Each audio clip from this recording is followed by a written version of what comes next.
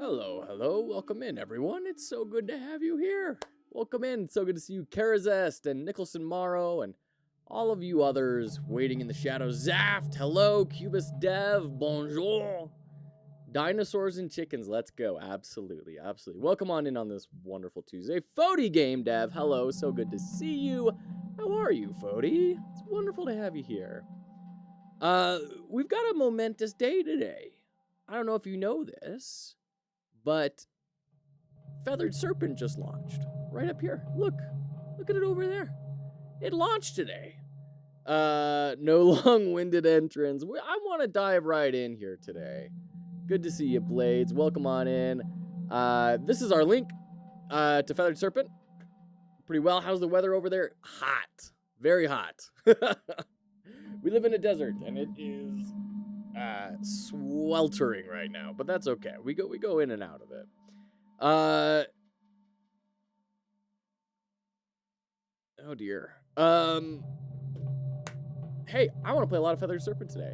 And as soon as we see Tom Millman in the chat, we're going to jump into New Brooklyn Bridge Tycoon. Games over coffee. Hello. Welcome in. How are you today, friend?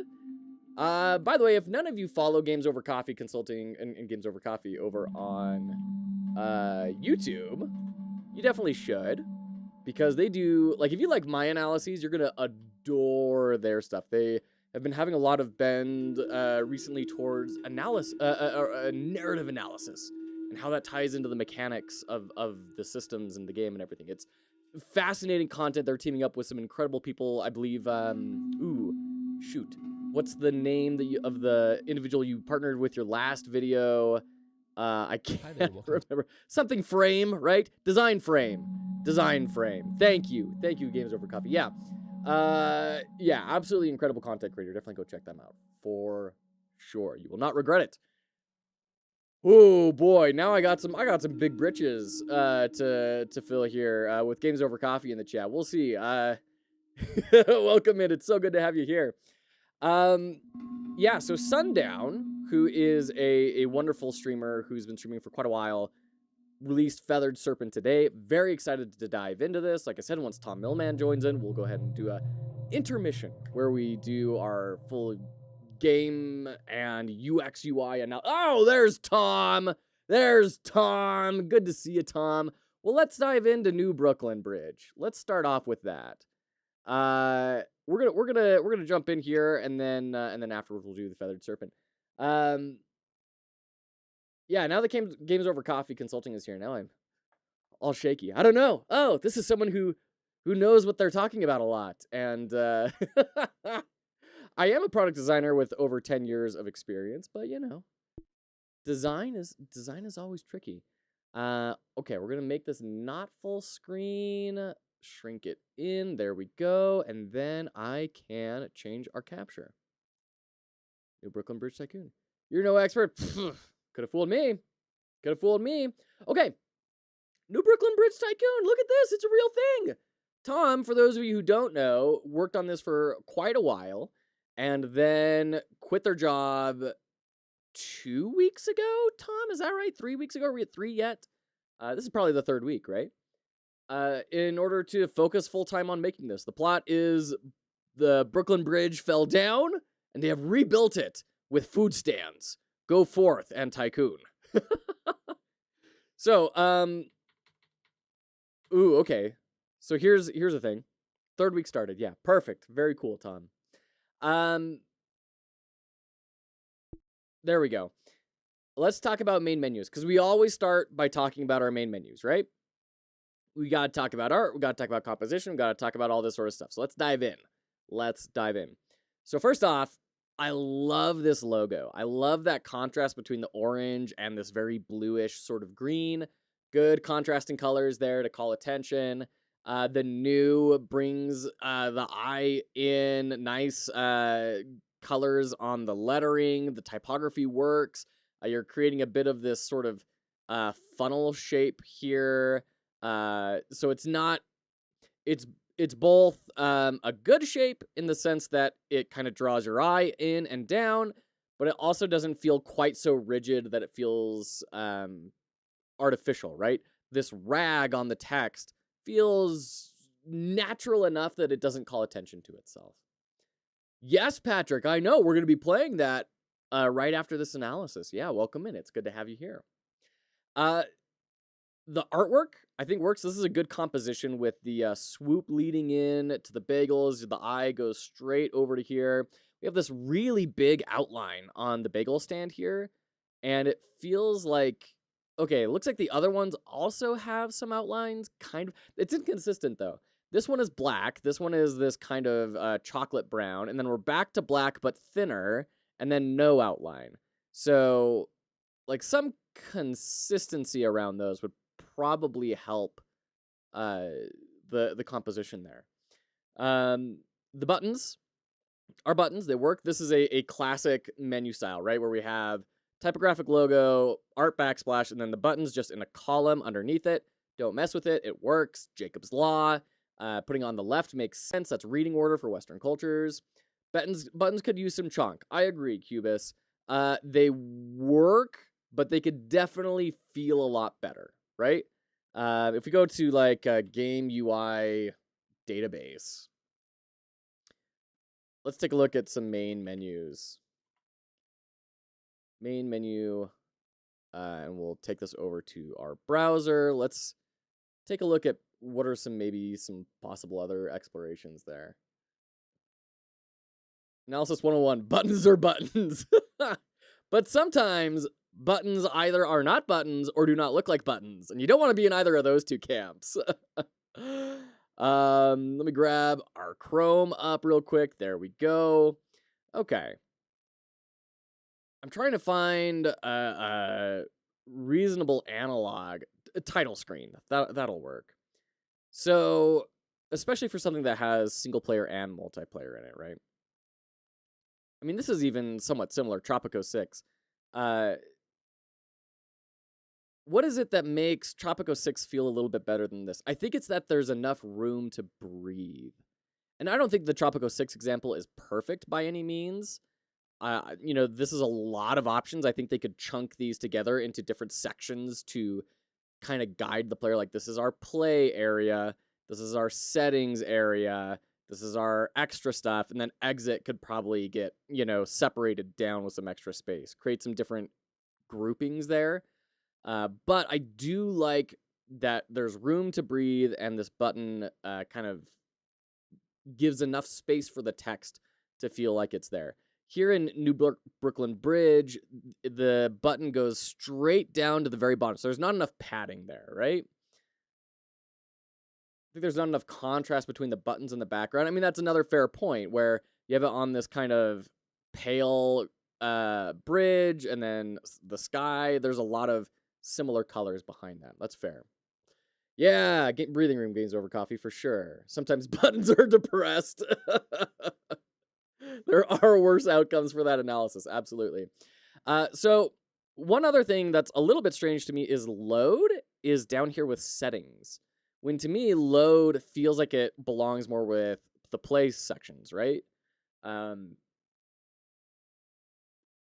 Also, we don't have any music in this space. And I know it's still a very early build, Tom.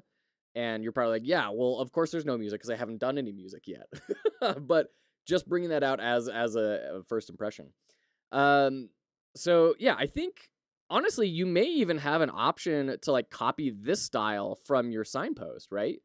Take this Tycoon and make that your primary button style. And then your secondary button style could flow very naturally from that, where you could have like a green border and then the white background and the white text, right? You can kind of play with that motif and repeat it. That's one important design principle is repetition of the same element is going to create a sense of consistency. And then you can vary on that principle, make variations of it to create a pleasant ecosystem, right? Sound is very important stuff that I haven't started yet. Yeah, exactly. Is it possible to load single player and multiplayer games as well? Great question, Fody. It will be an option, yes. So right now is load only for single player. Also, it's a little bit weird that I can hover over load even though it's disabled, right? Because this to me says like, now I'm just a spooky ghost button. But you can still click on me. So maybe disabling that hover state, may be a good idea. Love that in OpenTDD too. There you go. Okay. Let's dive in here. I do like that we have the visual spacing here. That is good.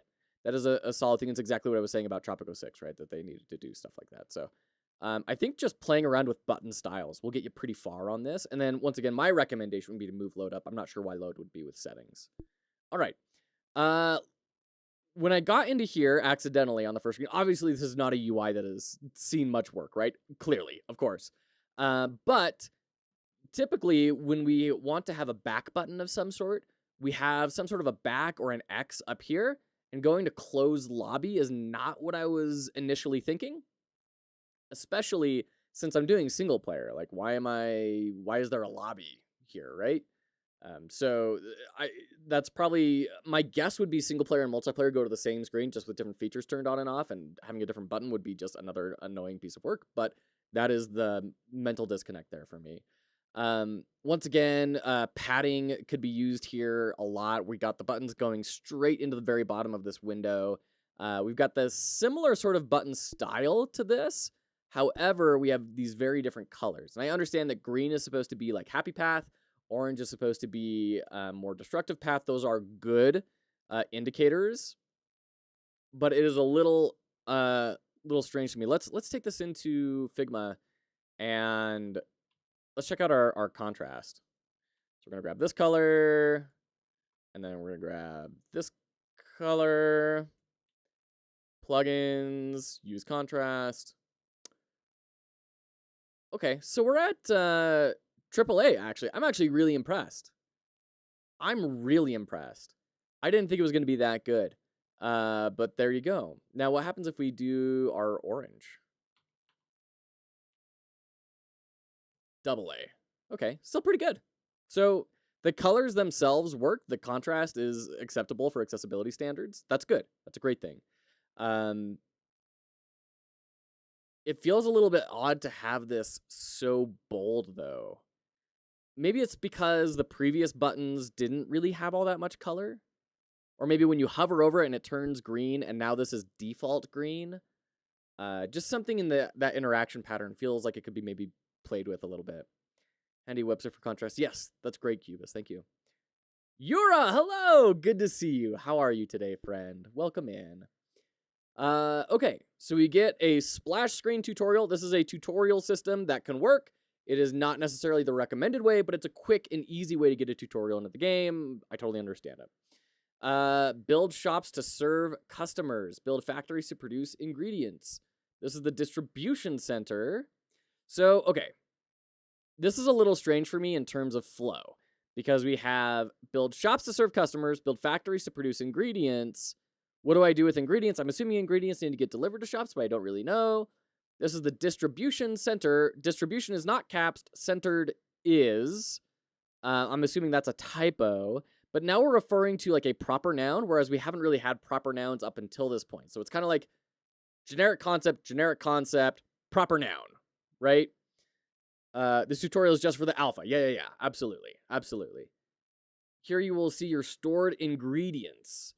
So we have storage and orders. In orders, you set up distribution orders. Using those, you will send your ingredients to the shops. I don't totally know what a distribution order is at this point.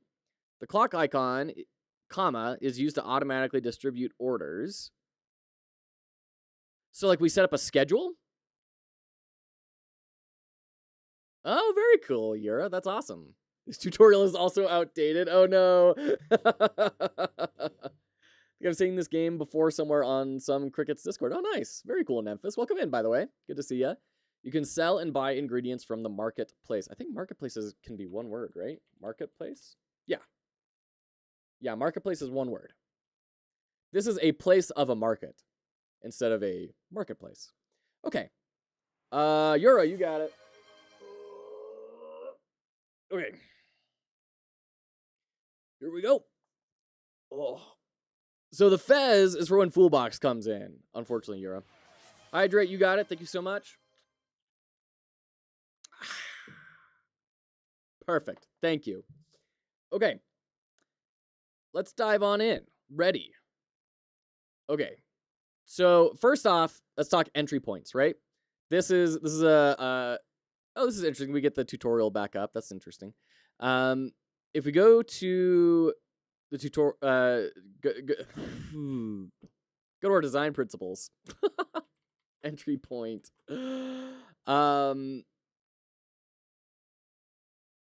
Yes, yeah. The Fez is reserved for Fool Box. The box of the Fool. 8-Gun Dev. Hello, welcome in. Good to see ya. Entry points. A point of physical or attentional entry into a design. So they put the example up here of the Apple retail store. Why is our screen being so weird? Is that gonna be better? No, that's worse. Hold on. There we go. That probably helps. Sheesh. Not even really. Ugh.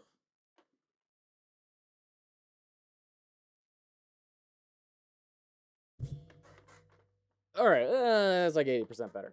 I'm loving this popping between design principles and layout tweaking. Oh, well, I'm glad to hear that, Games Over Coffee.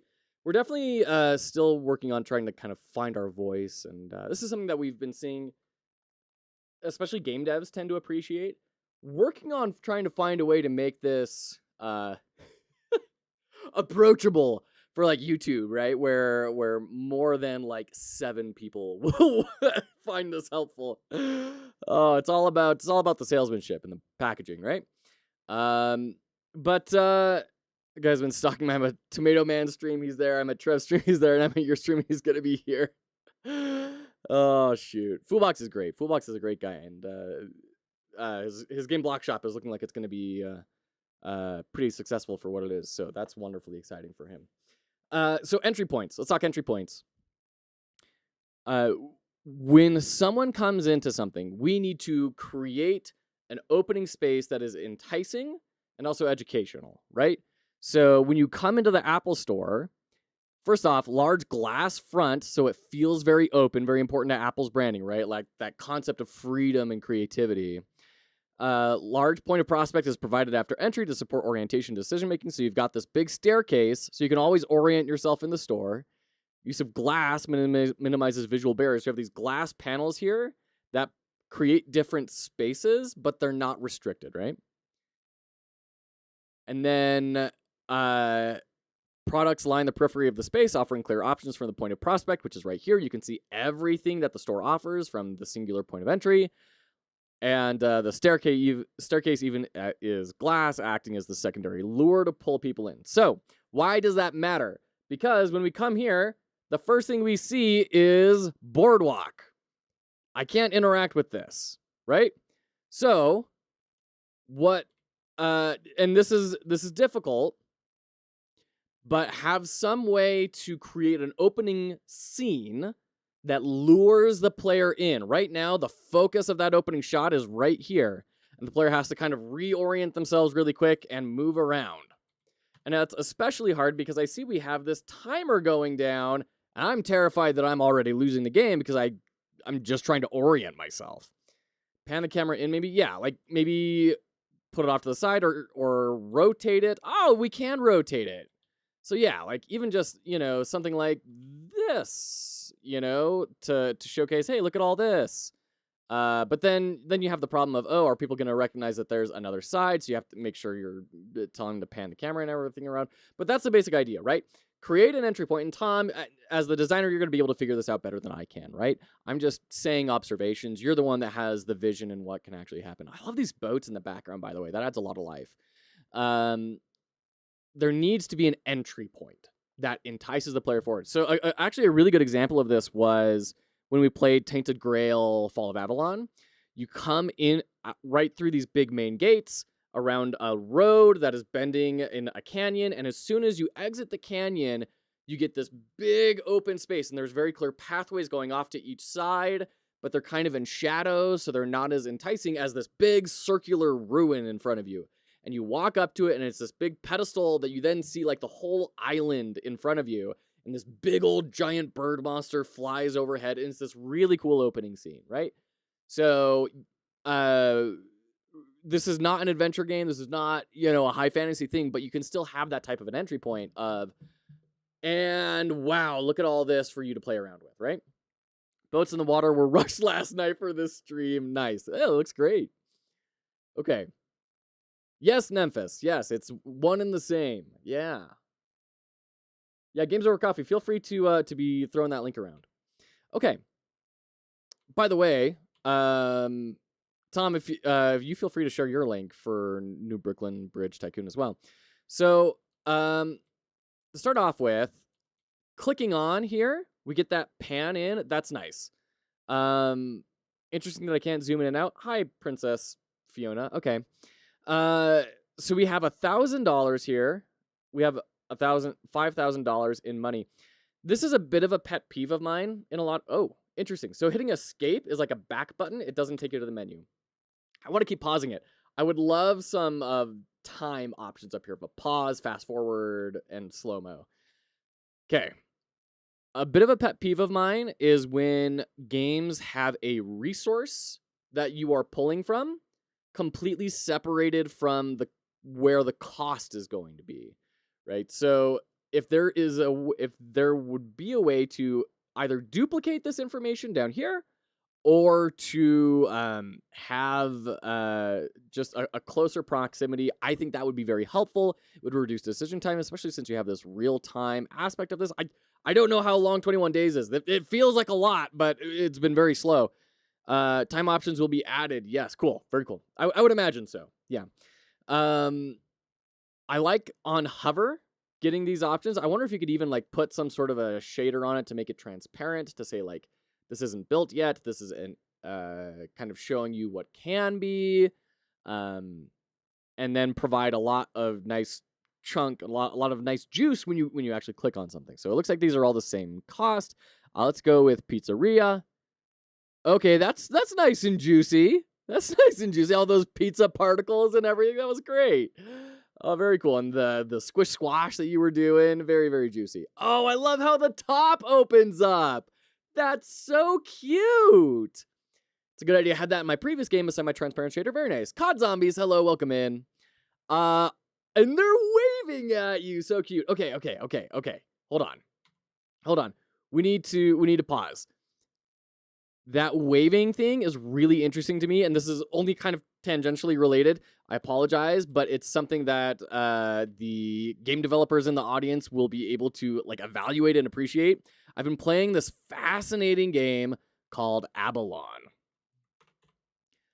It is actually made by some developers that are fairly local to me, and it is a really cool tactical deck building, summoning RPG.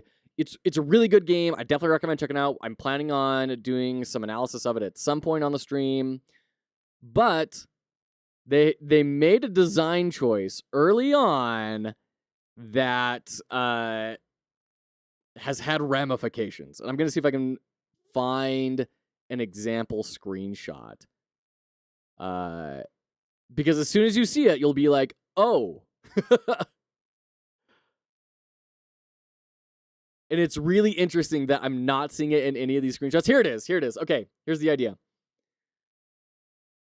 So, when it's your turn, your characters all look straight up at the camera. So, when it's your turn, all of your characters are staring straight into space, right at your face, in the most, like, awkward, I'm about to snap my neck off sort of pose ever.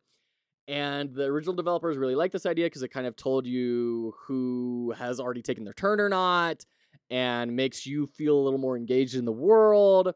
But it felt so awkward and uncomfortable for most people that were playing that they had to build in settings for it.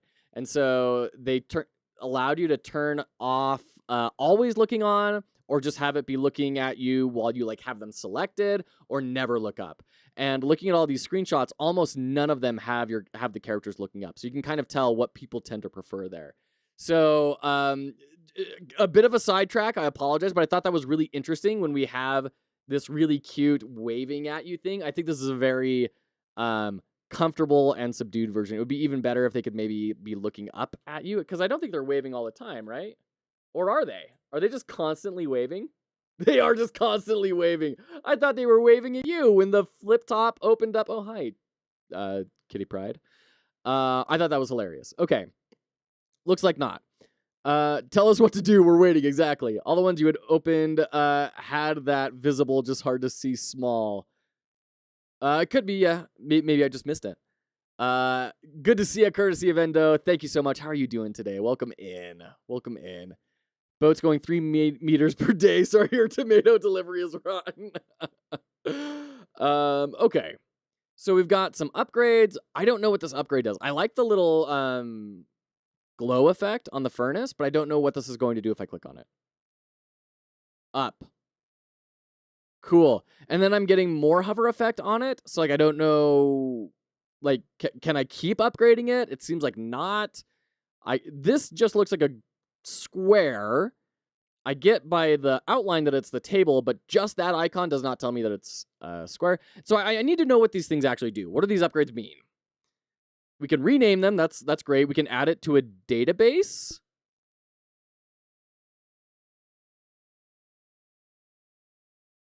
Crunchitize me, Cap'n. Can I like rebuild? No. What? Upgrades need more work. Yep.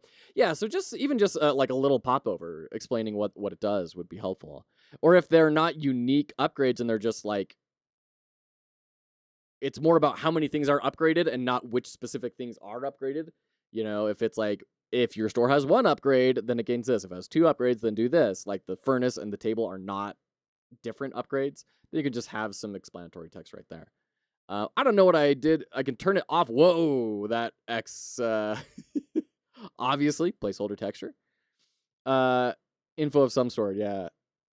Add them to the database made me laugh, but I thought exactly the same. It's supposed to be a sell button. Oh, man.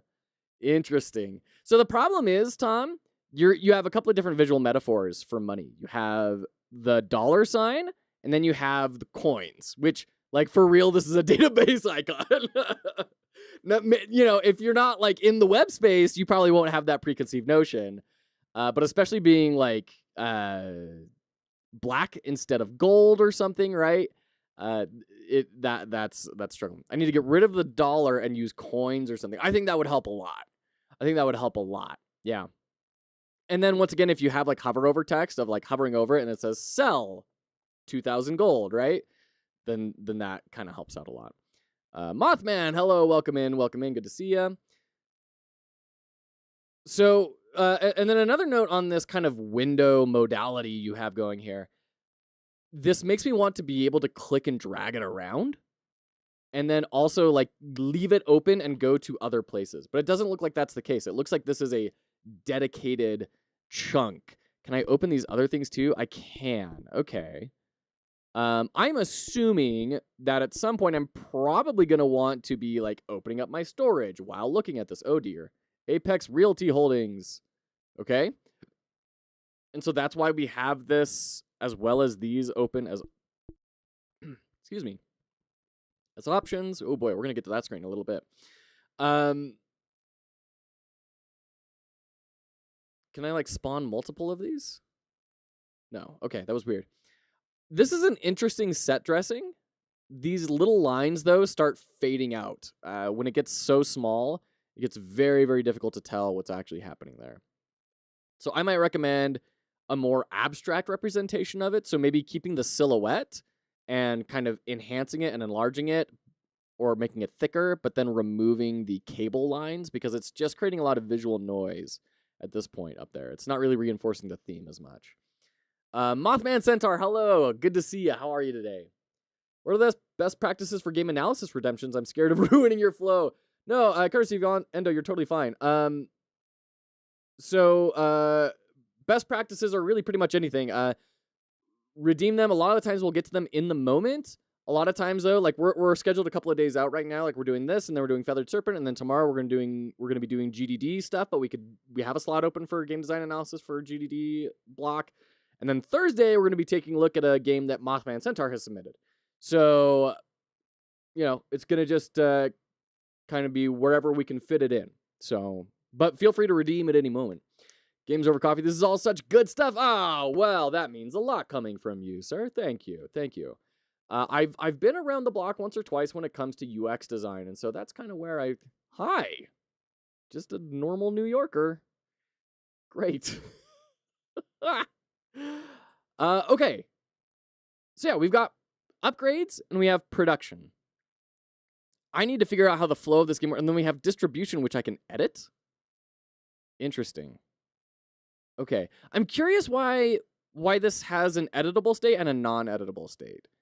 Like, is there going to be a time when I kind of want to just lock this down and never have to touch it? In which case, this pencil feels very like web and not very game, right? And Tom, I'm also sure that you're not doing like a visual pass on the UI yet. This is mostly structure and architecture, right? What do you mean I always walk around New York like that? Oh man, that's why they say New York. It's the city of T-poses.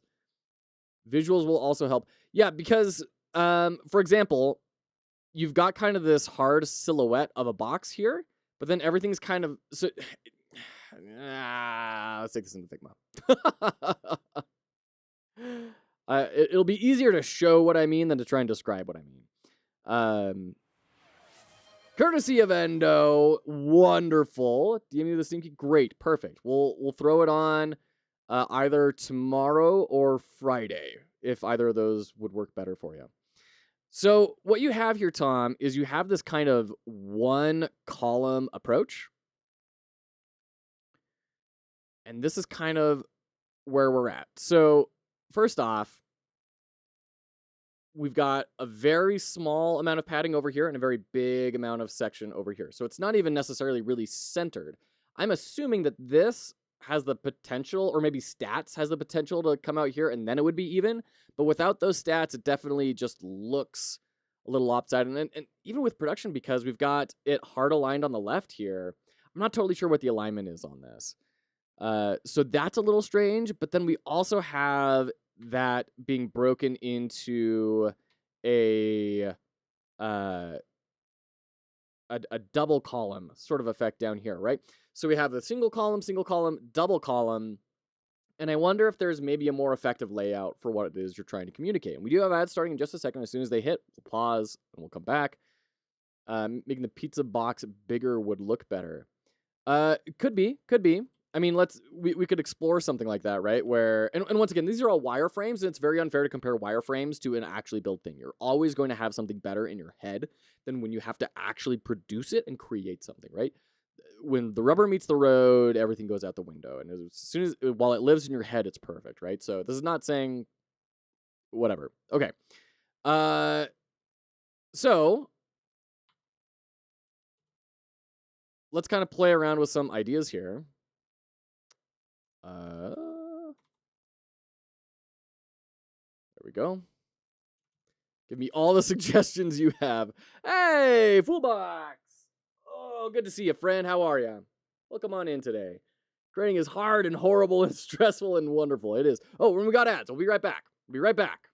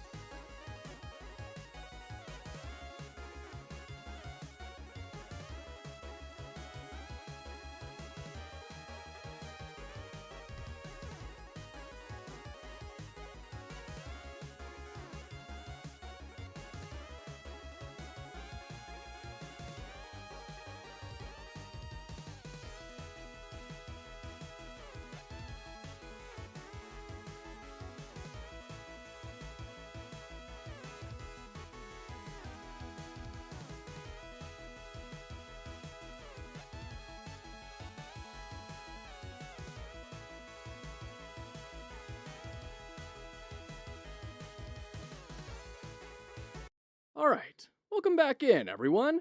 Look who it is. It's everyone's favorite junior developer here. Welcome back in. Poor guy. All right.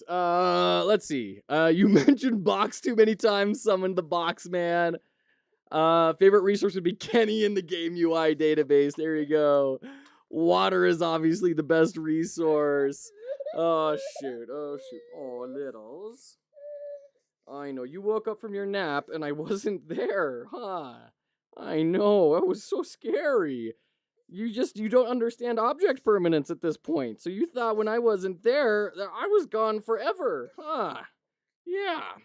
You're not a solo dev. You got the best junior dev working with you. It's very true. It's very true. That's my secret, courtesy. That's my secret. So okay. Let's grab the same dimensions of box here. And then kind of let's just play around a little bit with this. So we'll grab this, and then we'll just throw out a couple of different layouts. Maybe I can leave the bottle propped up like that. Whoop! Okay, you want more? Was that accidental or on purpose? Yeah, it was on purpose. Or accidental. I don't know. Okay. So what if we had our upgrades off to the side here, maybe? Because I get the impression the reason we're going to be coming to this is more for the production, right? Hey, guy. Okay. Yeah. And this is where I'm admittedly kind of out of my depth, because I don't play a lot of Tycoon games.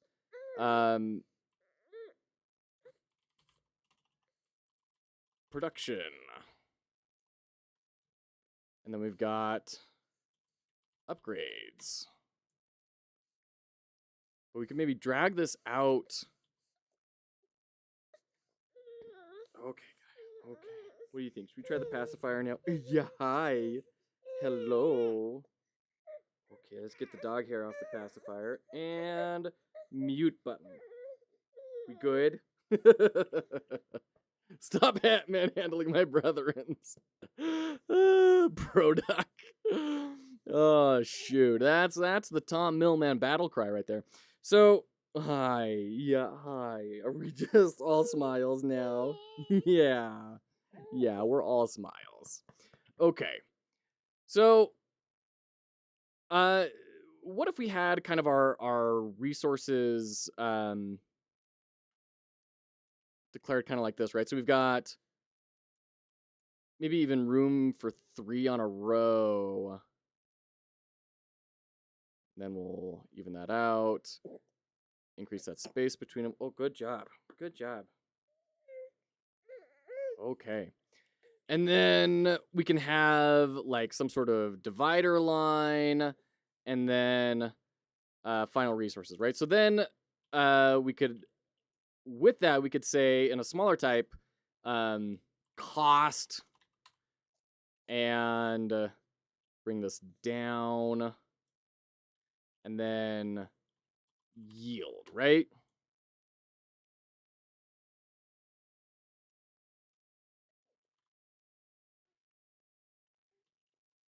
So you can kind of start to communicate that. You could also take that arrow route that you have up above. I think the arrow works pretty okay. It's just a matter of kind of making sure that it feels good. And the arrows are pretty easy to not have look very intentional. Big inspiration for the game was Rise of Industry. There you go. Fox Jr. going to be the king game dev in the future. This is all for him, you know? I'm just giving him the background he needs in order to take care of my retirement. I'm copying them a bit. Yeah, really? Hilarious. Well, I mean, there's something to be said about that then, right, Tom? If 2 different people come up with the same idea on how to approach a solution, then there may be something to that. Not to say do it exactly, but maybe look at what is driving that sort of mentality. I'm not gonna lie, I'm still not loving this though. And the big problem I'm seeing is these stats and then distribution. I don't totally understand distribution yet. We need to actually get in it and play the game. But And the upgrades, I don't quite know what the upgrades do as well, so I don't know how much screen space relatively they should be getting, right?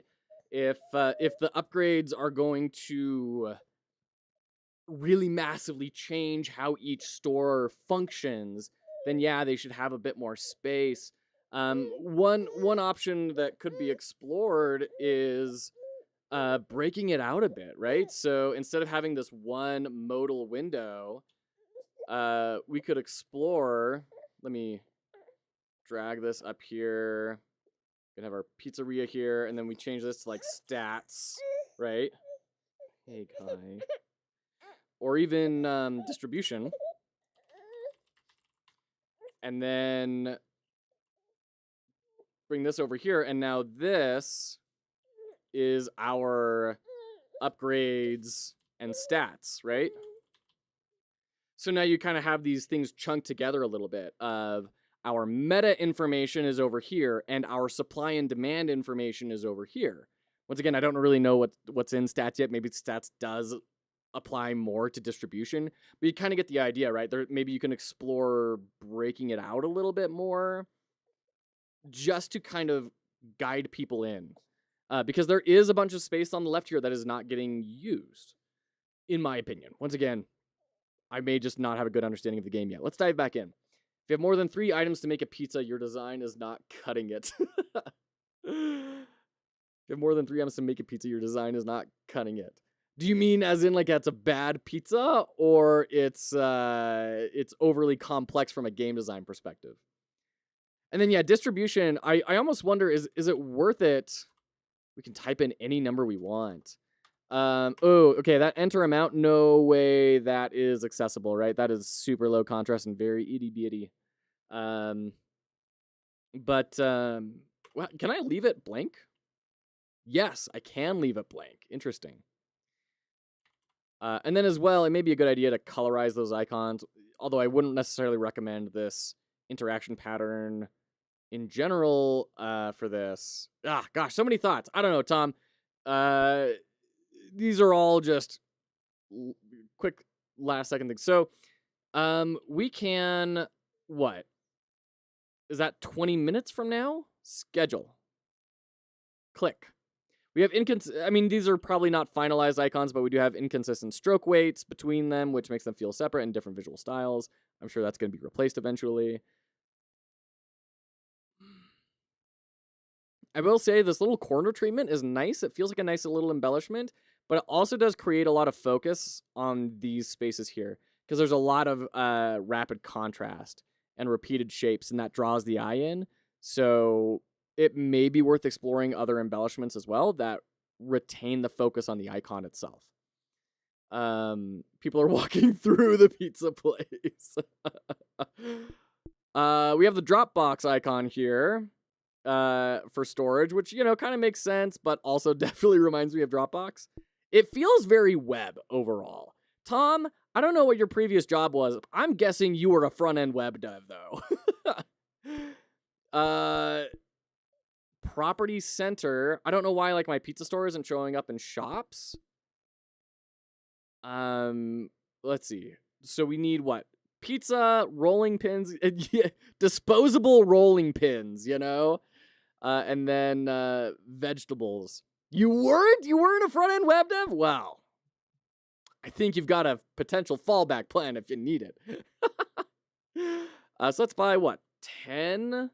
Oh, maybe not 10. We only have $2,000. 5, 5, and 5. Buy. Then we can sell ingredient. Oh, dear. Oh, wow. So instead of having this be like a build your own order sort of situation, why not just have them all displayed in the same way you're kind of doing, not even right there, but like over here, right? So if we go to our cell here, grab this, pause it, and then we go back to our browser. You were one in a previous life. Pizza roller, pizza topping.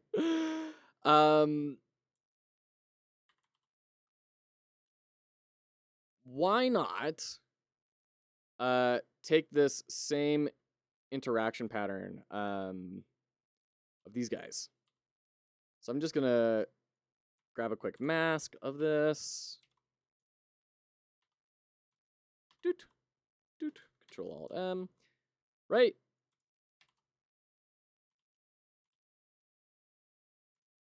And then we can just like duplicate these, right? I mean, there's plenty of space here to, like, are you going to tell me you have more resources than that in your game? I don't think so. And then you can move this button to be in a more kind of traditional confirmation space.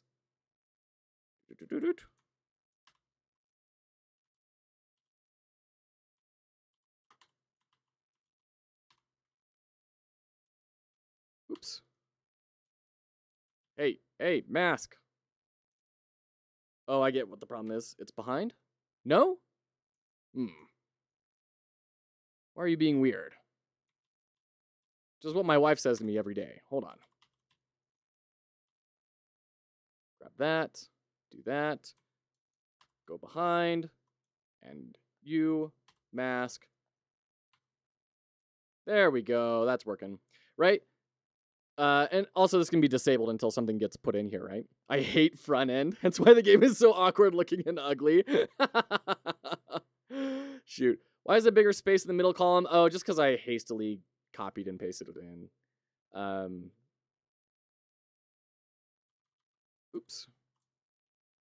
Yeah, if we, did something more like that, right? But yeah, I mean, you're right that each of these gutters should be consistent, right?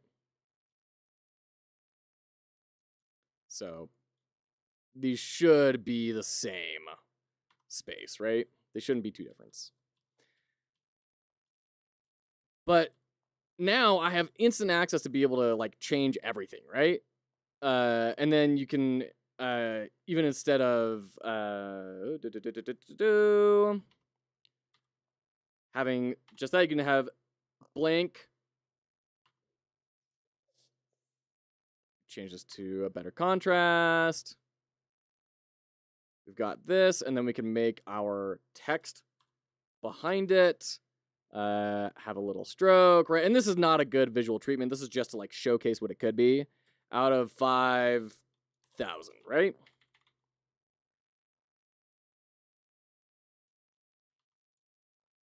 So now, if we had that all over the place, we can then instantly come in, change whatever we want. And obviously this isn't great either because you still need to have price on here. There's any number of ways you could do that. You could have your price, up here or whatever.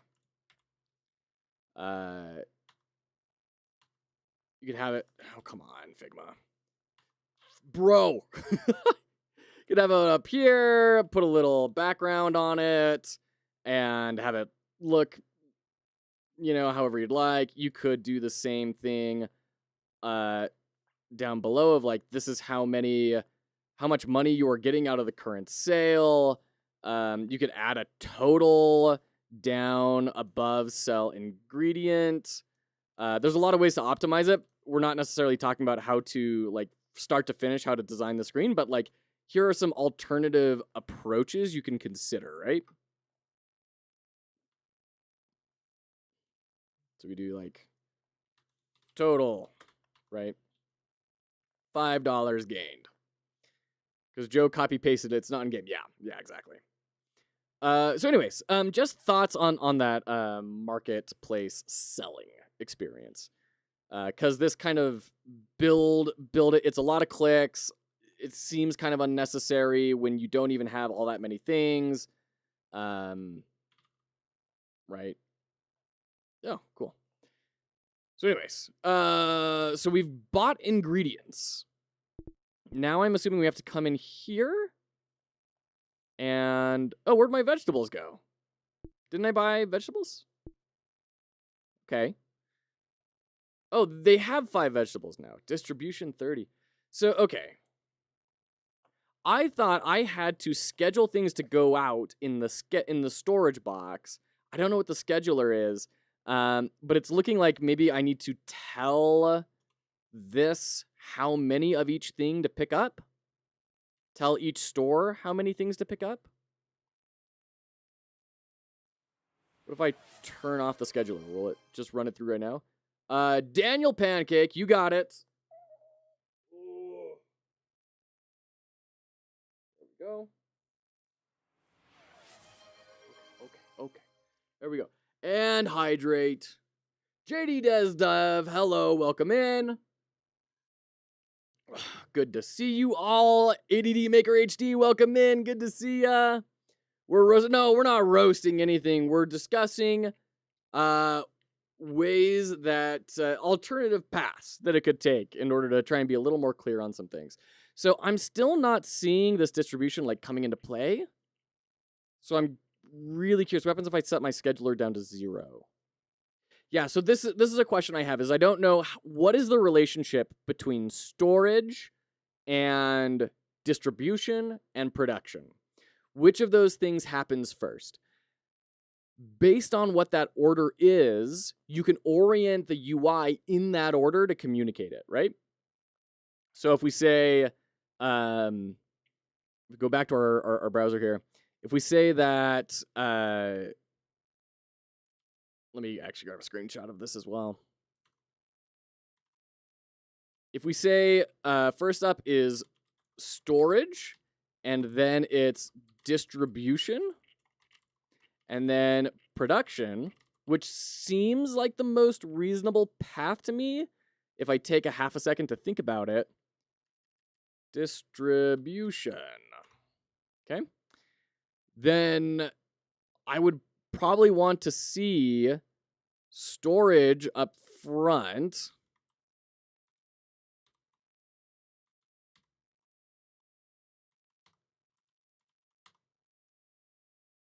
Storage like up top here, and then down below have distribution. And then that leads over to production, right? And that would kind of implicitly tell the player what the order is. And that's kind of a loose way to do it that wouldn't necessarily require a lot of rework. But hey, Biggs, welcome in. So good to see you. How are you today, my favorite TV-headed individual? How are you? Just some way to communicate what that order is and how those things interact, I think is going to be really powerful. This has to be a solved problem, right? Quite a niche. Well, it's working pretty well for you. Everyone is here. That's right. Wait a minute, where'd the fez go? Oh, the fez fell off. Invest into cheese. Cheese is a gift from the gods. It gives us power and weird smells. Okay. Let's go to Game UI database and let's look at like city skylines, right? Because I have to imagine there's some sort of distribution flow in cities skyline, right? Where's the pineapple in that list of ingredients for pizza? It's in hell where it belongs, Zaft. Okay, this is kind of interesting. Let me bring this over. Rise of Industry. I know you talk about Rise of Industry a lot. I just have no experience with Rise of Industry. And this is very clean, right? We have a one big box shape that's divided into very even pieces. That's very nice. We have consistent spacing in between each of them, consistent typography of large typography and then small typography down for these little ones. That is all very clean. Contrast is all good. Graphic style is very simple. Plenty of white space. There's a lot to say that's very good about this. The hate on pineapple. Listen, I just don't like it when people take wholesome, good, God-fearing, American, savory foods and introduce all this weird, foreign... I'm going to get myself in trouble. We all know I'm joking, right? We all know I'm joking. I'm trying to look for, where is like a good thing where they have a chain of events? Like we have this, right? Okay, now I see what you're saying of how it's kind of similar. It's interesting that these are all located in a centralized space. So I'm assuming you're building like 50 farms and you just want to automate all of them, right? I'm with you, Hollow. Screw all those non-Americans. I feel like it offends the Italian more than the American. Okay, literally, I was watching a documentary on the rise of pizza in pop culture, and there are Italian authors who say that Italian American immigration and their version of pizza heftily informed what pizza looks like in Italy today. And from my understanding, they're still on the run from the mafia. I'll give you a chain of events. Call pizza place, order pizza with pineapple, get pizza, live a happy life. Hey, you know what? If that leads to you having a happy life, that's great. Although, just to pile back once again on the ridiculous jokes, there's that great Jim Gaffigan joke of, Jim, do you hate gluten intolerant people? No, I just think that they're terrorists because they can't process the amber waves of grain. Italy didn't even invent pizza. The Greeks started it. Well, okay, so there's like a lot of... So flatbreads have been all over the place, right? Those have been all over the place. But the pizzaiolo kind of came into its own in the 16th century with workers in factories coming out and needing like a high-calorie cheap meal. And tomatoes were being served on them along with like garlic and oil. And tomatoes were super cheap because they were just introduced from the Americas, and everyone thought that they were going to murder your face because they're a member of the nightshade family. And they're like, hey, I know what nightshade does. No, thank you. So people didn't trust it, and so tomato cost was super low. Italy didn't invent tomato. No, you didn't derail the whole thing. There's a 1-to-1 ratio of my love of the stream and the heights of your hats. Like the phrasing, the Greeks started it. Oh, that's great. Yeah, so I mean, okay, and so now we have a different one. So you can maybe do like a block configuration and then a discrete one. Like this is for all farms, but if you want this farm to be different, then you can overwrite it, would be my guess. But this makes sense, right? We supply ingredients into this processor, and it yields these things, right? That makes perfect sense. I guess my question is, how are they getting the ingredients into this space? Do they not have that distribution middle step, or exactly how does this function? Because we have the lumber yard, which is just like producing, it looks like.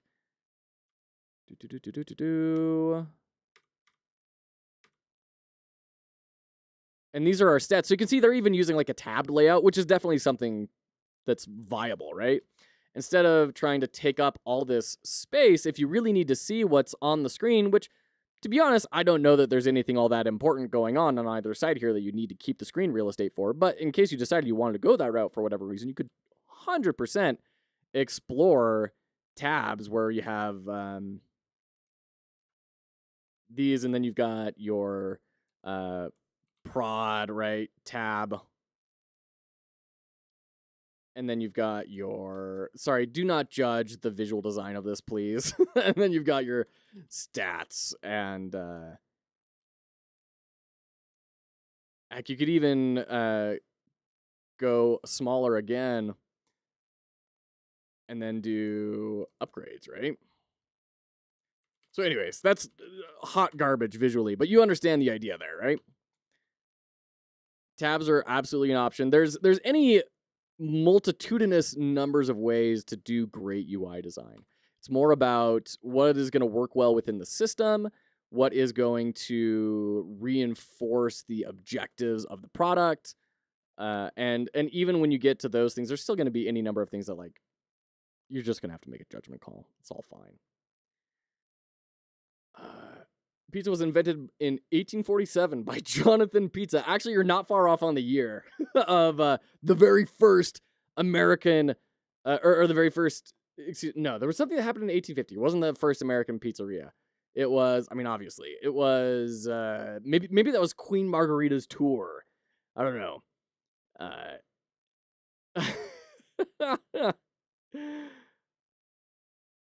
If I'm understanding Tom's game, though, this is such a different vibe. Chill versus German/Danish optimization nerd type of game. I think you're right, Zaft, which... and this is what I'm trying to kind of grok is, what is Tom's game trying to accomplish? What is New Brooklyn Tycoon's feel? What is their vibe? Because, like, I'm not going bankrupt. I've got 2 years in the game right now at $10. If my bank were cool with that, I'd be doing a lot more streaming. Your visual design is better than the game? Hardly. But that's kind of my big question right now I'm trying to figure out is, like, how do I make money? How do I get ingredients to here? Wait, where did all these go? I used to have, like, stuff in here, and now it is no longer in here, and it's not in here, and I don't have pizzas, and I don't have money. Okay. I'm going to leave. I'm going to do a new game. We're going to do this legit from the start. Hollow got robbed. That's why it's Hollow, Beegs. We're going to go again with the pizzeria. Gosh, I do love that little pixel. It feels so good. Okay. We're going to go buy. So you can see, in order to, like, get this rolling, I have to open these 3 different windows. That feels very strange. It feels like it should just know that I am trying to deal with production and then surface all that information without me needing to click on all these, right? So we have these 5. I'm going to go in. I'm going to edit my distribution, which, once again, I just kind of feel like I should be able to just do without having it locked. I have set my distribution.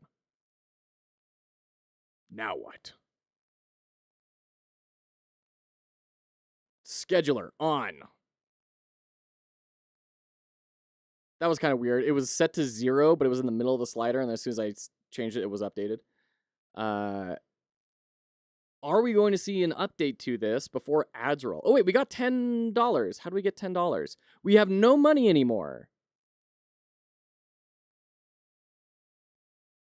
Or no resources. What happened? I need some sort of visual distinguisher, right? To say, hey, look, like, this place has received ingredients and they are cooking something and now it has sold something. Like some sort of particle effect or something to indicate stuff is actually happening here, because it seems like it's happening instantaneously. And if that is the case, then I made $10 from buying $500 worth of ingredients. So we're 1,010 right now. Now we're at 1,020. I don't know why. Looks like all of our ingredients are gone. I didn't see anything go into production or anything. It just seemed like it happened instantaneously. And it looks like I have 0 pizzas left. So it looks like this is saying either a pizza costs 5 of each of these things, or each pizza only sells for $2, which send me there. I'd like that much. Oh gosh, we're in ads. Geez, sorry. We'll be right back. We'll be right back. Goodness gracious.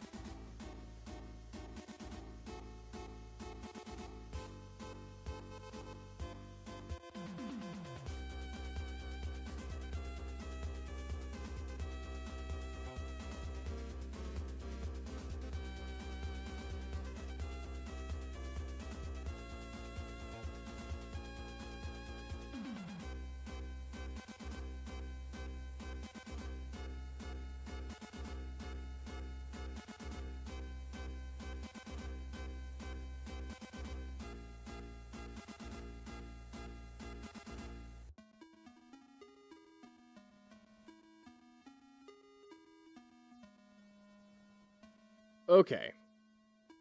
Welcome back. Great. Oops, we're in the wrong scene. There we go. Each pizza sells for $2. Okay. Balance is lacking. Our hot dog sandwiches. Let's not start that debate. Let's just keep piling on pineapple on pizza. Okay. So, Tom, I remember you telling me that balance was a little bit out of whack and that there is a way to kind of circumvent that, which we can do. Okay. Set money. Yacht. I can't believe that didn't work. Set money. Also, it's hilarious that it's still rotating things. Is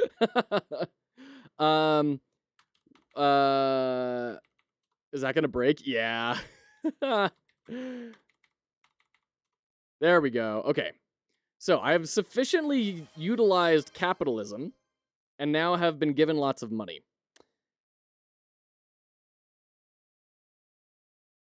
Hydrate, you got it. Thank you, Mothman. Okay. Capitalism utilized. That's right. So now, yeah, I do love these particles. I do love that juice. Why is the burger place empty, but the pizza place has people in it? So we can upgrade. Once again, I don't really know what that upgrade does, and it feels like that should now just not have that hover state on the thing. The up arrow is nice. Ideally, in a full version, I'd like to have that be visually represented. Like, give me a cooler table, right? So let's go ahead and buy a bunch more ingredients. Let's do 100, 100, 100, 100, 100, and 100. Let's just buy a bunch of stuff. Because we have money now.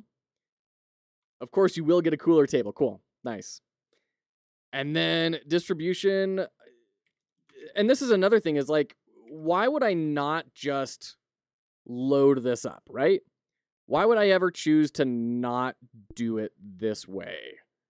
So go 1,000, 1,000, 1,000, and 1,000. Buy. I don't know why you're using rolling pins in a burger store, but I'm very curious. Look at Fox Hollow with his money lording it over us. Well, you know, America. What can I say? Yeehaw. This is not a cowboy hat. And it looks like we're already, like, emptying out on this. Like, yeah, this is my biggest confusion with the game right now, is what is this flow? I need to see things moving out of the storage, into production, into burgers, and then into customers. The rolling pin is to incentivize customers to pay. Hilarious. Yeah, looks like that dude just bought 100 burgers. Sir, wait, hold on. Sir, where are you storing those 100 burgers you just bought?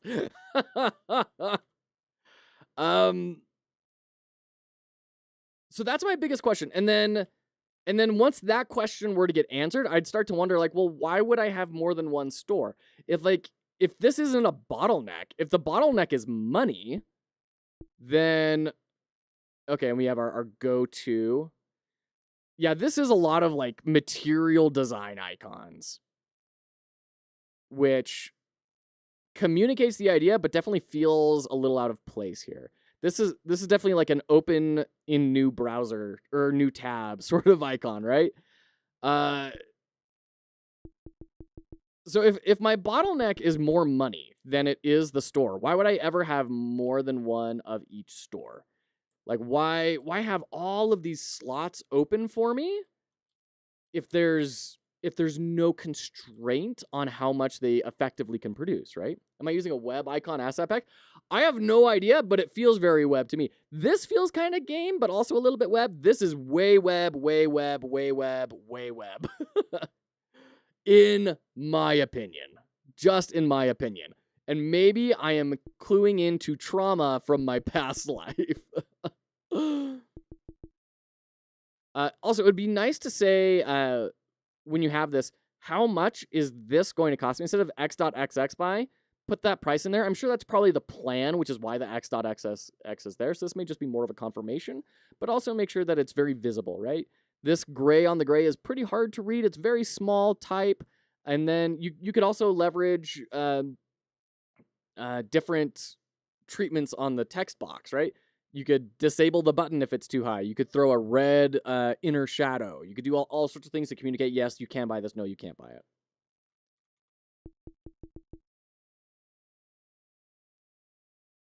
What did we just buy? Didn't we just buy a bunch of beef?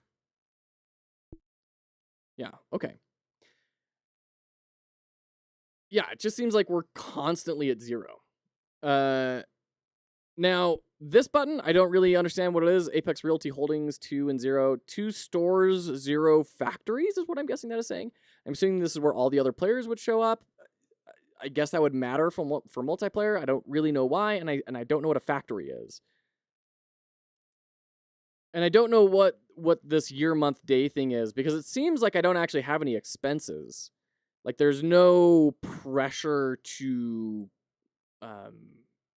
meet any sort of deadline, right? And not even like in an Animal Crossing sort of way where Tom Nook says, "Oh, hi, Mr. Skeleton. Hi. You shouldn't be. Look at all these storefronts. That's so many things. And we could go even further. Oh, there's no edge to the camera." We're going to keep on going. Not even in a Tom Nook sort of way of like, hey, you owed this much money, but like kind of pay it back whenever you want to. Instead, it's like just, we don't owe anything to anyone. Hey, we found the border. Oh, shoot. So that's kind of my consternation so far is have the storefronts be locked and unlock over time or have to be purchased. Yeah, I think that's a good idea, Zaf, that like with each one that you purchase, there's more cost associated with it. And I'm sure Tom has plenty of design ideas for this. It wouldn't surprise me if there were like relational. Is that an ogre? Just a straight up ogre? Amazing. You know, like if this is next to this storefront, then it gives a buff to it, right? I would imagine probably stuff like that. But these are my biggest questions of like, how does everything relate to itself? Those are my big questions. How does my storage relate to the property, relate to the stores, relate to production, relate to money, and what is that flow for the economy? Oh, and I found a way to open this up without having it open. That's fun. So I was in the burger shop, and then I clicked on this, and it didn't open up the thing. Maybe it's because I did that. No, I don't know. Somehow I got a store open with no pop-up. That was fun. So, Tom, I don't know. We've kind of talked a lot about a lot of things. You talked about UI, talked about flow. Are there any other... you haven't pressed the leftmost bottom yet. Well, because that's like the menu, right? So before I click on it, I thought that was going to be a menu like this. It was just going to take me here, essentially, is what I thought it was going to do. Whoa, okay. Okay. So there's 2 different layers.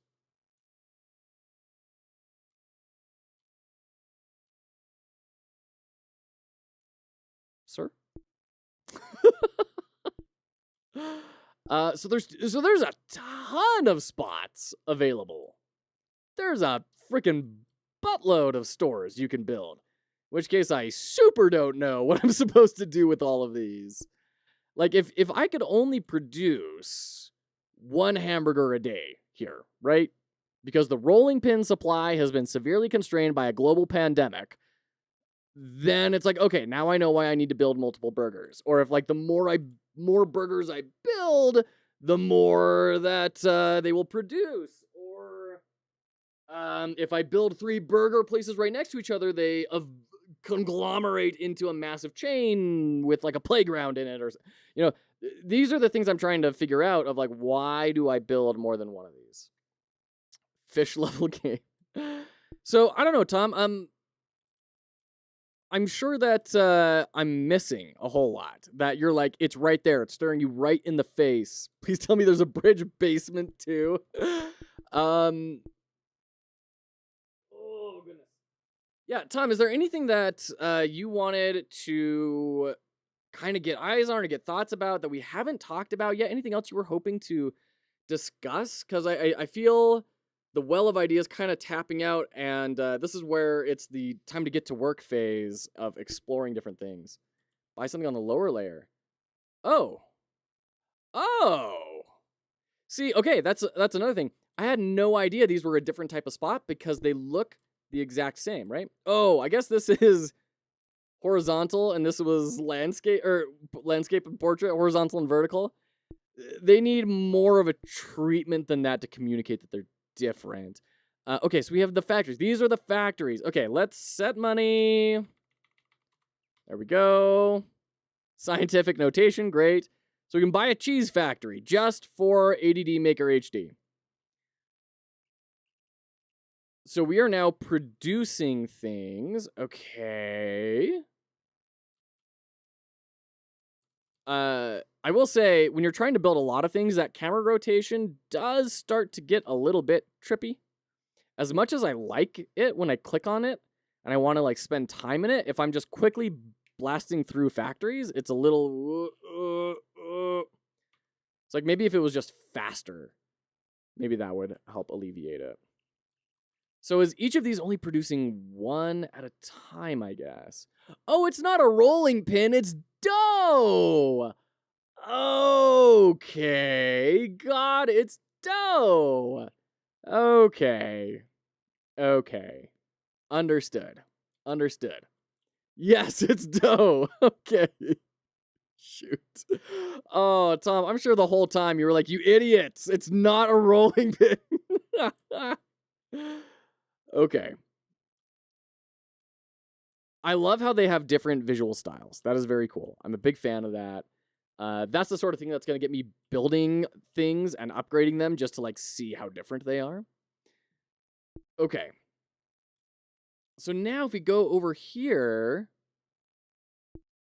to our ingredient store, are we going to see these? Yeah. Okay. They're going down and then back up.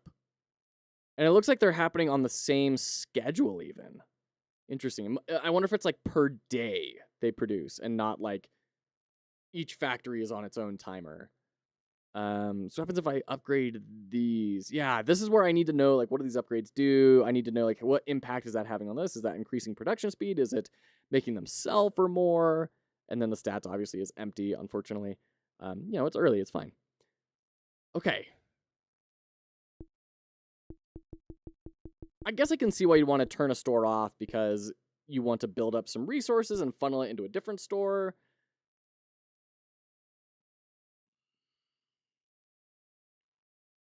Yeah. I'm trying to think. Something about this style of header is just being unsatisfying to me. Is something about the icons being here with the name, but then this icon being up here, and then the edit icon just feels a little messy to me. Probably some refinement work could happen there. In fact, I'm kind of curious how your example game that you have sent around kind of deals with that sort of stuff. If we go into our browser. Yeah, so they have this toggle button to say on off, and then I'm guessing this is efficiency, and then they have a whole bunch of things over here. Oh, I can even pin it. Interesting. Yeah, I think Zaft has a really good point that this seems to be a lot more geared around optimization of a much more complex system than New Brooklyn Bridge Tycoon seems to be. And that could be just because some systems aren't built out yet, but that's the vibe that I'm getting. Where, like, I would want to have this pinned of just this one farm, because this one farm is going to be feeding all sorts of different Factorio-style automation systems, and I need to observe what the impact is while I'm looking at other things. I'm not quite getting that feeling yet from New Brooklyn Bridge Tycoon. But that could be, once again, just because I'm only kind of understanding the systems. That's if we build, let's build a sushi bar.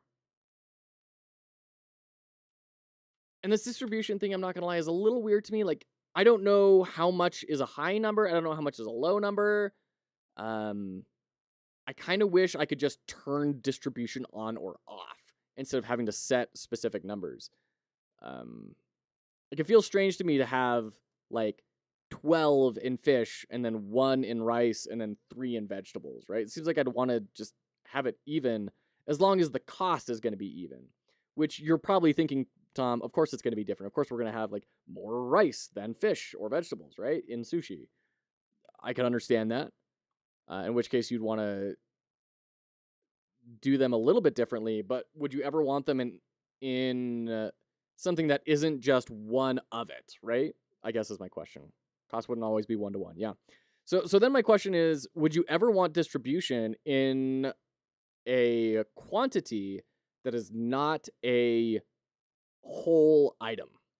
Would you ever want like half of an item's worth of fish, but a full item's worth of rice? At the surface level, I don't see why on earth you would want that, but also I don't know what the systems are in the game yet. So that's just a question I would ask if I were the one in charge of designing this, is like,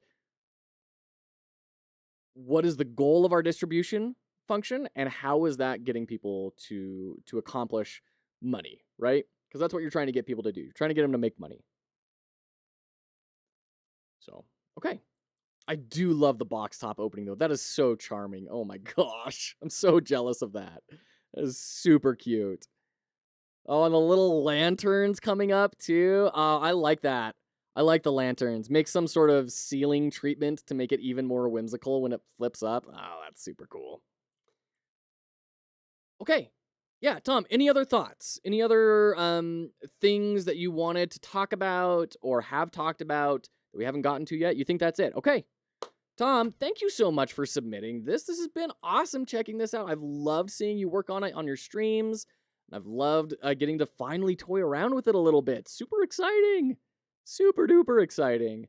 We're going to go ahead and end that there. I'm going to throw the link in chat one more time for New Brooklyn Bridge Tycoon.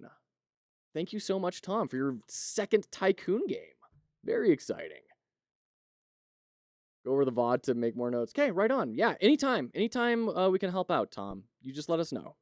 Oh, nice. There's your wish list button. You might want to have that wish list button outside of the exit, because by the time someone clicks on exit, they're kind of in the mentality of wanting to automatically quit. So I might recommend putting that wish list button somewhere else. You might get some higher conversion rates on that. Just a thought. Just a thought. Okay, great. Woo! With that being said, y'all, you'd second that, Snowies? There we go. By the way, good to see you, Snowies. Welcome in. Good to see you. Let's dive in, shall we? Should we do some Feathered Serpent? I think that's what we'd like to do, some Feathered Serpent. Yeah, Tom, you're good. You already got that squared away. You didn't need to redeem that. You didn't need to spend your valuable points. Find it even a bit triggering to have that wish list there, like Microsoft asking if you're really sure you don't want to use Edge. Oh, shoot. Those are some of my favorite sketches, like from FIFA Dirt League and stuff, is Edge popping up. Hey, how can I help you today? Download Chrome. Hey, yeah, you mean don't download a Chrome plated theme for Edge, right? Browser. Okay, but just before you do that, hold on. Oh, good stuff. Hey, guys, this is the full release of Feathered Serpent. I'm going to grab the store page here. We're going to let this cutscene roll real quick. How about wishlisting the game? Everything changed when the Fire Nation attacked during the terrible Saurian Crusades. Oh man, enslavement, sacrifices, woof. Dang, yeesh. This is brutal. Feathered Serpent full release. Yes, no, is it released today? Today is when it released. A game by Matthew Young. Good old Sundown, old-time friend of the channel. He finally did it. He got it out before the baby came. He made it. The Giga Chad yeah.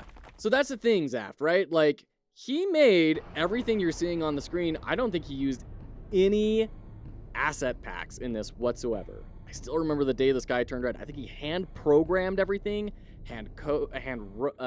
arted, did all the art himself, did all the sounds. Like, he has clips of him doing Foley creation and everything. I think this is a 100% Matthew Young game.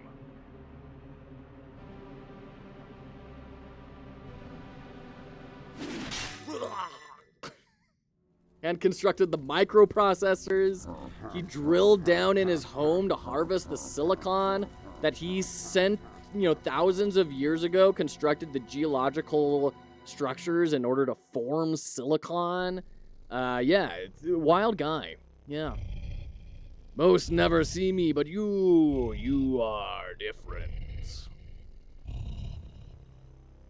I sense that you want to go back to save your loved ones. He invented bites. That's right. And not just the digital ones, but like eating with your mouth. He made that. He created that. He brewed the very coffee that powered the development of this game. Are you even a game dev if you don't bake your own silicon wafers? So anyways, Death wants us to kill Quetzalcoatl. Oh, shoot. I do love this little animation of kind of the golem construction around your spirit. Very cool. Just don't bite them. Honestly, no, you should turn in your badge. Oh, shoot. So we're going to go through a quick little tutorial area here. We get wall jumping as a base level ability. There we go. Whee! Fluttery skirt. Never claimed to be a game worker. Oh, shoot. Funny. We've got a timer up here, so that's telling me that he wants to very heavily incentivize speedrunning, right? This is kind of like Sonic, where they're saying speed is a core part of this game.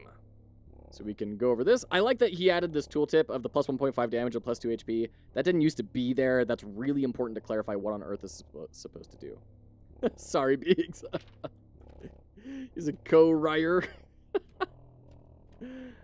Oh, right, we got to pick up our so it's interesting that we have this right arrow before we pick up the crossbow. I think ideally that arrow wouldn't show up, or at least wouldn't feel like it's in an active state until you pick up the crossbow, right? Boop. Boop. Dead. Easy. Easiest game of my life. Just casually decapitating a dinosaur man with a crossbow bolt.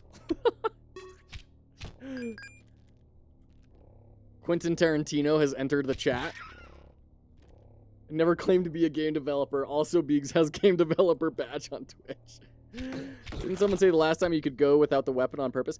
Yes, but not in the tutorials, Aft. So, and you're probably right that that's why that system works the way that it does. And he probably had to build in a manual system to deal with it in the tutorial. Because yes, we have been told that every single boss in the game can kill itself if you're good enough. 1 extra hit point. Oh, plus 2 hit points and plus 1 max hit points. Great. Have you ever thought about going to a fancy dress party as Quado from Total Recall? You need to... What? Total Recall. So, okay. I'm going to make you feel a little old here. I'm aware of Total Recall. It came out when I was 0 years old. So I might have seen it once.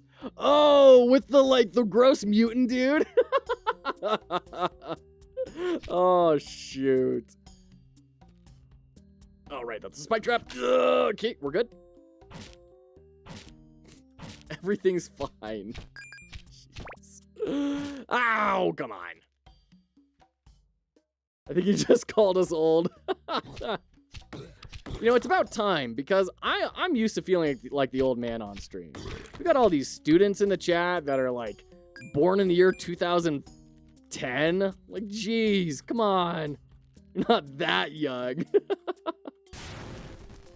I don't know what that's in referring to. I'm speaking literally about my age. Ow. I'm used to it. My child was born in 2010. Yeah, see, you're part of the problem. Granted, my child was born in 2024, so I guess I'm more a part of the problem. How do we kind of... Yeah, there we go. Got it. I've seen Total Recall. It was before I was born, though. There you go, Solar. Thought we were further in age, to be honest. That's not an uncommon sentiment I hear.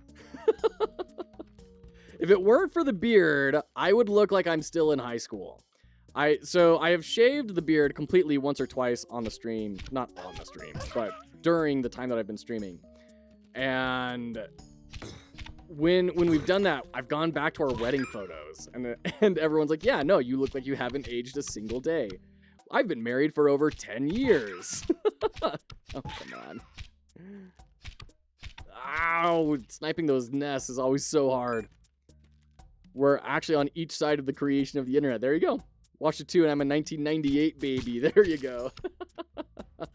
I was gonna make a so you're 12 joke because the remake was made in there was a remake made in 2012. Interesting.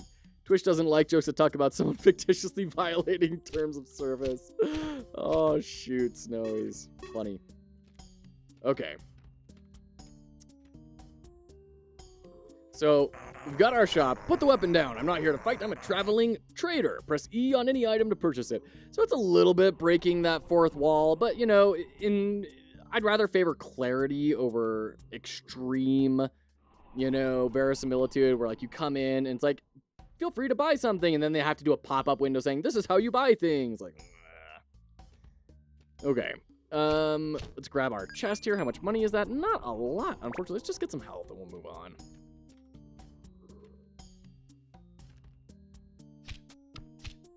Get wrecked. There we go. I thought I saw some treasure chest. Ah! Jeez.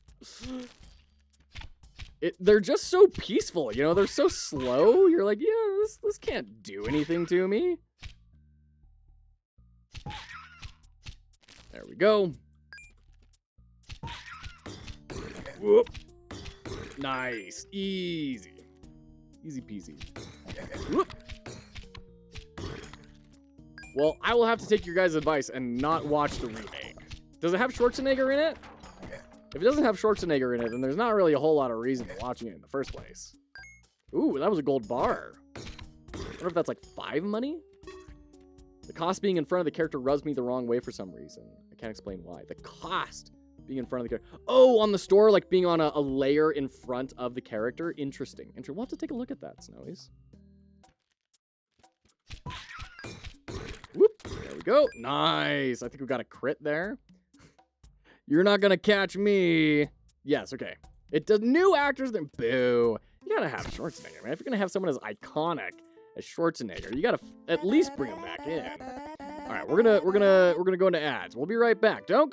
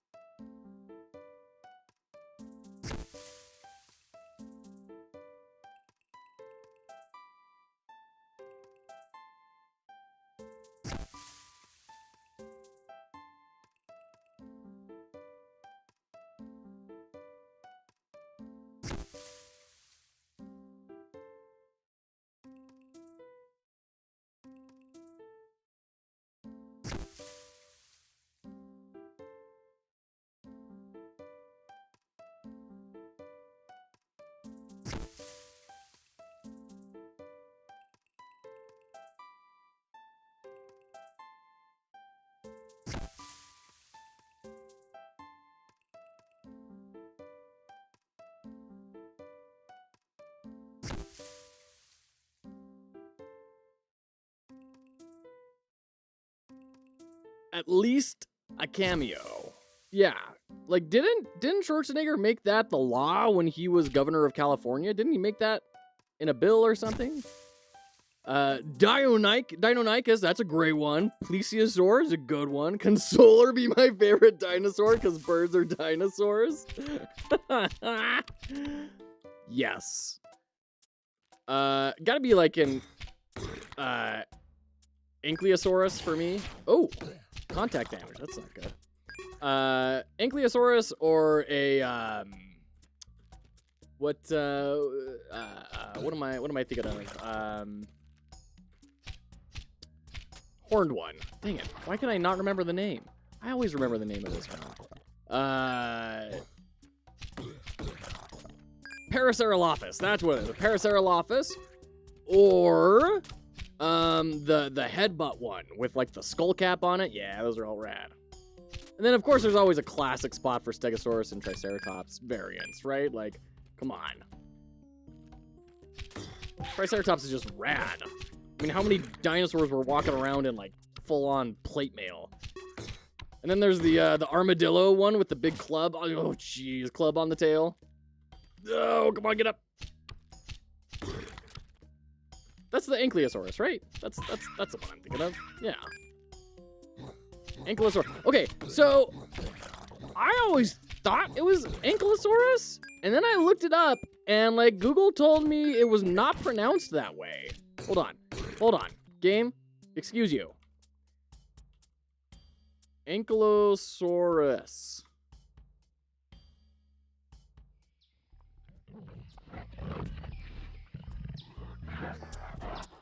This is apparently how an Ankylosaurus sounded, according to Google. No, Google, I wanted to know how to pronounce it.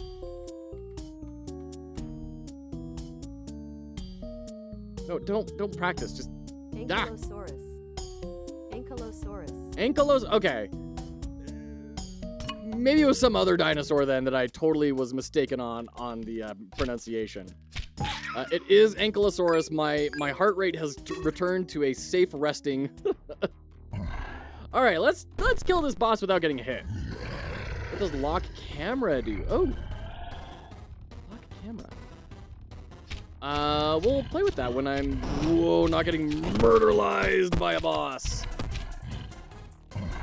Oh, get up. Okay, everything's fine.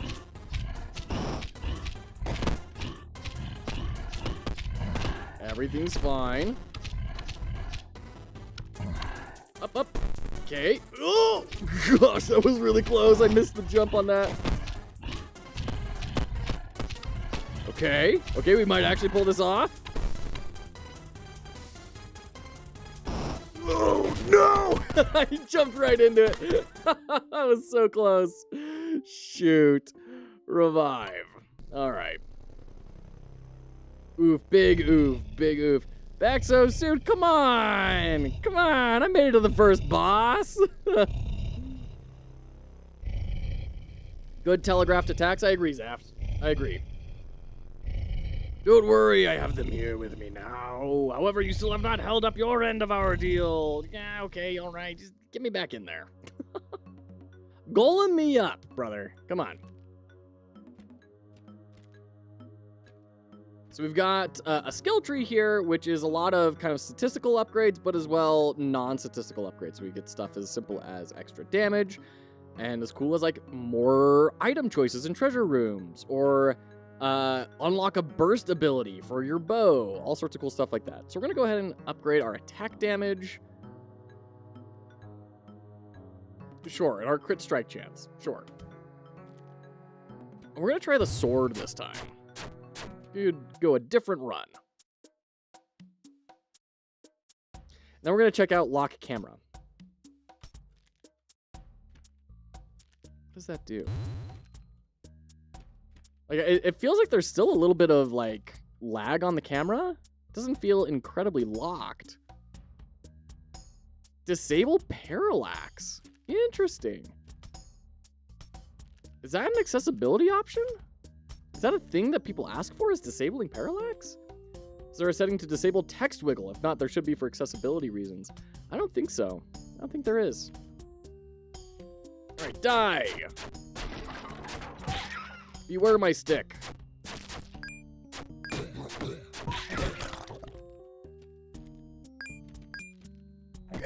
Oh, geez. Okay.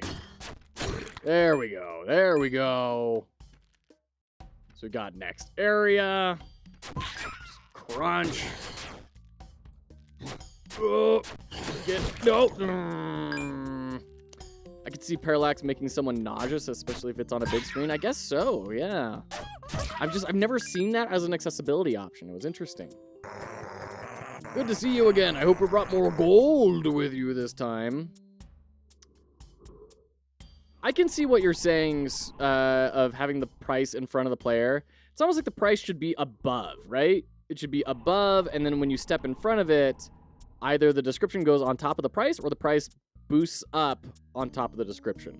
Yeah, I can see that. I think that's a fair critique.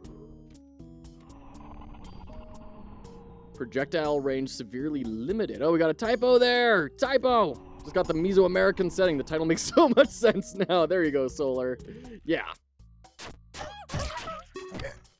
Fun fact, I think he ranks like 3rd or 4th for her feathered serpent now, which he's deeply not happy about. He's like, this doesn't feel good that I've kind of stolen that. This isn't great. Oh dear. I don't know how I'm supposed to navigate this with the sword. Oh gosh, jeez. And jump. Oh, there was a space for me to fall. Okay. Oh, but I guess it wasn't all space. Okay, well, all right. That is one thing. It's a little hard to... Oh, maybe that's locking the camera. Yeah, I can't look up or down, right? So I can't move the camera with the mouse. But now I can kind of look around a little bit. Okay, I can see why that would be an accessibility option, because this could feel pretty odd for people. Yeah. Does it look like I'm making any progress? Yeah, dude.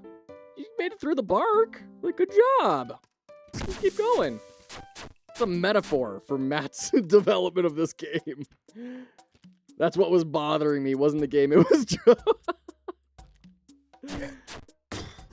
I'd call that disable mouse look. I would agree on mouse look. Yeah. Mouse look would make a lot of sense to me.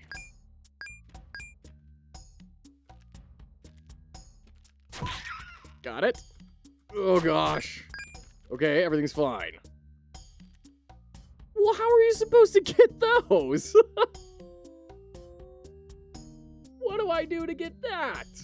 Just take a bunch of damage? No, thank you. All right. Let's go bare knuckle box the behemoth. That sounds like a... Oh, jeez. Okay. Okay. Okay. Okay. Okay. Okay.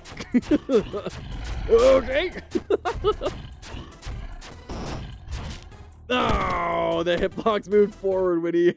Shoot. All right. I can feel it. I can feel that we're gonna overcome this. I just gotta get better at the platforming and not take as much damage from traps. That's the big problem I'm encountering, is it's traps. It's a little weird I have to push down here instead of just pressing E.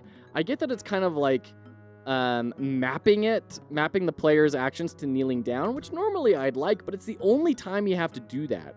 So I would definitely recommend pushing that through into other areas of the game so there's that repeated flow about it.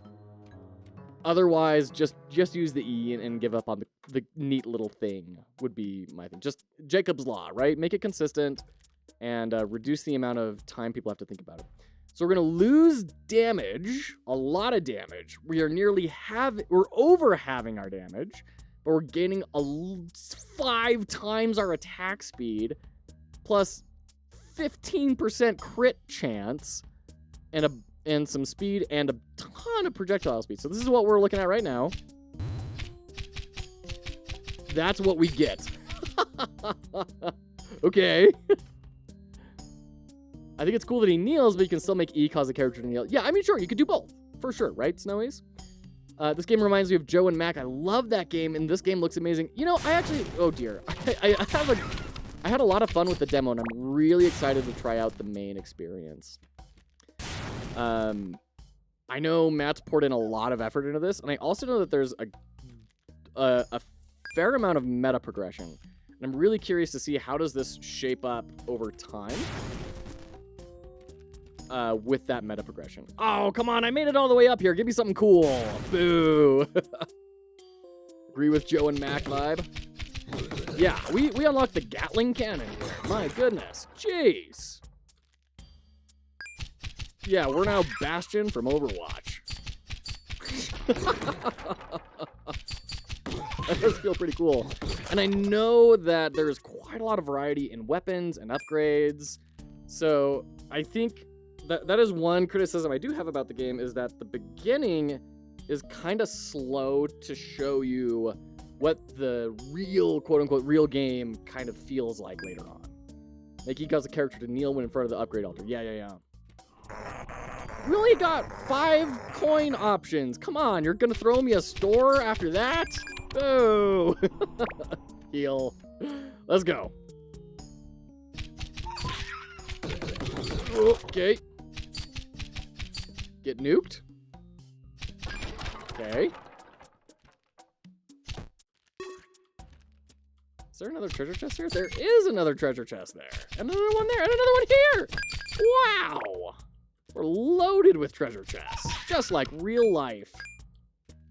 I was walking in the park the other day, and I found $100,000. Them exploding into ketchup. Oh dear, oh geez, okay. Into ketchup makes us feel like a video game that Rock plays in his spare time. So no joke, Meowletary, it's hilarious you say that. And I'm gonna pass that on to Sundown. The kind of like backstory behind this was he really wanted Rock when he was a kid, and his parents wouldn't let him play Rock because it was too violent. So he said, all right, then I'll make my own Rock. And that's when he was like 12. And he started making games, and now he's released the Feathered Serpent. Keep finding treasure chests all over my apartment. They're littering the place. I don't know what to do with them anymore.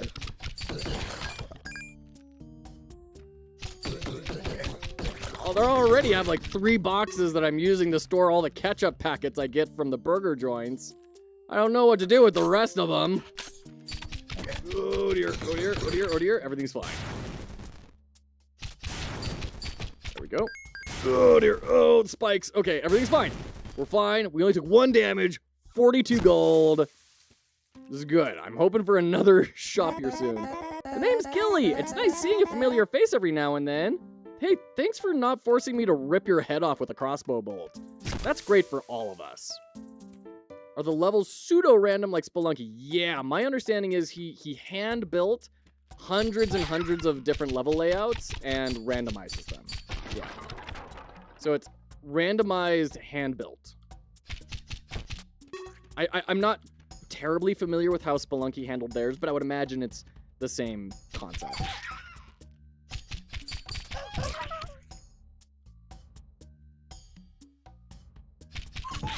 Whoop, whoop. There we go. Spelunky's that way, yes. Yeah, cool.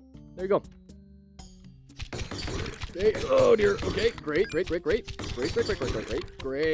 Love it. Bye-bye. See, that's why that mouse look is so important to know. There's traps over here and treasure chests over there, which you have no real way of knowing if you don't have mouse luck. Okay, reload. Oh, actually hit your target, Joe. Okay, everything's fine. We got 8 meta progression, we got 51 gold. We just gotta beat this boss and we'll be sitting pretty. We have 4 health. This is the most health we've ever had. This is gonna be no problem. We got our hyper crit build going.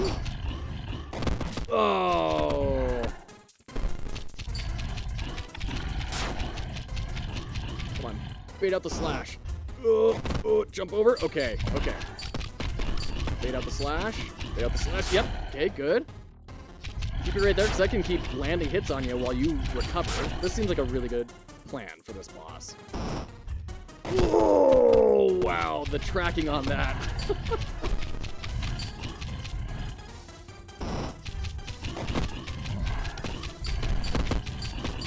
Okay. I love the bit crush sound effects. No! Oh. Oh, that was way too close. I did not like the way that was looking right at the end. When he was gonna do the jump and he's right here, like, ah! The joke was so close. Oh, shoot, just like my life. Grab all of our chests and then, oh, some heals, thank you. Plus 1 HP and resets speed if lower than base. Unfortunately, we're higher than base, so we're not gonna get that bonus. But that's cool, I like that idea of healing an attribute. So if something is lower than default, reset it to 0. That's kind of an interesting upgrade idea. Kind of like that. So now we're getting to go into Act 2. I've never seen Act 2 because Act 1 ended right there and it would go into an endless mode. New item unlocked. Reached the jungle. Plus 2 attack speed and plus 1 damage. That's crazy for this. Q, welcome to the jungle. All right, can we kill these? Wow, look at sheesh. Act 1 does end before Act 2, indeed. Wowsies. Okay. Wait, what? Are you just gonna follow me around forever? Okay, golly. I'm feeling pretty capable with this right now. Yikes. Different colored treasure chest to fit the color palette. I like that. Oh, there are some secrets. I knew it would pay off someday. I knew it would pay off someday. Now you have Gatling crossbow. Yeah, for real. Okay, good. I suspected as much. Oh, we gotta find a store. We're gonna be able to buy like the whole store. Finally, I'll understand how wealthy people live. You just buy the store that you want. Oh, I can't get it. Lame.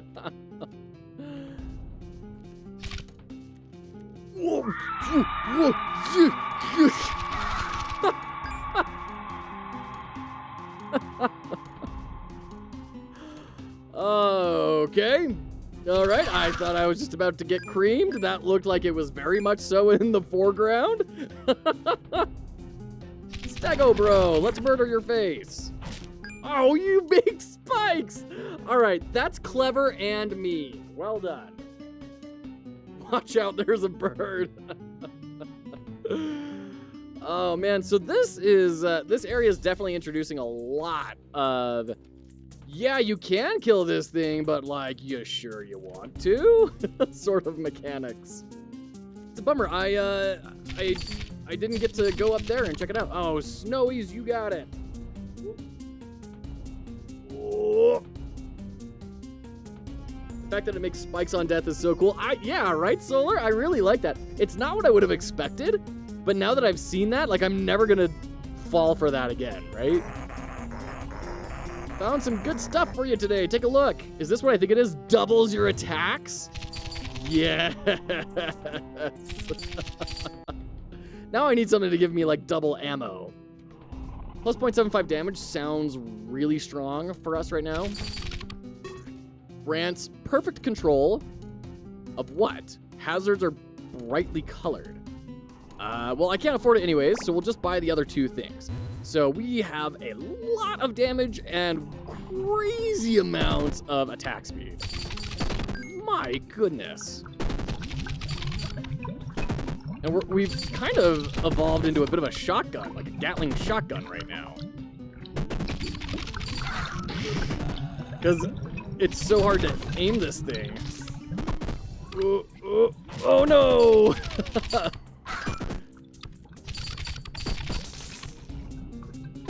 Definitely going to be really good at wave clear. Oh, that's poison, I'm guessing. Okay. Many poison. Yeah, this is Death Rattle Jungle. For sure. But it has your capacity. Yeah, exactly. I mean, it's not that it necessarily has your capacity, but it makes you use 2 arrows instead of 1, right? So, I mean, functionally, yes, but, yeah. So I need some bandoliers or something. This is cool. So we're just starting to see how some of the build options get a little outrageous. All right, yeah. Come at me, bro. Come at me, bro. I've figured you out. I know how to sidestep you. Come on. There you go. Get out of here. Get out of here. Oh. Ah. Oh, no. Ah, shit. I don't like you. Go away. Oh, I somehow killed the Stegosaurus. That's what we're talking about, like, with this. It's just like, it's gonna kill a bunch of stuff on the screen, just probably not what you're aiming at. Makes you reload sooner, which increases your long-term capacity by half a clip. It makes you reload sooner, which increases your long-term capacity by half a clip. Yeah, I'm not sure I'm following, Military. Oh, come on. Mathematics. Yeah, that's my problem. That's the issue we're running into. Hi! Another daring adventurer! You must have heard of me, the amazing, the fearless Cannon! No? Oh, dude, sick biceps. Are you gonna stand there for infinity just flexing your... Alright, see ya, bro. Catch you on the next run. He's still watching me? Hilarious at the head pivots. That's amazing. Alright.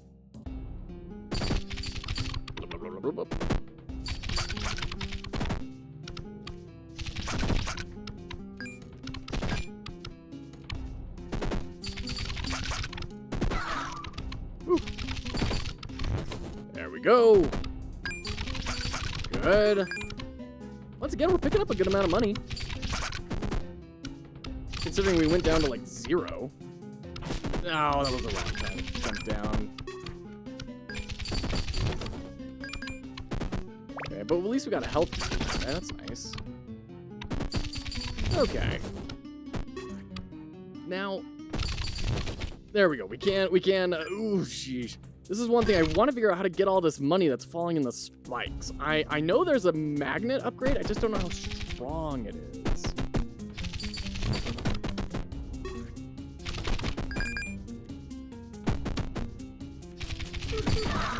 Jeez. I am feeling pretty strong, though, not gonna lie, when we get moments like that. Feeling pretty cool.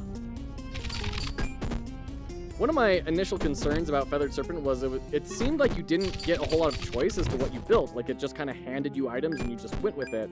But now I'm seeing that the shop is the part where they just hand you an item is the anchoring, which we talk about a lot for roguelike design, and I'm a big fan of. And then the shop is where you deal with the anchor that you've been dealt. And I can appreciate that. 2D Fighter, how's it going? It's going very well. I saw you over on Captain Coder's stream today. That was awesome. Yeah. Checking out Feathered Serpent all day today. We're on to the second boss. Let's go. Let's go. Hydra. Phytosaur, okay. Plant dinosaur. I need to get in a spot where I'm not gonna... Okay. Oh, jeez. Hey, I don't like you. Oh, this is actually perfect for you to do that. Can I hit both heads at once? Oh no, the platforms regenerate. This is like probably the one build that just doesn't like it when the platforms regenerate. Yeah, that's some damage. The intro was amazing, yeah. Oh dear. I took 2 damage there. That wasn't good. Oh, and then... What did we say about choking earlier? That's okay. That's okay. I was getting bored of the crossbow anyway. Let's go back to the sword. Too much tomato. Good to see ya. You walked in the acid. I like to think that I took destiny into my own hands rather than walking into the acid. You know. Let's increase our gold amount. That sounds like a good idea. And then get another damage upgrade. We'll go for the sword now. Too much tomato. I saw Torso Tennis on Indie Buffet's channel yesterday. That was super fun. It was an accident. Phytosaur got hands. Hey, we got some hit points. yeah, it was super fun seeing that on another channel. I don't know if you had reached out to him or not, but it was very rad seeing that on there. Indy Buffet, who's that? He's a YouTuber who does indie-specific coverage. Quick look style. Is Vampire Survivors a roguelike? That's a good question, 2D Fighter. And honestly, I would put other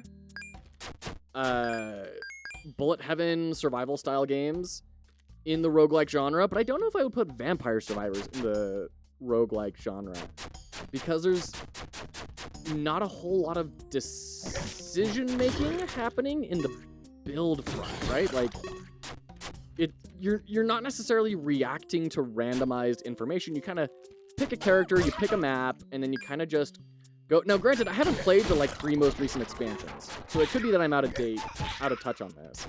But the original Vampire Survivors didn't have a whole lot of reason, especially once you got all the meta progression upgrades. It was like you kind of just made whatever build you wanted to make. You didn't have to really respond to anything, if that makes sense. So I could see someone justifying the definition. I just don't think that I would put it in there, or at least have it as a very strong definition of roguelike, you know? It's like yeah, this has some qualities of a roguelike, but really there's a lot better things. This is mostly helpful as a way to like see what the definition is or is not, rather than to say this is a roguelike. For some definitions of roguelites, yes, I could see that. The first Survivor-like game, yep. Okay. If I can actually jump. Some people would call almost any game a roguelite.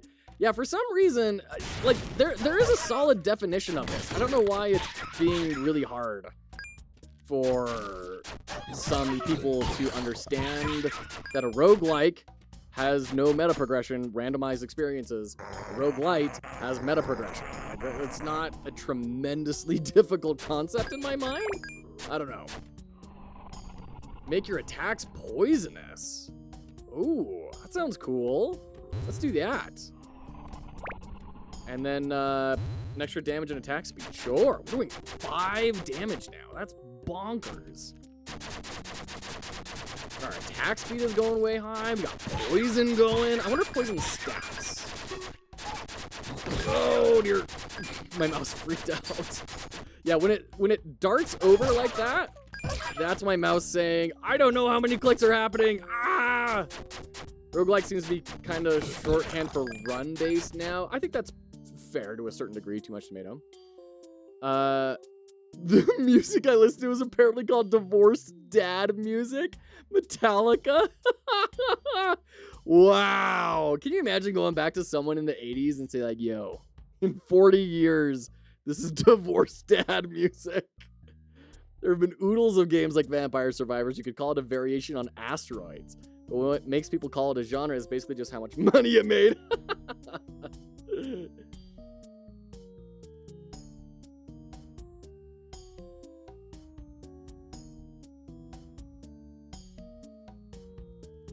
All right, we got ads.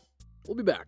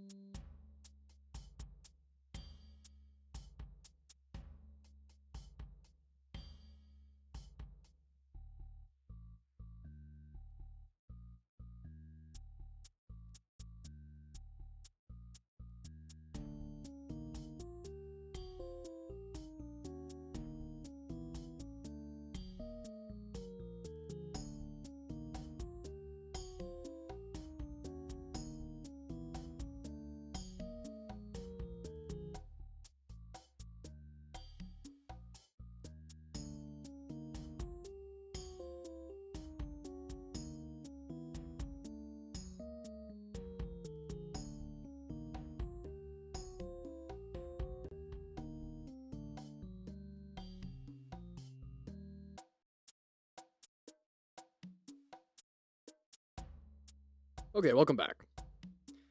Meowletary, I think, oh, Jack, by the way, welcome in. Good to see ya. I think that's an interesting concept of vampire survivors as an evolution of asteroids. I've never heard someone say that, but I think it's a pretty compelling take. What makes people call it a genre is basically just how much money it made. I agree, and I think the important thing that vampire survivors brought to the table is, why don't I attack you like the others? I got more important things to do, like cutting down this tree. See, that's someone who's got life figured out right there.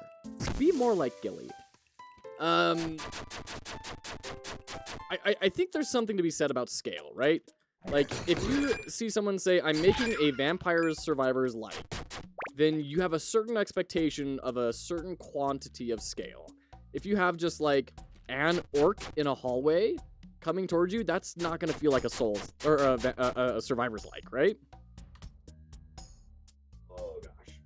So I think I think it's fair to say it's more than just asteroids and more than just how much money it made.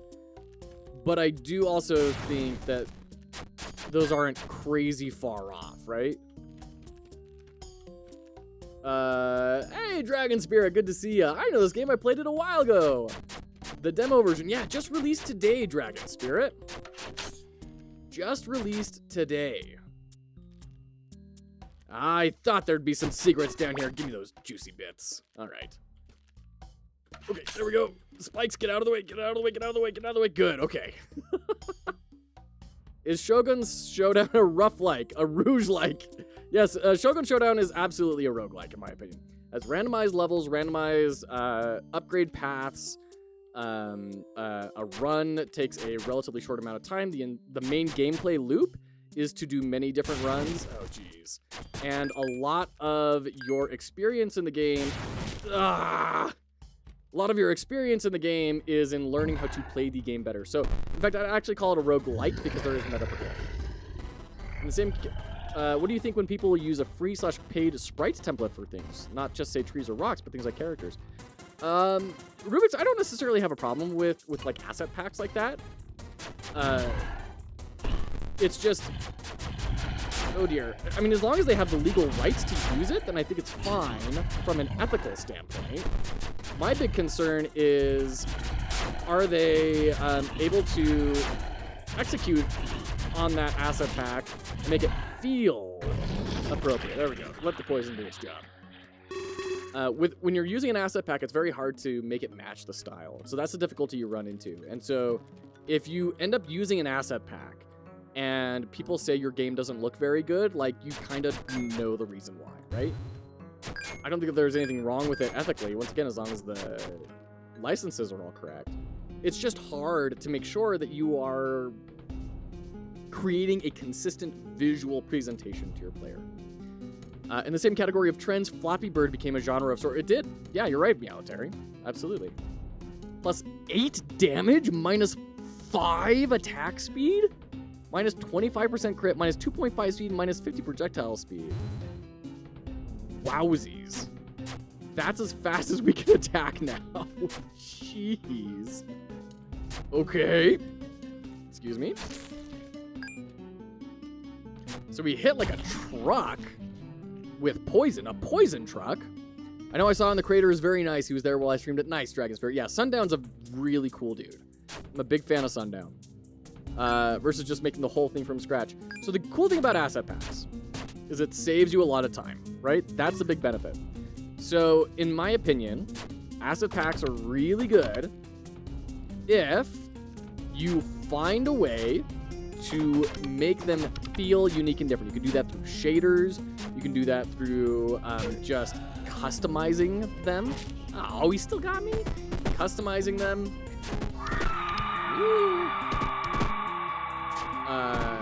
By going in and manually editing them. You can do all sorts of things to personalize them. Cartoon Coffee has a good resource on how to do that for his like asset pack sprite sheets of like, you know, oh gosh, I hate this stupid ghost. No! You know, flipping things, skewing them, changing colors, all those sorts of things will help them feel different from each other. But outside of that, I would say the biggest point of asset packs is not to release, it is to have a quick prototype that feels a bit like a product. There's a phenomenon in usability testing. When you are usability testing your product, it can result in a situation where people start to give feedback because they see how early on it is, and they say, you know, like they start giving feedback that isn't really helpful. And by making it this kind of Goldilocks level of quality of not too high a fidelity, but not too low either, it can kind of trick them into thinking it's a real product and then giving you the feedback that you're looking for. So asset packs can be tremendously helpful for that type of rapid prototyping. From what I understand, many game development studios will have their own home-built asset packs that they use for all of their projects. So it's not stuff they get from a store necessarily, but it's like, hey, we're gonna do an internal game jam, and the assets from that will become parts of our prototype toolkit that we use, right? I'm just noticing that often the sprite doesn't flip when you move the other way. It's true, like when I'm going like this, it doesn't move because I'm still aiming that way. But if I move the aiming reticle over, then it flips, which is definitely the right thing to do. But yeah, it's one of those little decisions that you wouldn't necessarily have thought of in a game, right?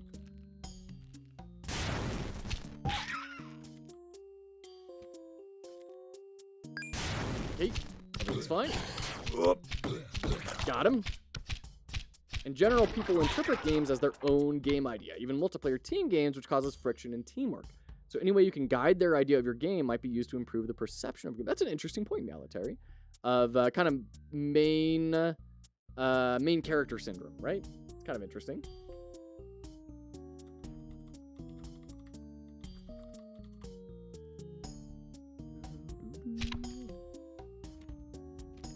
All right, can we go up? Is there anything up here? Kind of feels like there should be. I've noticed a lot of the secrets that are being placed in the levels are more in the second act than in the first one.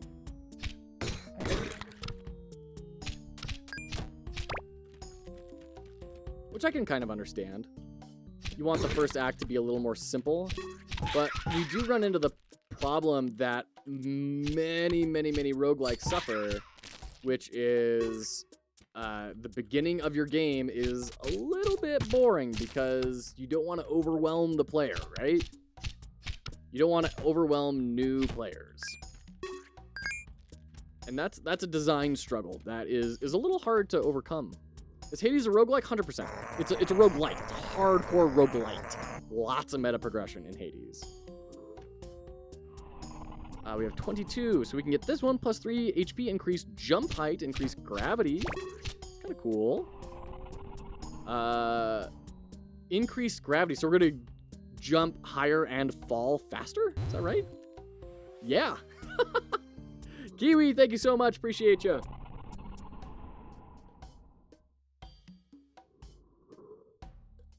Awesome. 3 hydrates just for you, Kiwi. Thank you so much. Appreciate you.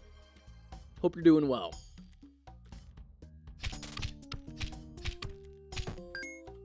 I don't know who keeps leaving all these treasure chests out here, but I have to say thank you, you know? I was wondering if he was going to come off the edge. Honestly, I want to do it all on my own, but it's just intimidating, and I found a character model, just the skin, I really like, but I don't know that I can create it without literally copying it. I mean, that's fine, Rubik's. So artists, right? Most artists, when they're drawing a new piece, they don't start from scratch. Believe it or not, they will find reference photos or, you know, other paintings that they like, and then they will steal from them. They will say, I am going to take this pose of this person. I'm going to draw, like, I think sometimes we focus a bit too much on that idea of, like, raw creativity, you know, that I'm not convinced really exists. Like, if you find something that works, then you've found something that works, right? And as long as it's accomplishing the goals of your project, then it's great. It's got to be coming down any second now. What are good Duty Fighters are killing me. Is Hades a roguelike? What are good rub-likes to introduce me to the genre? Throwing a different word in every single time. Good roguelikes to introduce you. So, okay, roguelikes. Once again, we're talking specifically roguelikes, right? Not roguelites, roguelikes. Definitely, of course, I mean, if you're looking at what are good roguelikes, check out Rogue, right? The one that started it all. Go play Rogue. There's tons of free versions available on it. I would also recommend Path of Acra, which I've been seeing a lot of chatter about recently. It's kind of like a roguelike pseudo auto battler experience, but it has a lot of the same feel as original Rogue in that regard. So that's kind of like a slightly more modern take on the concept. It's a new game, but has a lot of the same sort of feel. And then once you're done with that, you can start looking at, you know, like even like Dwarf Fortress. I think you could classify as a roguelike, right? Brandon James Greer, one of my favorite celebrity pixel artists, has a plethora of videos of him basically reinterpreting characters in different styles. I think that would be a fantastic YouTube series. What's my favorite roguelike? What's my favorite roguelike that I've played? I've played a lot. Hold on, let me check my Steam library. Can I search by tag? Gotta be able to search by tag, right? Rogue. Yeah, roguelike. And roguelike. Okay. My favorite roguelike. Can I sort? Can I sort by time spent? That's a bummer. I guess I'll just go through it manually. Crawl is not it's not really a roguelite. Come on. Crown Trick is another good roguelike. If you want a little bit more of a roguelike experience, but more modern, Crown Trick is really good. Death Must Die is fantastic. People really enjoy Darkest Dungeon. I've played a lot of Darkest Dungeon. It's just too stressful for me. Dice Folk, I freaking adore. Love Dice Folk. Dicey Dungeons is very good. Dungeons of Dreadmore, another good traditional roguelike. Endgame of Devil. It's a slot machine roguelike, very good. People really like Enter the Gungeon. I kind of sucked at it. I could never really get into it too much.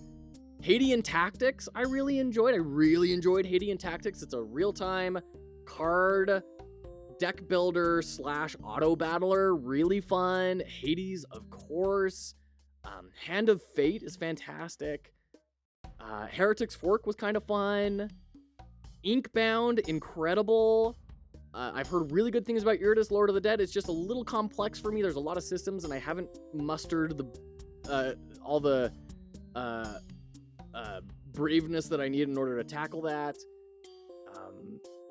I need to look at Just King again, because I hear they've had a lot of updates that kind of transformed the game from when I originally played it. Luck Be a Landlord is classic. Monster Train, absolutely incredible. I have 150 hours in Monster Train. Noida is one that people really love. It's another one of those ones that I kind of feel is a wiki game, and I have yet to really figure out what the game is.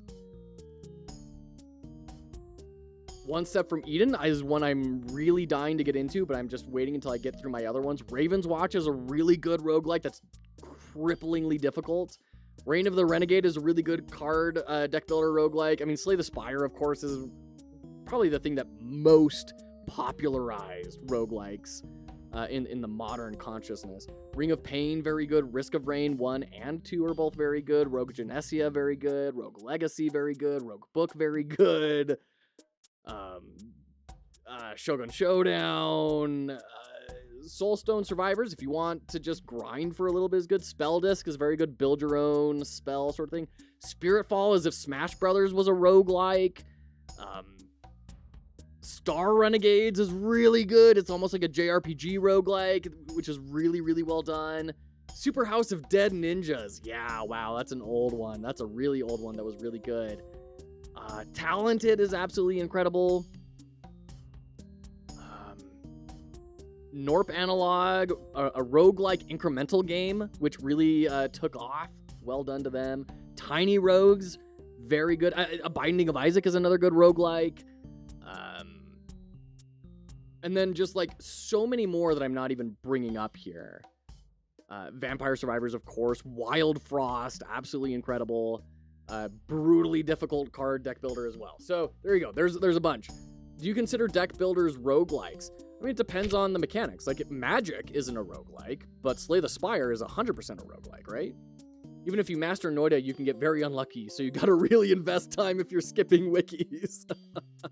Yeah, and that's what I think, Meowlatari, when I decide I'm gonna buckle down and learn how to play this thing, I think I'm gonna, like, look up videos on how to do it, because I don't got the time to digest that much information. Do Vogue-likes share qualities with survivals? I mean, you can always blend genres, right? I don't think those are mutually exclusive in the slightest. I mean, that's what... I mean, unless you're classifying a survival game as, like, having, like, a hunger meter and all that sort of stuff. In which case, I'm sure there are roguelikes that have that, but just none are coming to mind. He was waiting for this question. I really enjoy roguelikes. They tickle my dopamine brain really well. Okay, everything's fine. Dodged. Look at how much health we have, too. Yeah, so that little rock does a tiny little sliver of health. And you can make it so the boss kills himself. It will take you 30,000 years, but you can do it.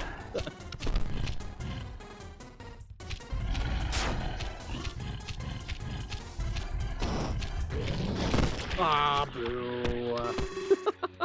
That felt bad that he died, but his projectile was still alive. That was annoying. All right. What is this? +1 empty hit point? Just one? Empty? Lame. I mean, I'm a friggin' tank right now, but I'm not getting a whole lot of damage. Peak main character syndrome. Earth literally orbits around him.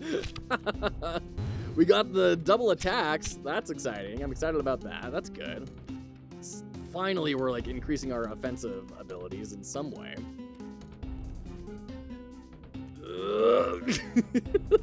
Oh, hey, treasure chest. Ah! Well, why didn't you shoot? I was really out of ammo. I thought I just barely reloaded.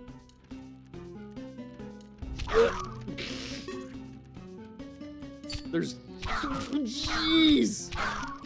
Ah! Oh dear, nope, this is not the right space for this weapon and loadout. Oh dear. Oh, you're not dead yet! Oh. Okay. Alright, we're just gonna leave them alone. You get to live this time. Oh man, I like the double your shots upgrade. I really like it, but it does kind of feel a little bit bad because it's so hard to aim. And I'm gonna bring the volume down a little bit. Oh god, it's so hard to aim and it makes you reload all the time. There we go, and everything's fine. Okay. Whew.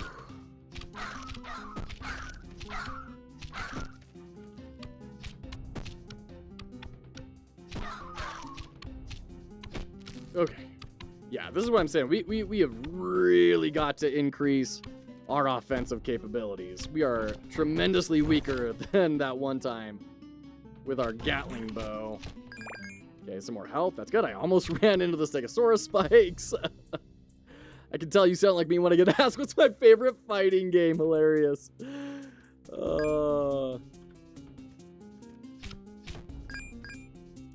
I really enjoy fighting games. Or rather, I really enjoy the idea of fighting games.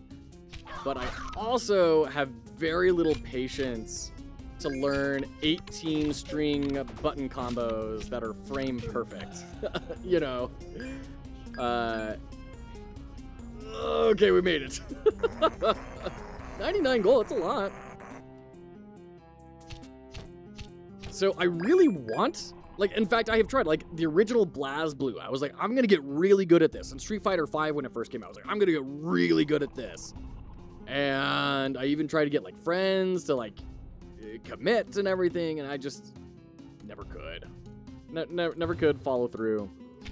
So we've got a ton of damage now. 12 damage on crossbows. Mine is open combos. I don't know what open combos are. Street Fighter 4 was quite forgiving in that sense. Really enjoyed it. Nice, Saft. Yeah. Do we go carrot? I don't know what that means. Plus 0.5 attack speed. Oh, they arc now. Oh, that's kind of interesting. That's funny.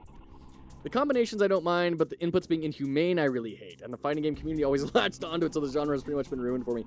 I'm kind of with you, Meowletary. I like stuff like dive kick, right? As satirical as it is, I think it's incredibly clever and is the type of fighting game I could really enjoy. Okay, we're playing dodge the ghost. Dodge the ghost. Okay. Glad those traps. This is cool. I can arc these over. Oh, that's so cool. I actually really like it arcing. Can I get out? No, yep, I can't. Because of the planet, I couldn't actually make that jump.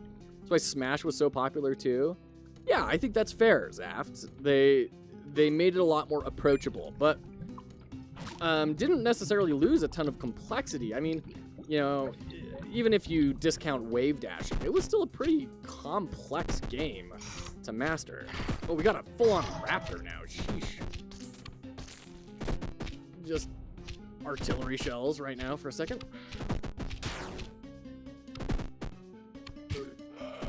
And we'll play dodge the ghost. Yeah, I'm actually really, unironically, really liking the carrot. It helps you be very safe on a lot of your attacks. You can combo light, medium, heavy, and heavy, medium, and light. I mean, sure, but every character has their own combo attacks, and they all have their own timings, and I get that that's a large part of what makes those games interesting for the heavy fighting game community. And I can certainly appreciate, you know, the perfect blocking clip of Chun-Li's kick thing, right? Like, I can appreciate the artistry and the skill and talent that goes into getting to that point. It's just completely inaccessible for me. And it's why I like stuff like dive kick, because it's so it's more about the moment-to-moment decision-making than it is about, like, Marvel vs. Capcom. If I tap you, then I have trapped you now in, like, a 2 health bar long combo. So that's my gripe with fighting games. I would love for that to not to find some other fighting games that don't necessarily follow that trend that I can really get into. And I admit there's definitely a part of me that really wants to just get good and have that experience of getting really good at a fighting game. Oh geez, I didn't. Where'd you come from? Like, I played a lot of Soul Calibur when I was much younger. Really enjoyed my Cervantes and Volo plays. Oh dear. Get away from me. I don't like you.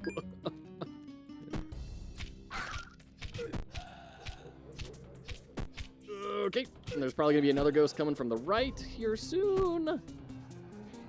No, he's... Oh, there he is. Yeah. Okay. Good.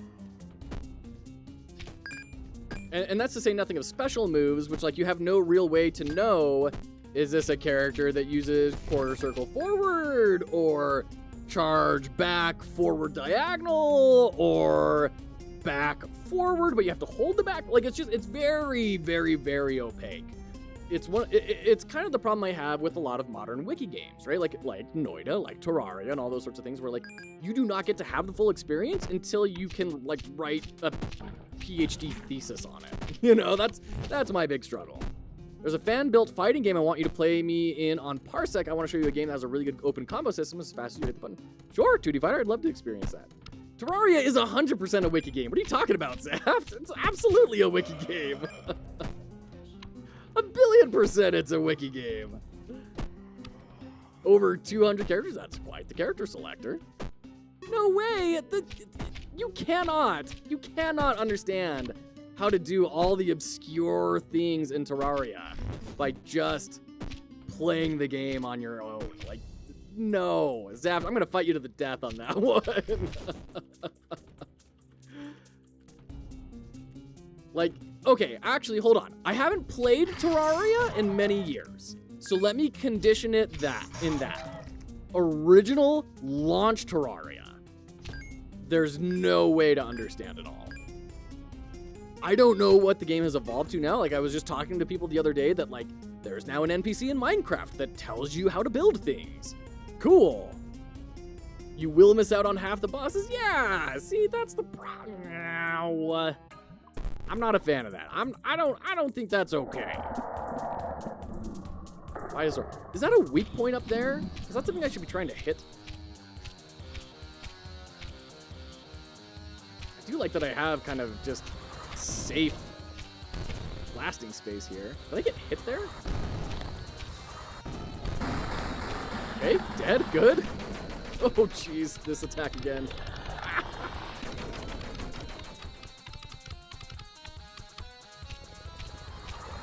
Launch up. Whoop.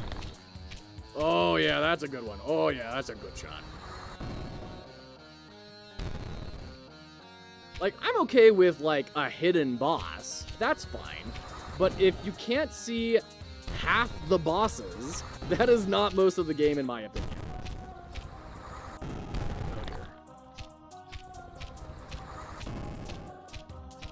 Oh, dear. Get him, my carrots. Fly, you fools. Nice, got him. Prune to the Phytosaur achievement. I highly praise games that hide stuff from you, like Canehurst and Bloodborne, or the Lava Manor and Elden Ring. I can definitely understand that. I 100% can understand that. I think the difference for me is that in those games, it's like one area, right?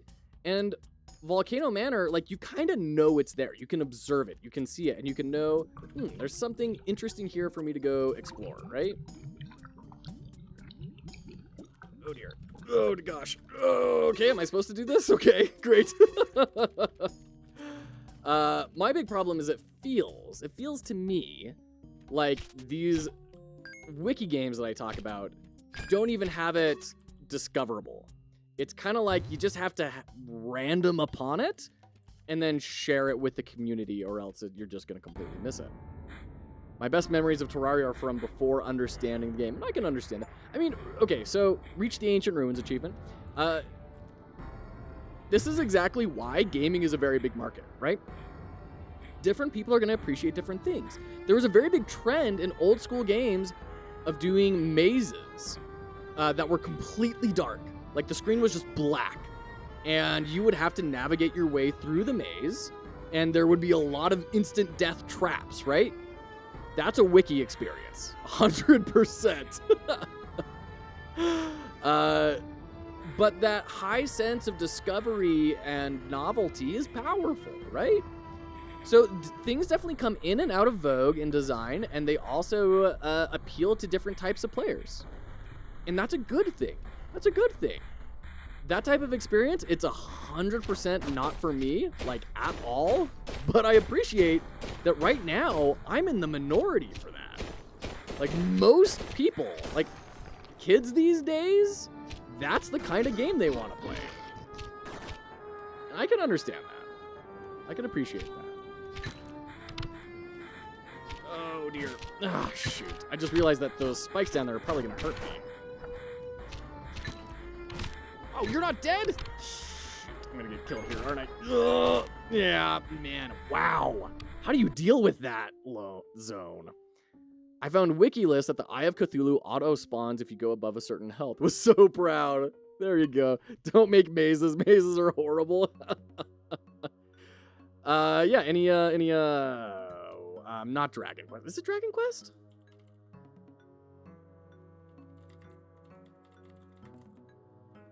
No, not Dragon Quest. Oh, shoot. What's the old, like, hand-drawn, cel-shaded adventure game? Axioms of game design. Mazes are horrible. Trains are awesome. 80s hand-drawn adventure game. What is it called? This is gonna kill me until I find it. Oh yeah, the Kyrandia games, by the way.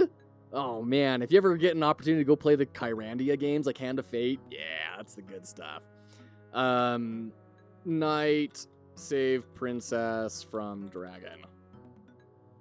Dragon's Lair. That's what Dragon's Lair. If you ever get the opportunity to go play Dragon's Lair, go bash your head against that wall for a while. It'll teach you something. We've got a whopping 48 gems this time around. Oh, almost enough to get more gold. Which is what I want to do, because then we get increased blood gem drop rate, which leads us to the magnet, and it'll just kind of increase our meta progression. I think I'm going to hold off. Let's go for the sword again.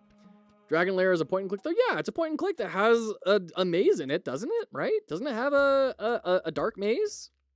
Pretty sure. Dragon Lair dark maze. I accept the maze in that game. Because it's funny. Changes her weapons to those used by Pilku Urku.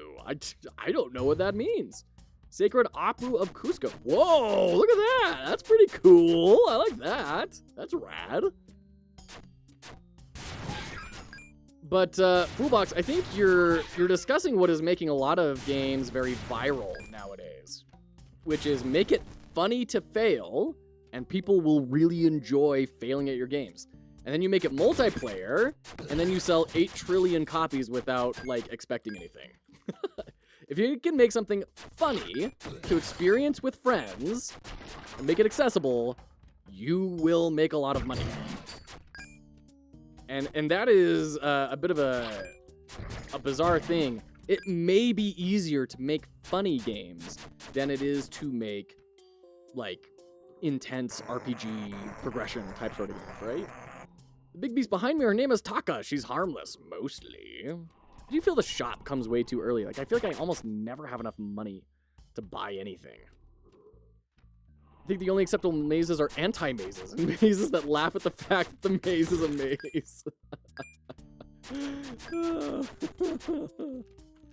This is how you can tell someone grew up with, oh, that's a fun bug. Someone grew up in a day when there were a lot of mazes in games. Oh, jeez. Yeah, I remember the old Might and Magic days and everything. Yeah, mazes were everywhere. Wizardry. Yeah. Want to make the game that I want to make, not just hunt the market. And that's fair. That's very fair, right? And I think that's why, frankly, we don't... Oh, shoot. I accidentally clicked out of the game. I think that's why we don't see more stuff like that, because most people who are in game dev want to make stuff that they would enjoy. And the people that are making stuff right now grew up on a different type of game than what is being produced right now. And the people that are making these kind of Lethal Company type sort of experiences are kind of chasing that market because they need to be concerned about market viability. Or, you know, they're just goofs. And they just make a goof.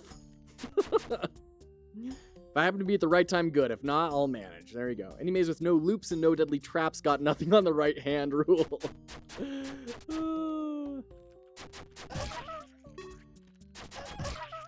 I don't totally know what this, like, cool sword does for me.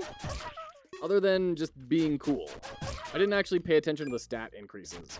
So I know it has a different sprite, and I'm assuming the hitbox is a little bigger. But that's kind of all I know about it. Oh, thank heavens, a heal. Good. I don't want to lose the sword so quick. It's being fun. Oh, and I missed the gold. there. Oh, well. That's fine. You getting that tree down? Just one more swing. Do it. Get it down. I also feel like the games that end up viral are passion projects that just release at the right time. It's a little rare that someone timing the market becomes a big thing. That's right, I remember this. Yeah, Minecraft rules. Oh, it gets me every time. Yeah. We come back to the discussion of, there's no... Sheesh. I'm gonna try the sword again. That didn't feel like a really good sword run. There's no way to predict success. You can try and minimize risk, but you cannot predict success. If you could predict success, then you would be a multi-trillionaire, right? It's not something that can be done. Luck, in the sense of a summation of a bunch of components that we can't calculate or visualize, I think is 100% real. All right, so extra damage, extra attack speed, right on. We don't care about projectile speed, so this is great. Ow. At least I got that back. No, come on. Oh, the attack radius on this thing is so small. There's the other end of the spectrum. If you minimize risk and end up making cash grab mobile games, I'd rather keep my web dev than falling into that. I can understand that. I can definitely understand that. I mean, that's what AAA has become, right? They have grown so large that they now are that trap, like Blizzard, right? When was the last time Blizzard made something that was like really special? Like Heroes of the Storm, and that they let that die really quick. You know?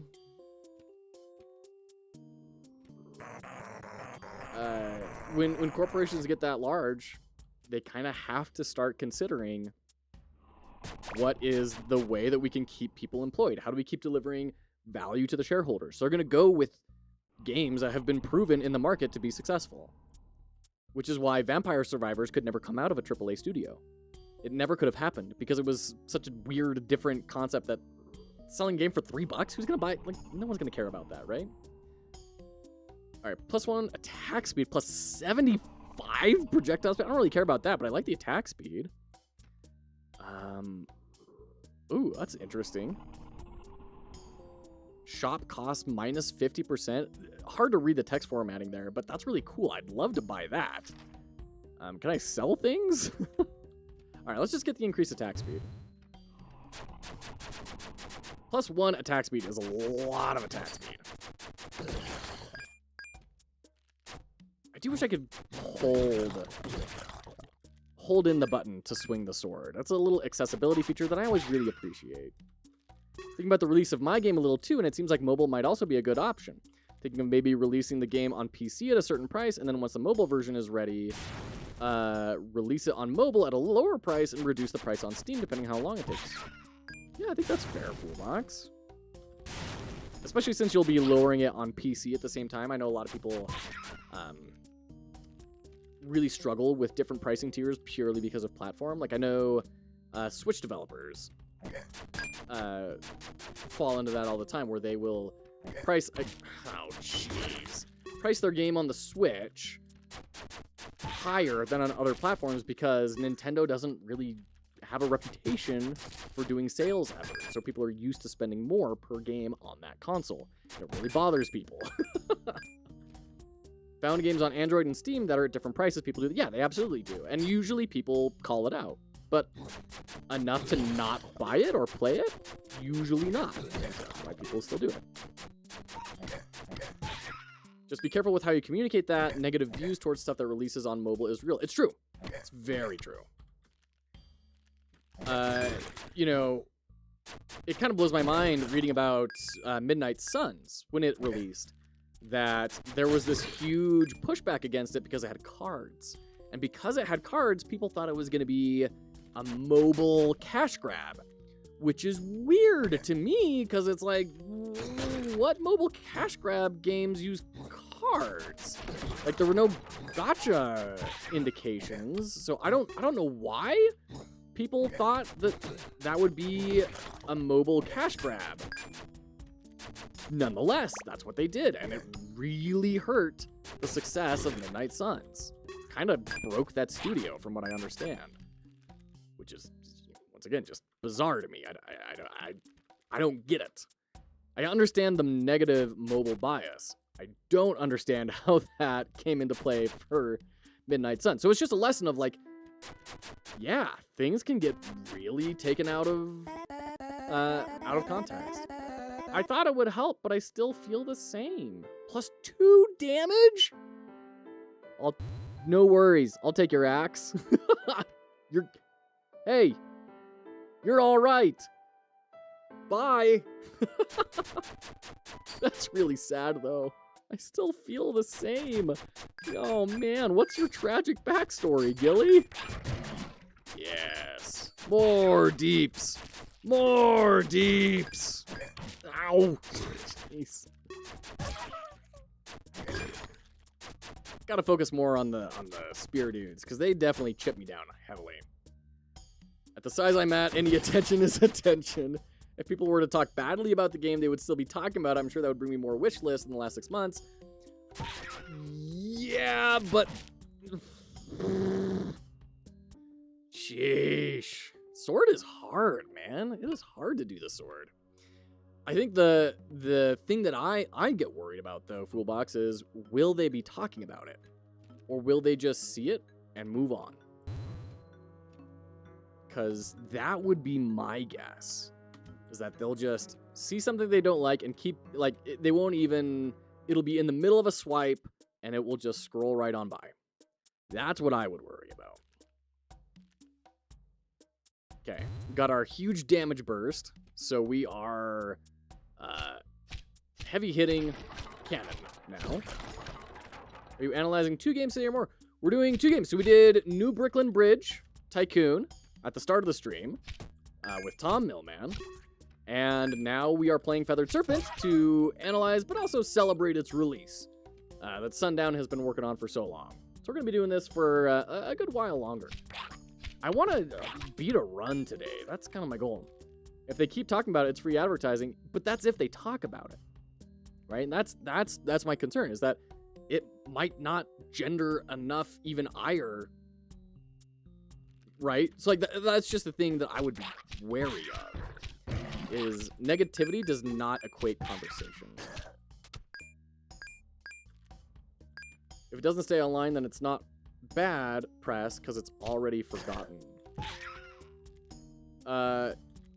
Yeah, I mean, once again, assuming that people actually do talk about it. So if you want to, here's the thing, if you want to go bad press route, you go see what Drake and his friendo are up to. And that's how you drum up bad press that people talk about and keep you in the headlines. You and me, Foolbox, we got beef. Foolbox he's just a homeless guy. He's such an idiot just living in a box. He's such a bad developer. Can you believe he uses Godot? One of the, like, the poor person engine can't even afford a free license for Unity. Such a fool in a box. My puzzle game has gotten a facelift. It would be nice to get feedback soon again. Cool, Memphis. Yeah, this is the Big O, yeah? All right, let's try this again. I'm curious what's going to happen with the crossbow. Okay, I didn't see stats change. Now we've got laser bolts. Rad. I don't know why it matters.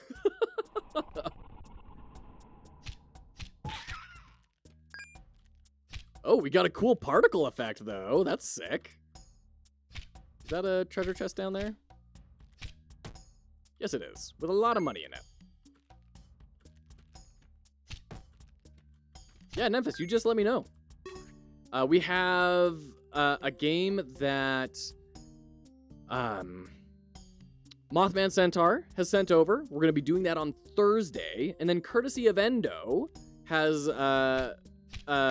put his game in as well that we'll be taking a look possibly on Fridays. There's a little bit of a queue right now, but definitely let me know when you're ready, and we'll jump in and we'll take a look. Okay. There we go. Bloop. Nice. I have to say, I also think that these opening levels, I think they go on a little too long. Like, I think we could do with a zone or two fewer in the opener, because you just don't get enough upgrades to really make it interesting, you know? Well, Gilly's gone. Gilly, where'd you go? Did you see the post from Veritas that exploded on Twitter a couple of weeks back? People were mad at them, and they had an insane amount of new wish lists. No, I have not. I don't even know what Veritas is. Definitely needs to polish it more before you see it and make content. Sure, totally fine. I can't wait to see what you're producing, Memphis. Yeah, I will never understand how to get that treasure chest. Unless you can get an upgrade that lets you walk on spikes. In which case, I think that's the only run in which I have a chance of winning. After seeing that third biome. Holy cannoli. Okay. I am feeling really strong with this crossbow, though. Like, we're kind of one-shotting most things. It's pretty cool. I'm having a good time. I like the,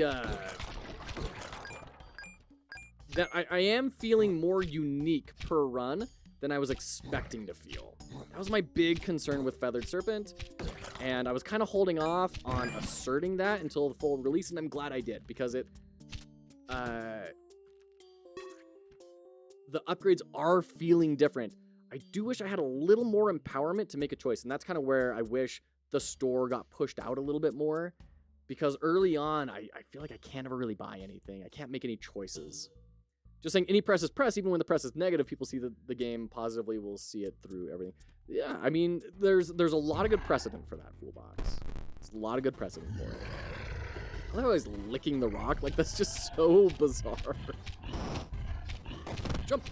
Good. Go under. Good. That felt good. Bait out the claws. Nice. We're gonna get a second claws. Nice. Third claws. Wait, what? We're getting new stuff added to the boss fights? Excuse you? I have yet to enter into any ascensions. That was a clean boss fight, though. New item unlocked. I wonder if it's for perfecting the boss. That's cool. I know I'm going to one. Oh, we got the splitter. Nice. Well, we're going to be doing a lot of damage now. That's for darn sure. All right.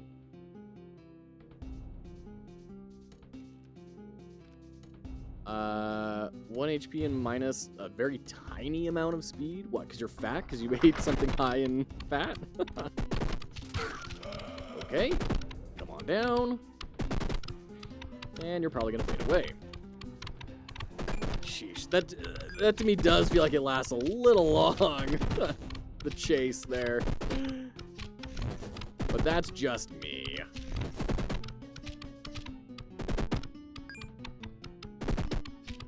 Is that a clock? Is there something I need to race towards here? I'm gonna die over this. Oh, jeez. What is this clock sound? I don't know that it's a clock sound. I think this is an enemy sound. I think I just sacrificed all that life for literally nothing.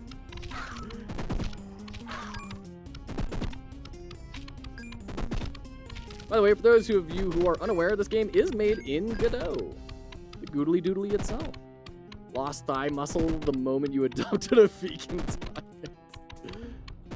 Yeah, I don't know what the clicking noise is.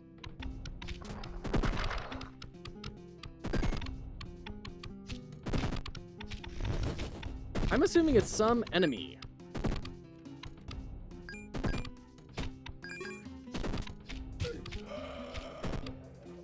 Okay. Come right on over. Red Rover, send Ghoster right over. Ow! Boo! Jeez. Oh, it is brutal. It is a tough game. I'll give it that. Granted, we have a lot of meta progression to push through. 37. Could probably get some good stuff. What all have we got here? Should we go for the last attack upgrade? Or save up? Let's get more blood gem. And that is one problem I have with meta progression systems like this. Whenever they allow you to take enhanced experience or enhanced meta progression, like I always take it. And I kind of hate that because it always feels like I don't get to play the game until I have all that meta progression. And that feels bad. I've never been a big fan of like gain more experience type sort of upgrades. I cheat through meta progression like this. Do you like hack into the games app? How do you cheat at meta progression? Oh, golly. These guys are mean. They're so accurate. Cheat engine. There you go. So what you're saying is you like roguelike, not roguelite. I can appreciate roguelite progression. I really can appreciate roguelite progression. Where I struggle is roguelite. First off, that is kind of oppressive. Like, Soulstone Survivors is an example of progression that is kind of oppressive to me. Like, there's just so much, and it's so just to move through. It's like plus 5% speed. Oh, okay, I mean, this is an example. Plus 0.25 speed. At least that's not meta progression, right? But there are meta progressions for that. Definitely double damage. We are going to be rocking things. But the big problem I have is stuff where either you have earn more experience upgrades, because, like, well, that's just the first upgrade you always have to pick, or interest mechanics. And they're the same sort of thing for me. They're like, okay, I don't get to play the game until I'm making a full amount of interest. And I understand, once again, I may be in the minority on that. Like, other people I know really enjoy interest mechanics. I find it the opposite of interesting decision making. It's just feels terrible to me. I hate it. But we all have different things we appreciate in games, and that's okay. That's what makes games games. Check memory value, change value for meta progression currency. There you go. I have an extreme level of intolerance for make me stronger meta progression. I can understand that. I really like unlocking new stuff meta progression. That's very fun. In most games where experience is up is not permanent, it literally only serves to delay your levels. I mean, I guess that depends on the math, right? And how long you get to reap the benefits of those. That was a new enemy type. I don't think we've seen that guy before.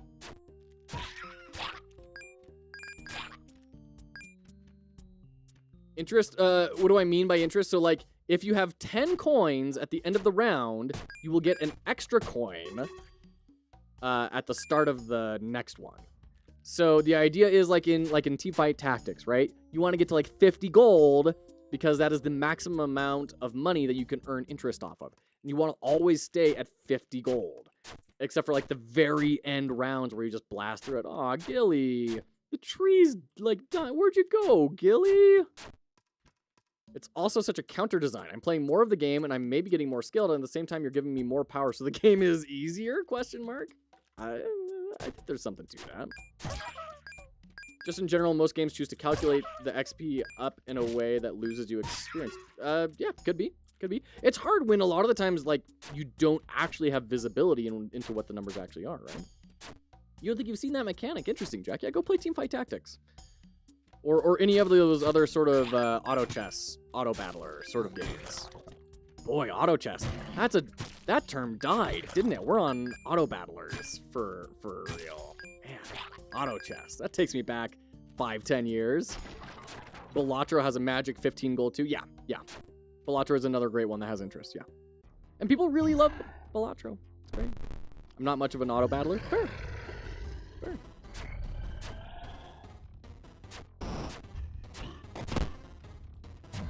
Oh, darn it.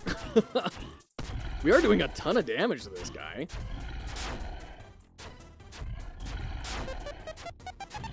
Why does it sound like a bomb is going off, bro? Like, come on. Jeez.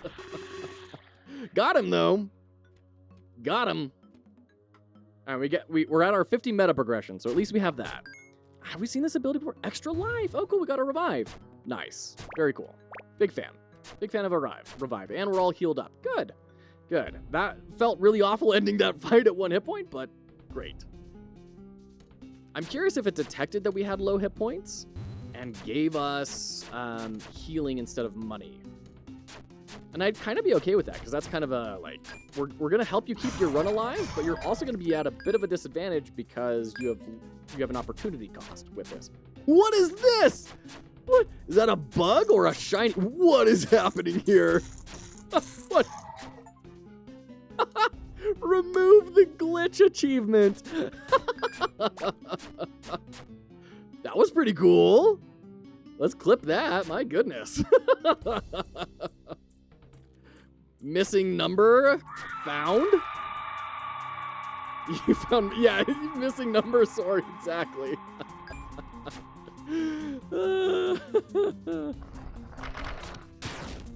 Oh, shoot, they explode. Ugh. How do I get by this with the sword? I don't know that I can. I just have to... Oh, and the base hurts me too. I'm gonna die here. Oh, I have my revive, though. Oh, ah! No! Sir, your grievances have been heard and understood. Please leave me alone. Sheesh. Ugh. Okay, we have ads. I'm gonna pause when we're not in such a precarious situation. Okay, there we go.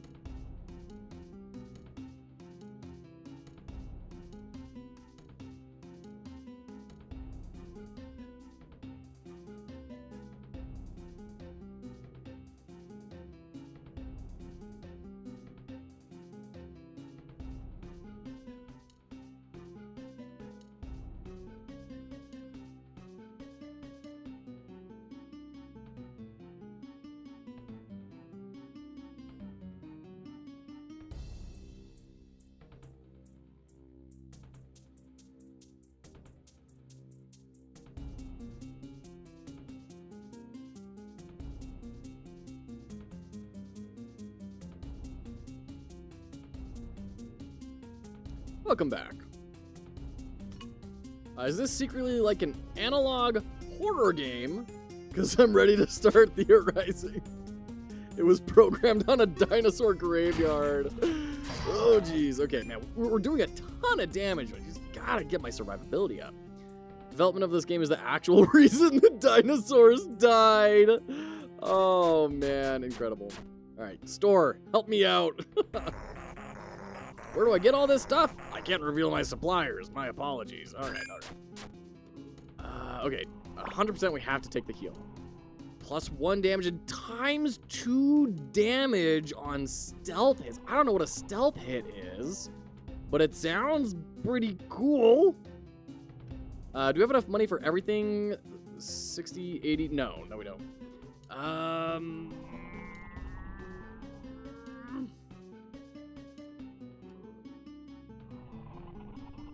Let's do double damage on stealth hits, whatever that means. I don't know why I just said minus 11.25. And then we will... oh, cool, we have the mask on our person. That's cool. And then we'll get our bigger hit radius sword. I feel like that's going to be pretty important in the boss fight. We're only 5 short of getting another damage upgrade. At this point, it's not as much of an upgrade, but still... Oh, God. Yeah, the sword is, like... It's so rough. Like, what do you do when there are situations like that? How do you deal with that with the sword? Feels like I need to have, like, some sort of consumable ranged weapon that I can use when I have the sword to deal with stuff like that. Blades of Doom, you got it. I don't have a favorite roguelike. Never even played one at all, period? Jeez, you are a rare breed. Oh. You can pogo jump on enemies swinging down. I guess so. It feels really inconsistent because the hit radius is so low, you know? Like, I'm actually kind of curious about that now. I think that's the intended movement for that. Let's pick up the sword.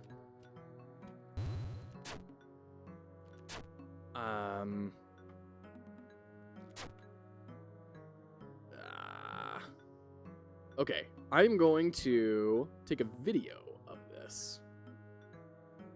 Start. 3, 2, 1, go. And grab that radius. Okay. Then we stop the video. We're gonna save it. Or no, we'll just open it up. Because I just want to get a screen grab of how big that is. Okay, so there's that. We're gonna go to our browser. We're gonna go Hollow Knight. Pogo.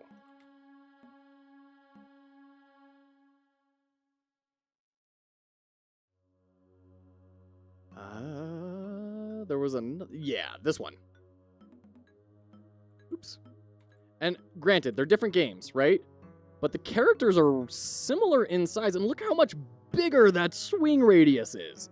That's massive. That is so much bigger. It you know, actually I'm going to keep that because that's kind of interesting to me. It feels pretty rough to like say this is what you should be able to reliably produce. And maybe there's some meta progression that will fix that for me. I don't know. Definitely let's get our meta progression upgrades. Let's grab our increased blood gem drop rate. Ooh. I bought some toast that surprisingly smells good before I toast it. Those half-baked breads tend to stink a little. Wow. Interesting. I agree with you, even without looking, that is very unforgiving. It feels pretty unforgiving, yeah. More damage, attack speed, and slower projectile speed. Yeah, I'm kind of okay with that. Your pogo jump, the pogo jump she tells you not to worry about. Yes.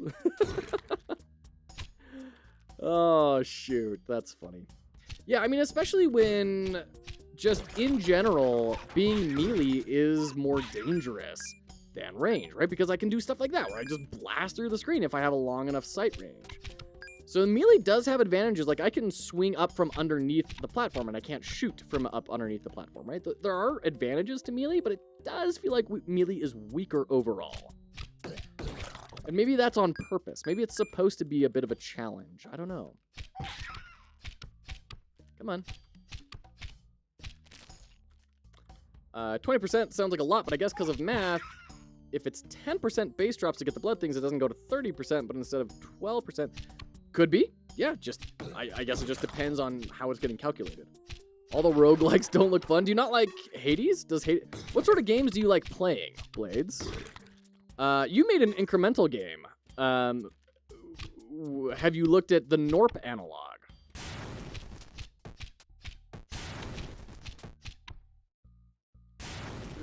Okay, got it. Back up. There we go. Got it. Don't really play... Well, yeah, of course you don't play mini games these days with your schooling and employment situation and everything. I understand. I love Factorio and Rocket League. Okay.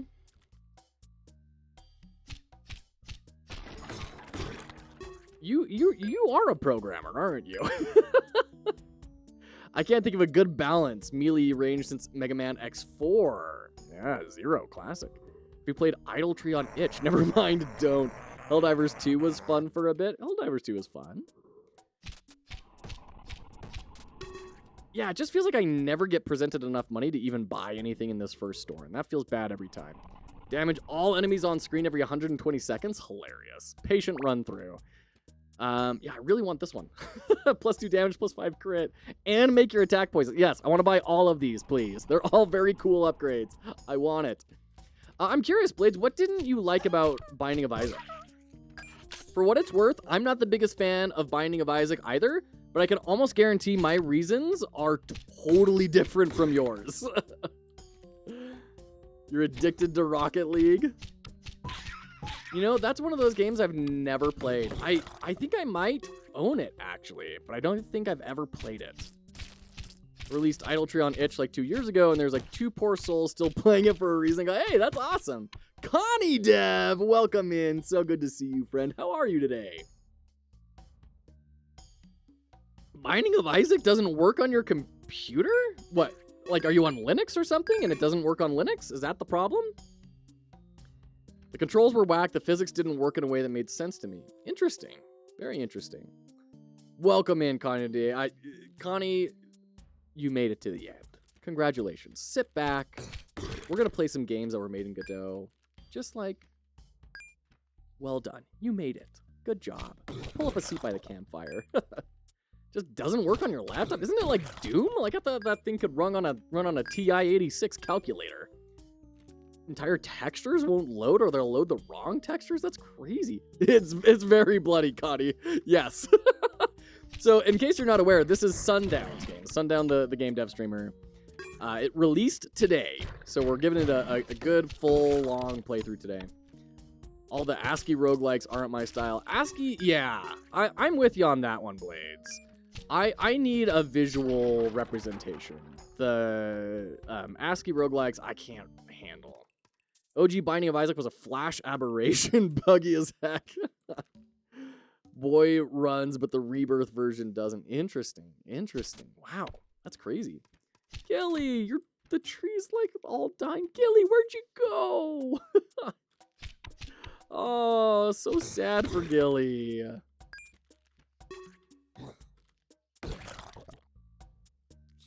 Fair, okay.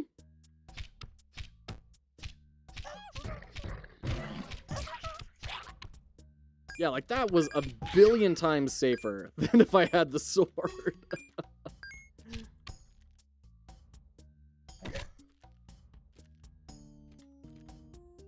He's like me currently, just done with his life. No, thank you. Whee!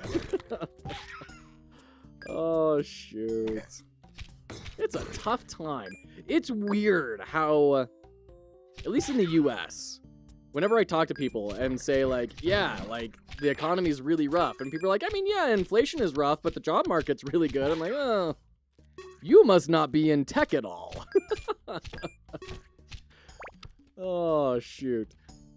Gatekeeper has an action roguelike user-defined tag, but it's really more of a roguelite. Oh, okay, so you like roguelites, but not roguelikes? So you like meta progression?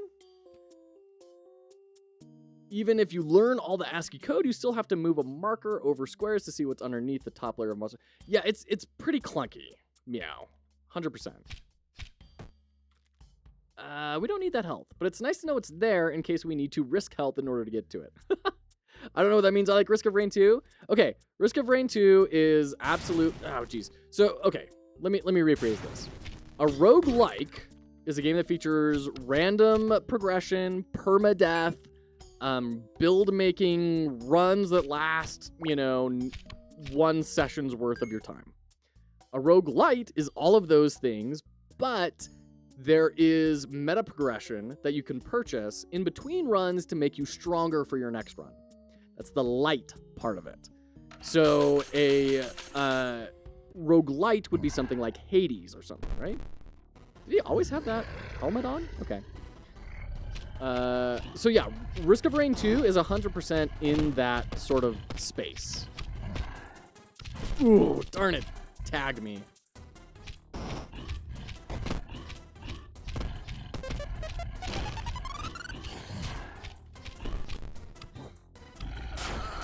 Wait, did I land on his head? Ow, what? I wonder if there's different hitboxes. Ugh, call. This is not going well. Is there gonna be a dude over here too? Weird. I don't know why it spawned in two that time. Oh, we broke his helmet off. Are we gonna get to do more damage if we hit him in the head now? Ugh, death. Death, death, death. Shoot. Man. If only I could get good, you know? If only I could do that. Yeah, that was a brutal one, Nektos. That was rough. Like how the arrows get stuck in the boss. Yeah, it's neat. Risk of Rain 2 and Gatekeeper, you can unlock new items to be used in future runs. So I like those. So you like that sort of leg up that they give you. I don't even want to take this, but plus 3 HP is a lot of HP. You like having that ability to say, like, hey, I may not be able to do this right now, but I'll get there. Jeez. If you don't unlock power, you unlock more content. I mean, yeah, it depends, right? I think Risk of Rain 2 is one of those ways, right? I haven't played Gatekeeper, admittedly, so... Gosh, it makes jumping so hard. This stupid globe. And I've lost my 3 hit points at the gate.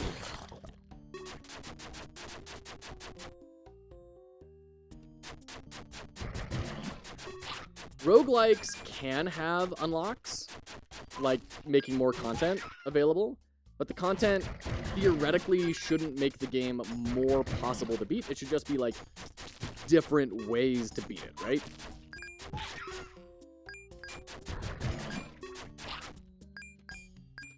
Okay, jump up here. I'm gonna go look for money.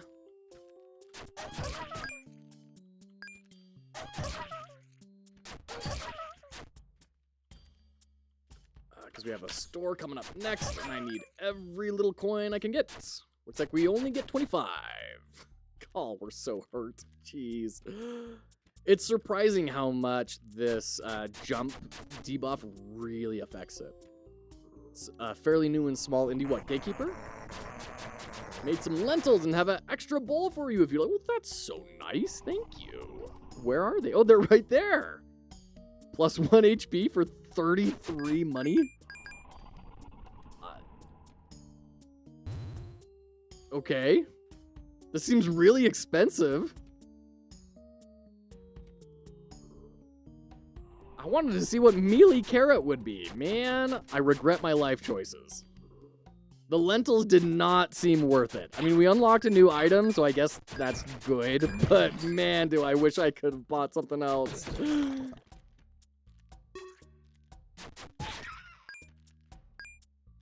In roguelites with a T, you unlock next run, you do more damage. Next run, you start with more health. Yeah. Or you have access to a cooler weapon that has better abilities, right? Like you are buying power in order to make future runs more likely that you're going to win. Or in the case of many roguelites, that it's possible to win at all, because many roguelites you can't win without extra meta progression. Imagine that Hydra boss with melee. I know, right?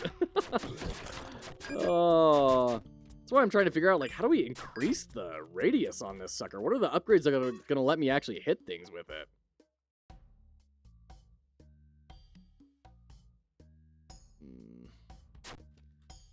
All right, one second. I need to reply to my wife. She sent me some texts that need a quick answer. Okay. Oh, goodness. For those of you who have kids, you understand all I have to say in order to explain the situation is potty training regression. Oh, Gilly, you're still gone. Big difference between roguelike and light, in my opinions, are the reverse progression curves.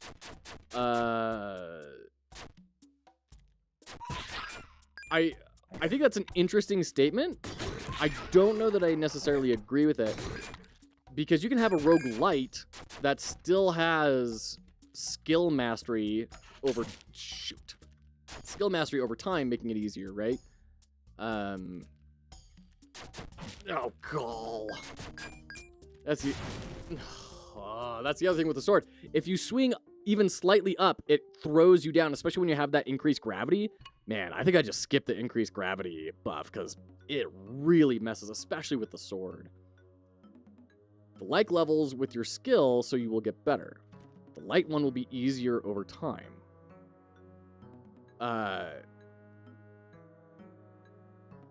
Like levels with your skill, so we'll get better. I'm not following that statement. Oh, we're too short of getting a 50 upgrade. Yeah, I think we just save. My point is a little confused. No worries. Hey, listen, Connie, you're doing just fine. I've been streaming for 3.5 hours, and we've had a lot of stuff going on. It's almost certainly on my end. I confused myself. I mean, I think there's something to your point, right, of how the progression curves in both games, or the difficulty curves in both games, are going to go down over time. The roguelite difficulty curve will go down because of both player skill and meta progression upgrades, whereas roguelike is just player skill, right? If you play 1,000 hours of a roguelike, you come back to a fresh account, you destroy the game. If you do the same for a roguelite, there's a little benefit. I can see that. Depending on the roguelite, right?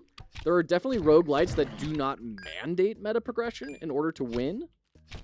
And then there are usually, like, achievements for... You know, like, there's an achievement in Hades for turning off all of your tarot cards and beating the first boss, right? You can unlock content by doing that. So... I agree with that statement up to a certain point. I don't think it's a necessity of the genre, right? I don't think that's the defining characteristic.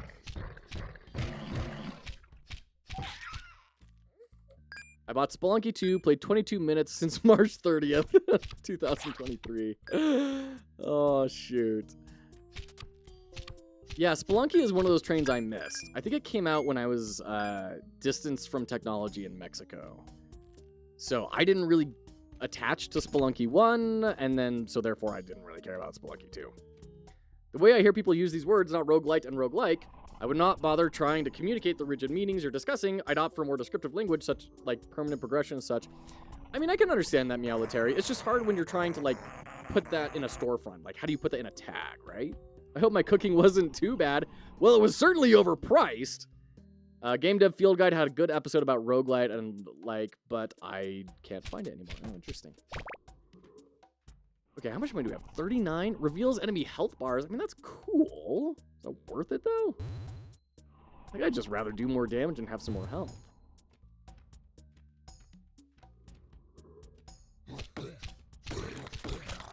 Yeah, in my mind, it's as simple as you buy increased power for future runs or not. I think that's a very static, clear definition. And I don't know why it needs to be more complicated than that. I'm open to people addressing that. I don't know why it can't be as cut and dry as that.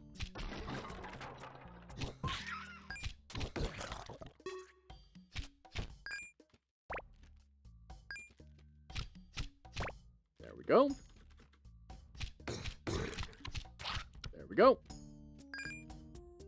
I feel like I'm getting better at the game, but I also might be getting worse. I'm kind of at that stage of skill acquisition.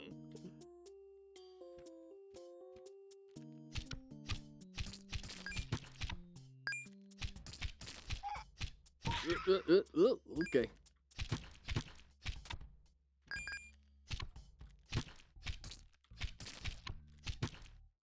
Go. All right, that was pretty clean. We have yet to take damage, I think, at all on this run, so that's good. And we're getting a ton of money here. Sheesh. I would love another store. 61 gold after having already bought 2 items? This is a freaking rich playthrough. Back when everyone had played Doom, it made sense to say Doom clone. Yeah. When people started playing other things, the term dropped. Meanwhile, how many people have actually played Rogue? Yeah, no. How many people know what Rogue is? Absolutely. Oh, it's so sad every single time. Golly. Ah. Hey, get out of here. Inexplicably have your face ripped off by crossbow bolts. Oh, Turok would be so proud. I haven't played Rogue, never even heard of it. Oh man, Blades. Yeah, see that's the problem with kids these days, you know? Yeah, I mean, it's one of those ASCII rogues, right? The original Rogue, your main character was an @ symbol.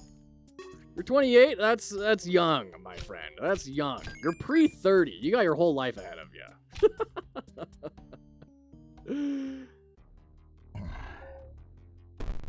Take it while you can get called young while you can. It goes away. It goes away really fast. So I'm curious, do I do more damage if I hit him in the head? Like, I know we knock his helmet off, but does that mean anything? Ah, stop accidentally going out of the screen. Oh, jeez. You see that? The rock killed him. That was great. That was funny. Okay. Oh, no. Oof. Okay, so we knocked that off. We're gonna... Jeez! More damage is getting hit in the head. Okay. Let's take... Okay, there's no one behind us. Let the rock sail overhead. Okay. This is going fine. Oh,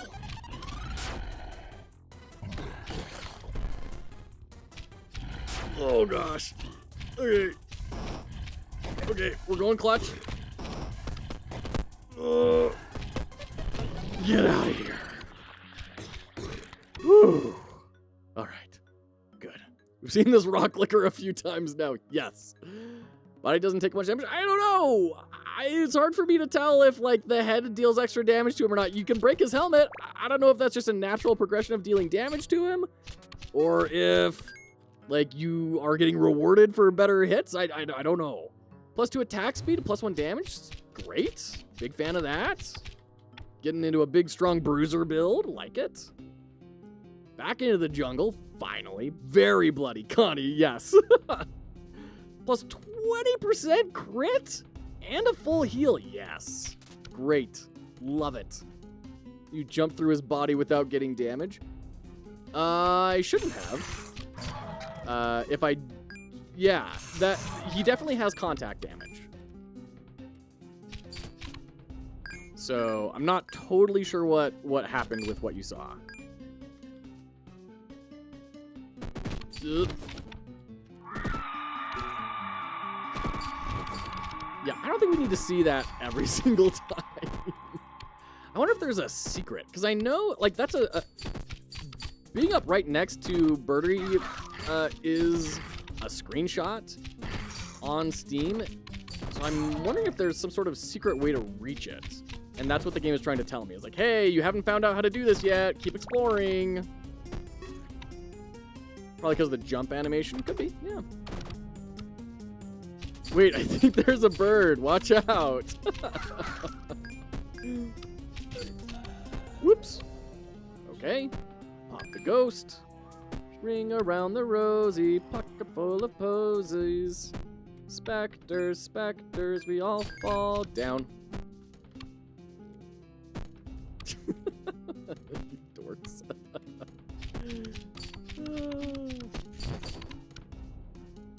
Okay. Okay. Whew. Really glad there weren't some spikes down there. Alright, I think we're good.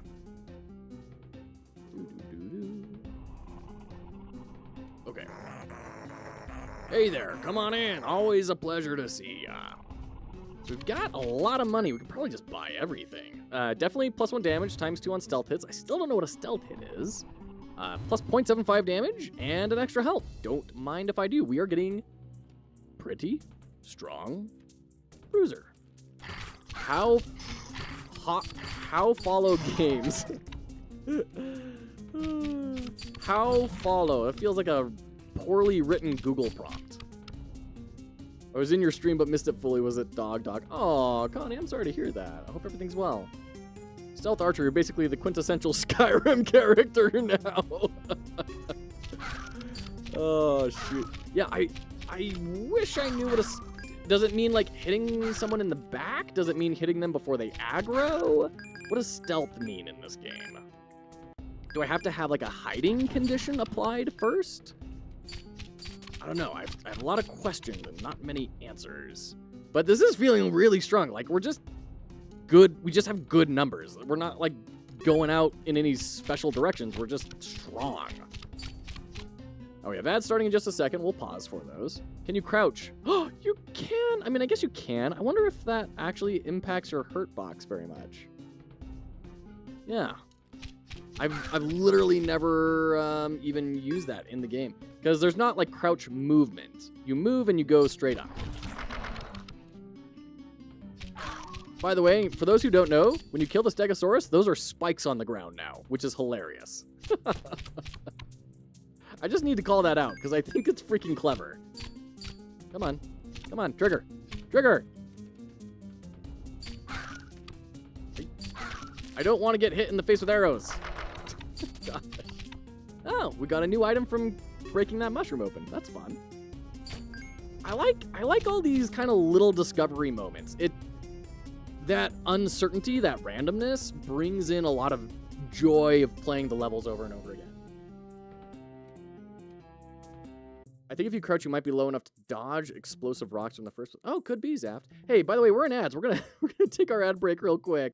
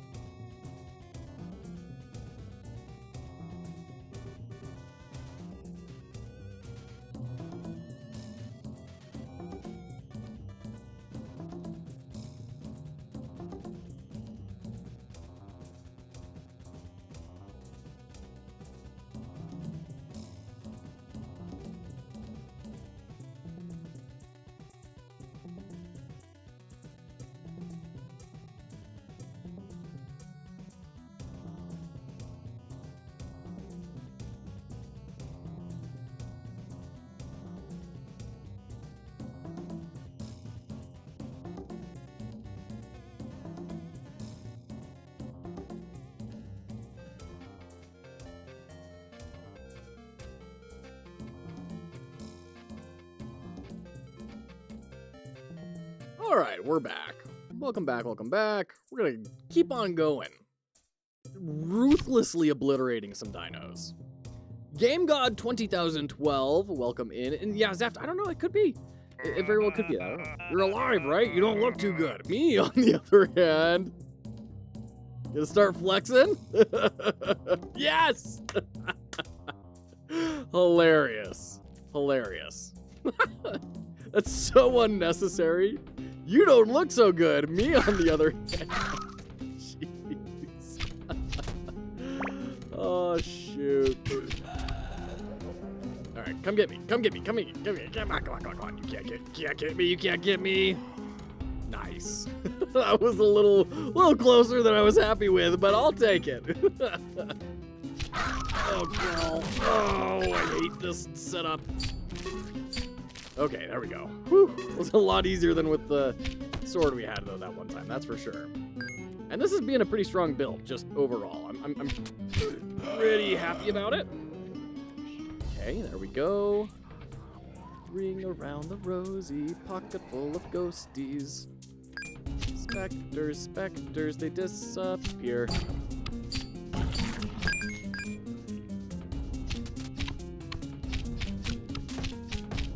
Go. Gotta kill all the grass. Speedrun grass death.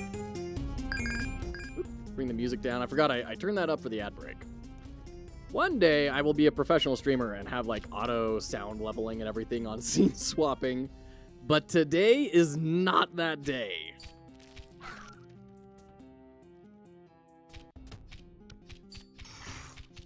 Get wrecked, get wrecked, get wrecked. Come on, hit the stegos, come on.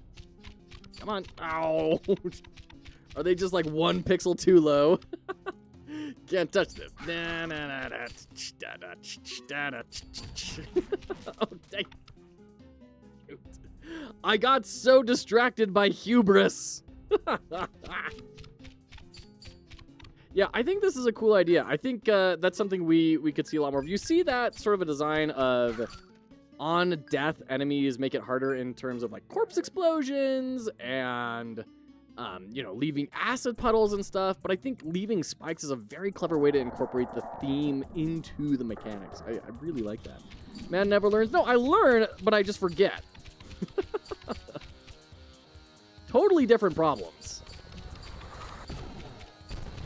Oop. Come on, come on. Not. I'm curious what happens if we kill the top one first. Man, are we doing a lot of damage. Jeez. Okay, are you gonna start doing... Yeah, you are. Okay.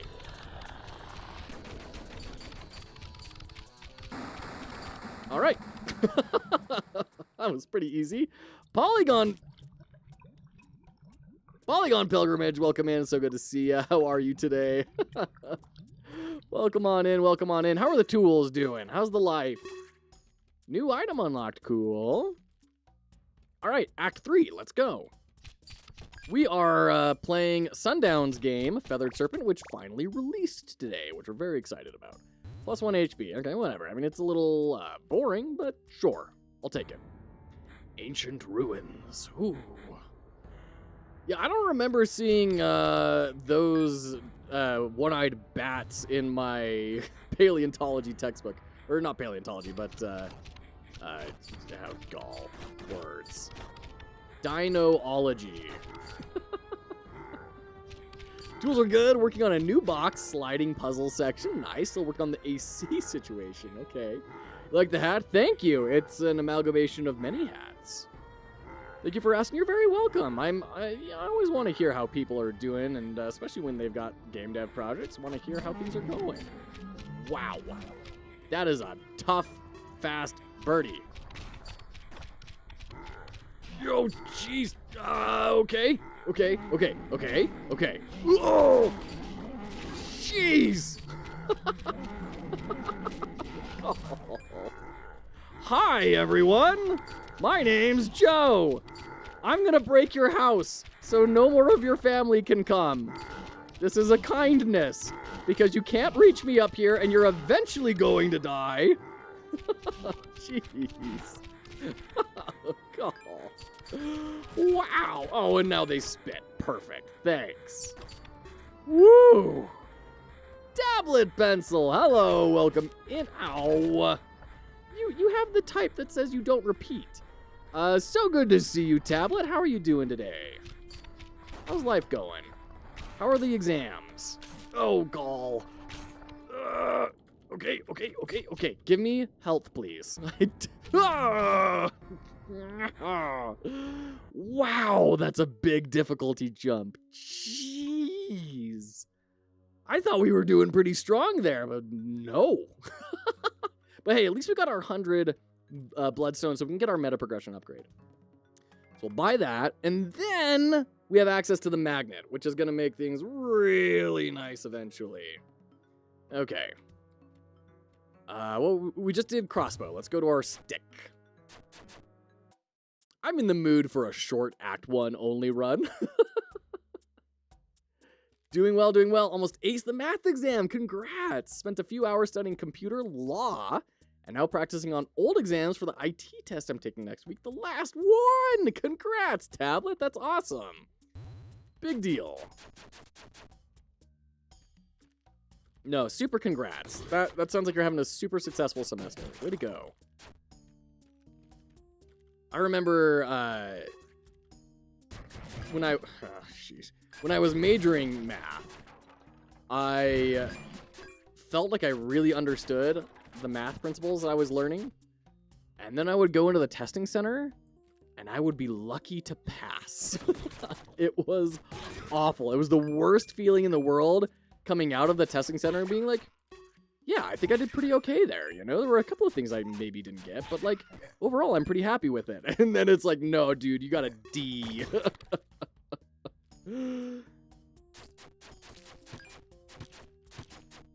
Okay, I don't think I need to kill those. I don't think those give me anything. I'll just let you be on your merry way.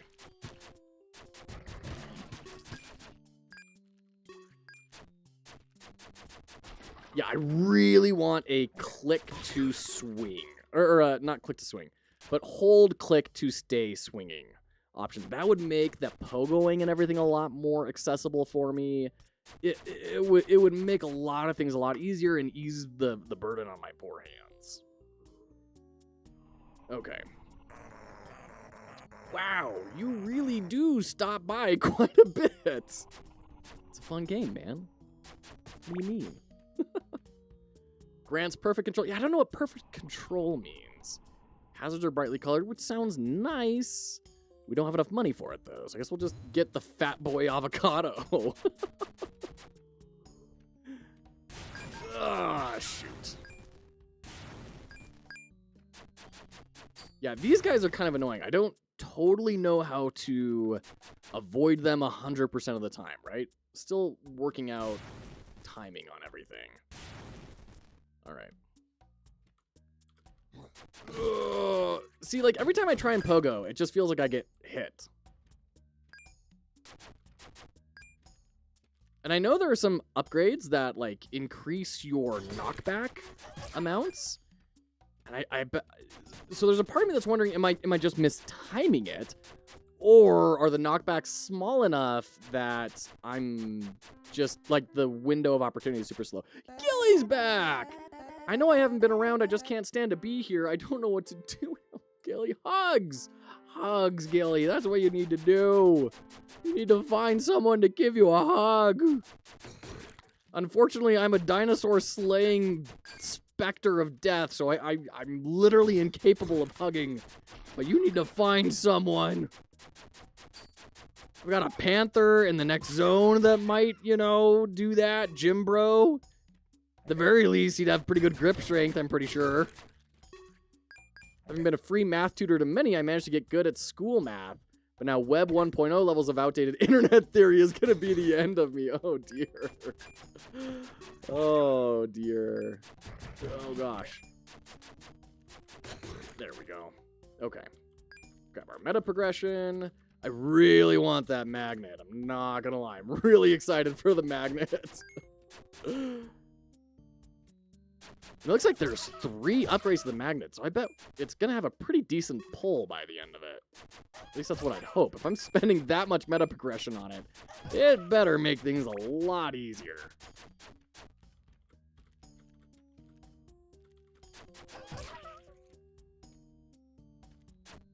No! Darn it. My mouse moved out of the window and lost focus. Shoot. That's why I took that damage there. Happens a good amount, unfortunately. Can I... No, I can't change the size. Ow, stop it! It's especially egregious when I need to move up really quickly. That's when I'm most often, up or down, I'm running into that problem. That's okay, though. We'll work around it. It's okay. For what it's worth, I think this is like a perfect Steam Deck roguelite. I definitely plan on playing this a lot on the Steam Deck. Also, good dust poof on the landing there. It was good. And I don't know if you noticed this as well, but very clever with the hut design. Oh, making it look very distinct so you don't necessarily try hitting it too often. Ah, yeah. Ugh, dead. Captain Coder! Hello, welcome in. By the way, if any of you have not signed up for Captain Coder's Game Jam yet, go sign up for Captain Coder's Game Jam. What's wrong with you? You can learn something. You get paid to do it, possibly. My goodness. Definitely go to Captain Coder's Game Jam. And then when you're done with his Game Jam, go join my Game Jam. Happy Tuesday. Welcome in, Captain Coder. We're playing The Feathered Serpent, which Sundown just barely released today. Very excited. So we're doing a playthrough. We're talking about interesting design points as they come up and having a great time. Thanks for the plug. Oh, you're very welcome. You're very welcome. You don't have time. Yeah, Foolbox, you are doing everything. When are you going to take a break, man? When do you get time to just be a fool in a box? You know? That's my question. When do you just get to be a fool in a box? Plus 1 HP. Okay. Oh. No! Can't lose the fez. Foolbox is still in the chat. We got to keep it on. 2 days apart, yes, 2D Fighter. And what's even worse, even more egregious, is Pirate Softwares is like 4 days after after mine. So, yeah, it's Game Jam season, apparently, in the community. Oh, jeez. 2 damage? Oh, give me a break. And then GMTK, yes, you're right. You get to rest after Comic-Con, but then it's back to grinding. Oh, shoot. Do you have a release date for Block Shop yet, Foolbox? Whew.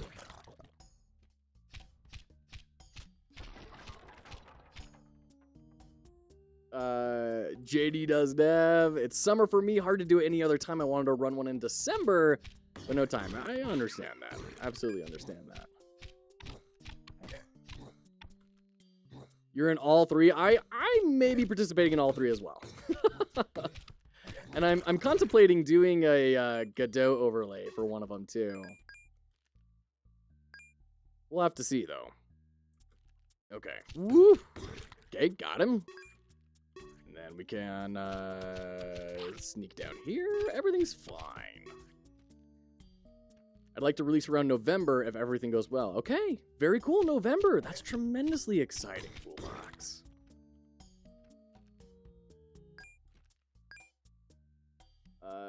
What is that emote with the sacks? Amazing.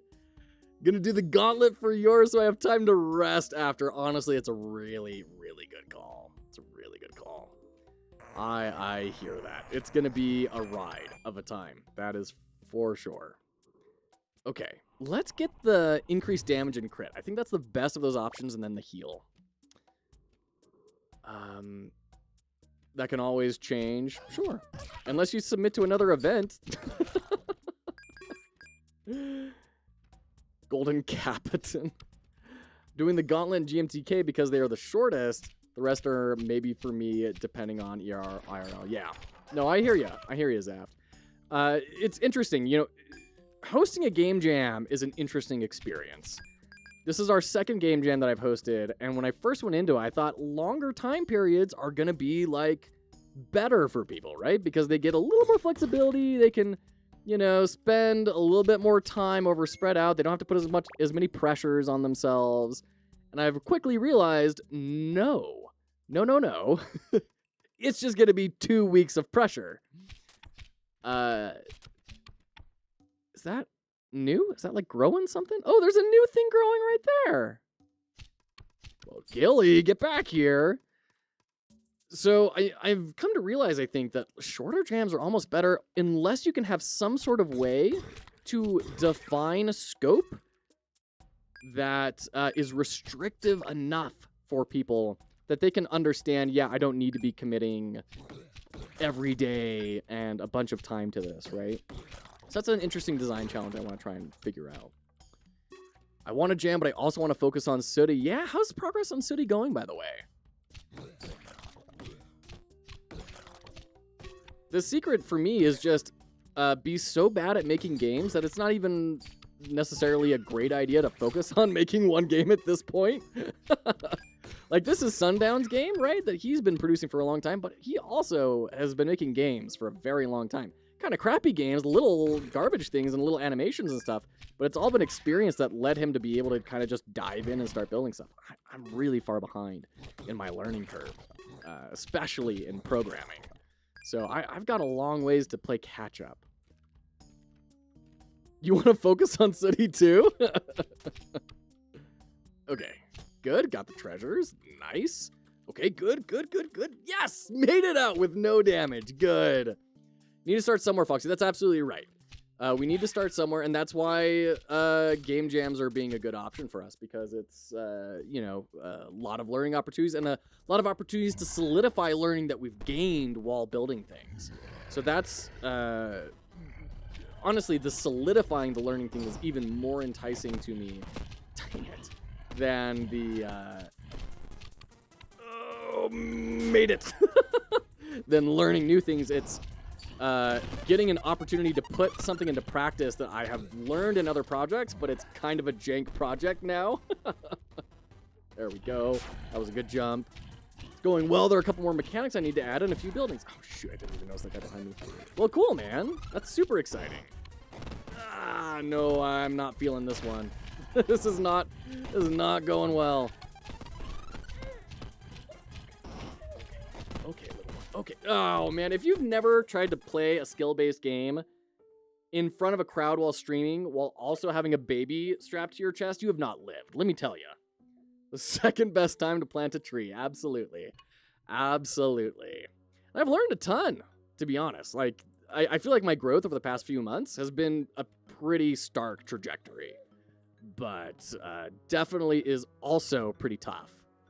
We did crossbows, so it's time for sword. Think about your family. Yeah. Okay. Here we go. Okay, let's try some milk. You want some milk? Yeah, there we go. So now I just have to, like, play with a slight backward lean? Okay, bro, if I'm doing the backwards lean, the least you can do is turn your head so you can eat from your bottle. So we got a revive. That's good. Sounds like me playing Street Fighter 6. Oh, yeah. For those of you who are unaware, 2D Fighter, who's in the YouTube chat, he has twins at the moment and a pretty decently sized family outside of that. So, oh, man. Yeah. I can't imagine the creativity you have to unleash to do anything right now.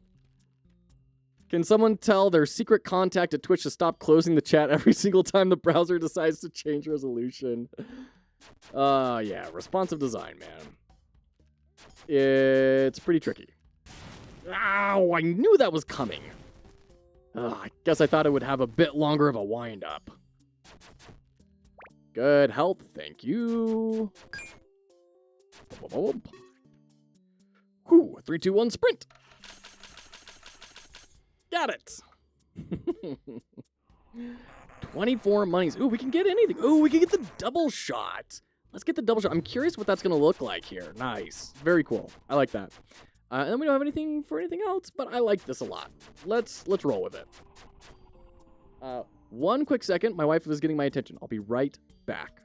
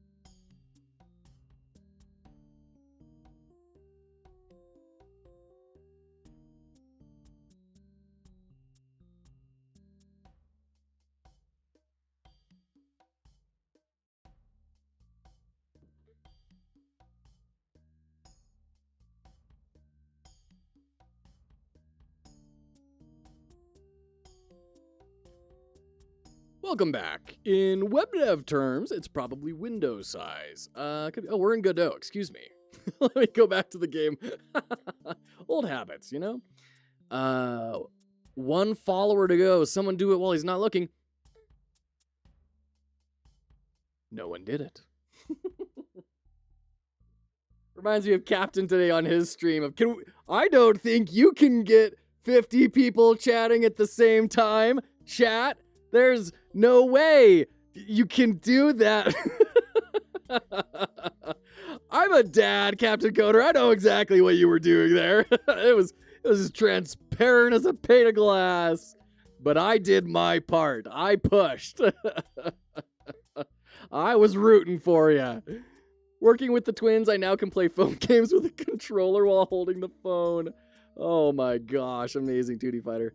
Did I tell you Obi wants to induce the Obi wants to induce your wife Thursday or Friday? Jeez, Blaze. Oh my gosh.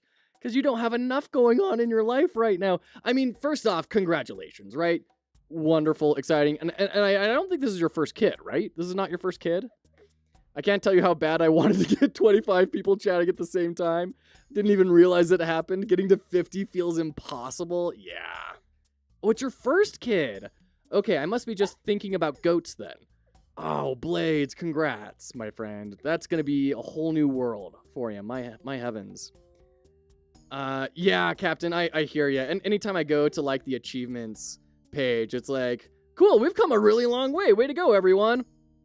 It's going to be impossible to get to these next things until we break something open. I'm at 19 out of 20 for getting people chatting at the same time. And, like, that is, oh, so close. Goats. Yeah. Oh, there we go. That was a good burp. Well done. Congrats. Just remember there's no warranty for those things. Yeah, I tried to return one once, and they didn't let me do that.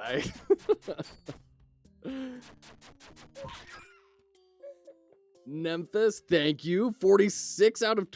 You're at 46 out of... Wait, of chatters? How did you get to 46 out of 50 chatters? Like, I mean, no, I don't doubt that, like, you're a great streamer and everything, but, like, you stream, like... once a year. When was the last time you streamed? Big boy raid. Okay. I had a dream Pirate Software raided me and I got it all done in one go. There you go. Funnily enough, I had a dream I was on a podcast with some people and then Pirate Software raided me during the podcast. And it was this like wild moment. The real dreams, yep. May 3rd, that's a good birthday. Someone I care very deeply about. May 3rd, that's the day. It's a good one. It's a very good date. It's growing. It's growing back. So is Gilly going to realize that destruction will never fill the hole in her heart and it's going to be about growth? She has to raise the scion of the tree she ruthlessly cut down in an effort to feel alive. I'm liking this double hit. It's feeling pretty strong. If we can get that, like, double damage relic, ooh, boy, we're going to be cooking.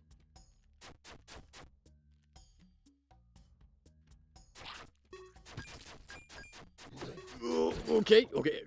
Don't hit those spikes. Jeez. Oh, I was flirting with those things real close. Okay. We can jog, because I have a standing desk. We can jog.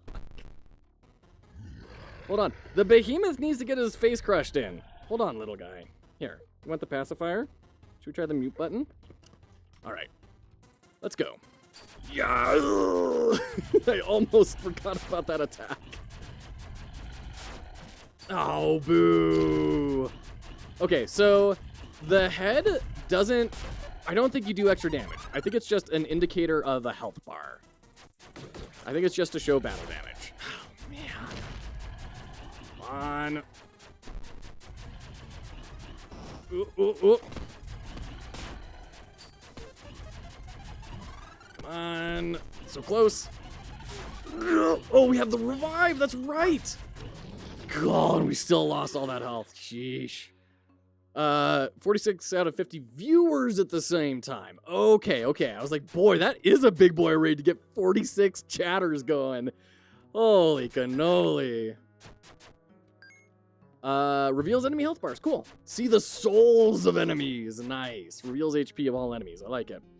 Honestly, if you wanted to go like the Dark Souls route, you could just remove that reveals HP of all enemies and just say sees the soul of enemies. I think that'd be cute. Ooh, +2 damage, +5 crit strike chance. That's essentially +4 damage with our double swing here. That's great for us. How do we deal with this? I think we just time it and swing. There we go. And then we can jump over. Oh, I can jump over. Okay. There we go. That was like a little puzzle. That was buff. It's above, under the VIP section. Yeah. And it may only like get unlocked after you've done a little bit.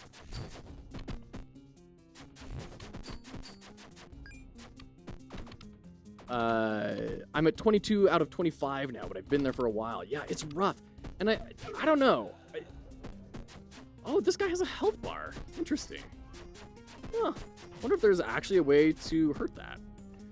I have wondered, is the game dev community more lurk-oriented or less lurk-oriented than other games? Because I go into streamers that have, like, 70 to 100 people watching their stream. That are just game streamers, right? They just stream games. They're not developers. And I can't believe I jumped over that. And like chat is dead silent. And I don't know if that's a culture thing or if it's a culture thing of those viewers or of are game devs chattier maybe than other audiences. I don't know. I'm really curious about it though. Ring around the rosy, pocket full of ghosties, specters, they disappear. There we go. All right. I was hoping it'd go up to 30 after that one. It jumps up to 50. Yeah. You're at 22 out of 25 people chatting at the same time. My goodness. Good for you. I think every streamer is a bit different. Not sure it's category related. It could be. I mean, there's definitely a lot to say about how do people engage, right? And how do you, I've heard people say, put something controversial in the title or a question like, oh, pineapple on pizza sucks. And then, entice people to come in, right? So there's definitely something to be said about that. So we're getting his new meal, and maybe are we going to get upgraded meals now? I hope so. I like that. I like that idea of kind of like this pseudo skill tree progression in the NPCs. That's kind of fun. I like that. When Pirate Software was averaging 300-ish viewers, his chat was super active, but Lana Lux with 300 viewers always feels dead. Yeah, that's a fair point. Lana Lux, she's the one that whenever I tune into her streams, I never see her doing game dev. I've always seen her doing like co-working streams or something, and I'm like, man, well done. You found a niche for yourself. Pineapple on pizza is great. Get out of my chat. Some games have global audiences. Some people don't even understand the spoken language. It's a very good point. Happy release day, Big Hat. Yes, happy release day. Game looks great. It's a lot of fun. And in fact, a lot of the design concerns I had about it from playing the demo, I'm finding more or less to be alleviated in the full version, which is great. It's exactly what I was hoping for. I guess it depends on what kind of audience you cultivate. Game dev might encourage lurkers as background noise. That's what I've been wondering. Or it could have an active chat who want to participate in the dev of the game. Yes, 100%. Both of those things are totally true. Turns out the world is a complex and varied space, and trying to predict it is maybe an ultimately futile gesture. I've raided with like 50 people where I was the only chatter, and I've raided with 20 people where 15 people were chatting. Yeah, 100%. Blades. Listen, man, I don't make the rules. You're the one that said you like pineapple on pizza. I don't know. This puts us at an impasse, Blades.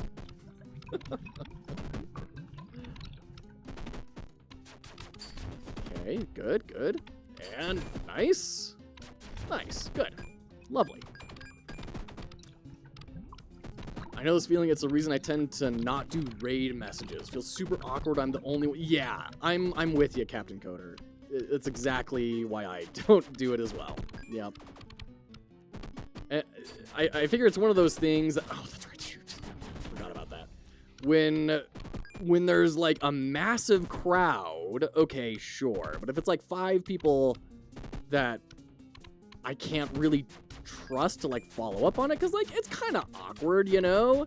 If you're one of 3 people sending the raid message, even if you're not the streamer, you're just the participating person, it's a little weird, you know, to jump into someone's stream and just be a couple of people sending this obnoxious message. I don't know.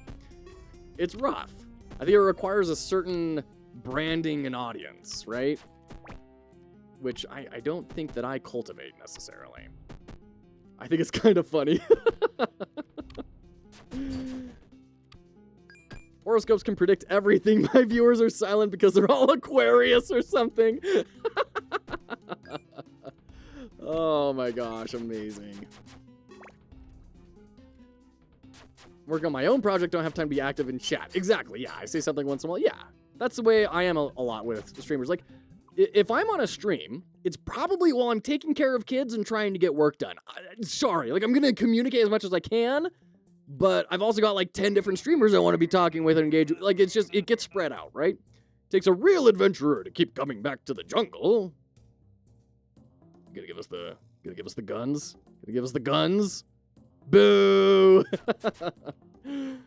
My raid messages are always questions to make people talk. That's very considerate, frankly, on the part of this room. It's a very considerate thing to do to support a streamer. And it's one of those things you never really would think about until you try streaming seriously to notice, holy cow, that's like a really good, nice gesture.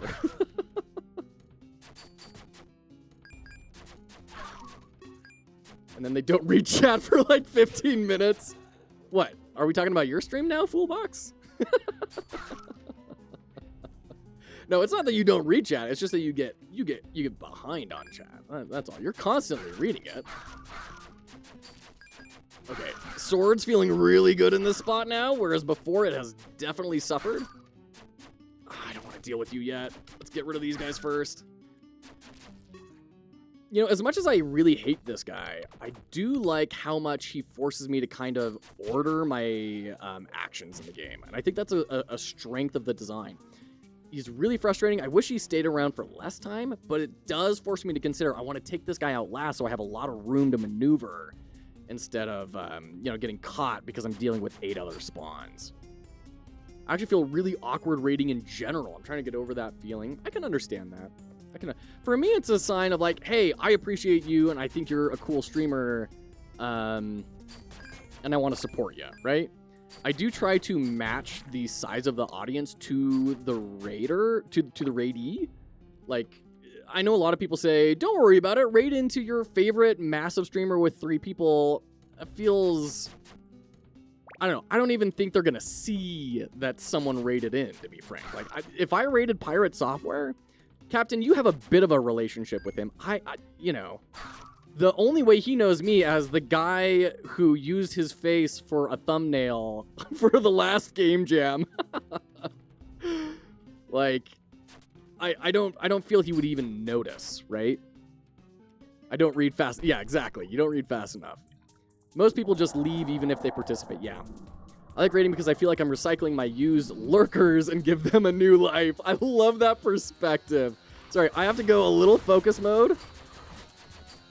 Oh, can I? No, nope. This is a bad strategy. Shoot. Yeah, that was not the best strategy. How do you kill that dude with the sword? Holy cow. I like raiding, right, by handing them off to someone else, I feel bad not raiding because I could give someone else a needed boost even with 2 viewers. I love raiding into tiny streamers and giving them a boost for their day. Like, because it's not going to end there for their day, right?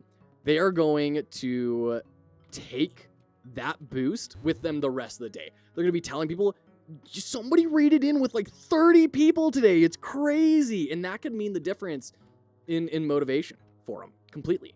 That could be like the day. And, you know, that's a big deal. I used to love raiding into Thor when I would have 100 plus. Now it feels really awkward. Yeah. I really miss when his community was a little smaller, really hard to participate these days. That's always the struggle, right?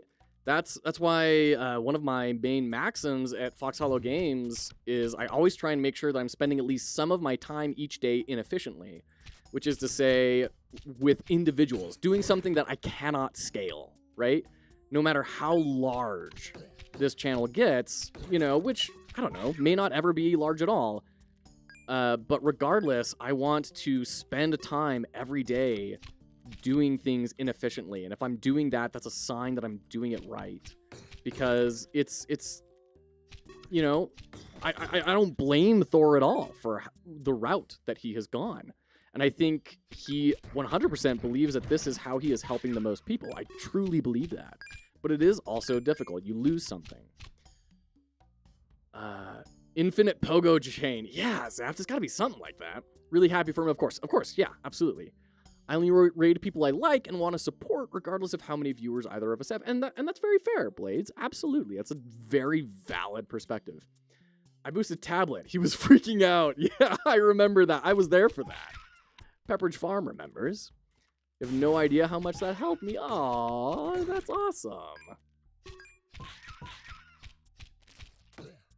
Now I won't raid someone when I have like 3 viewers and they have thousands. That seems useless. Yeah. Okay, there's the magnet cheese. Never raid up. That's why I send my viewers to Foolbots. Oh, jeez. Yeah, y'all are spicy today.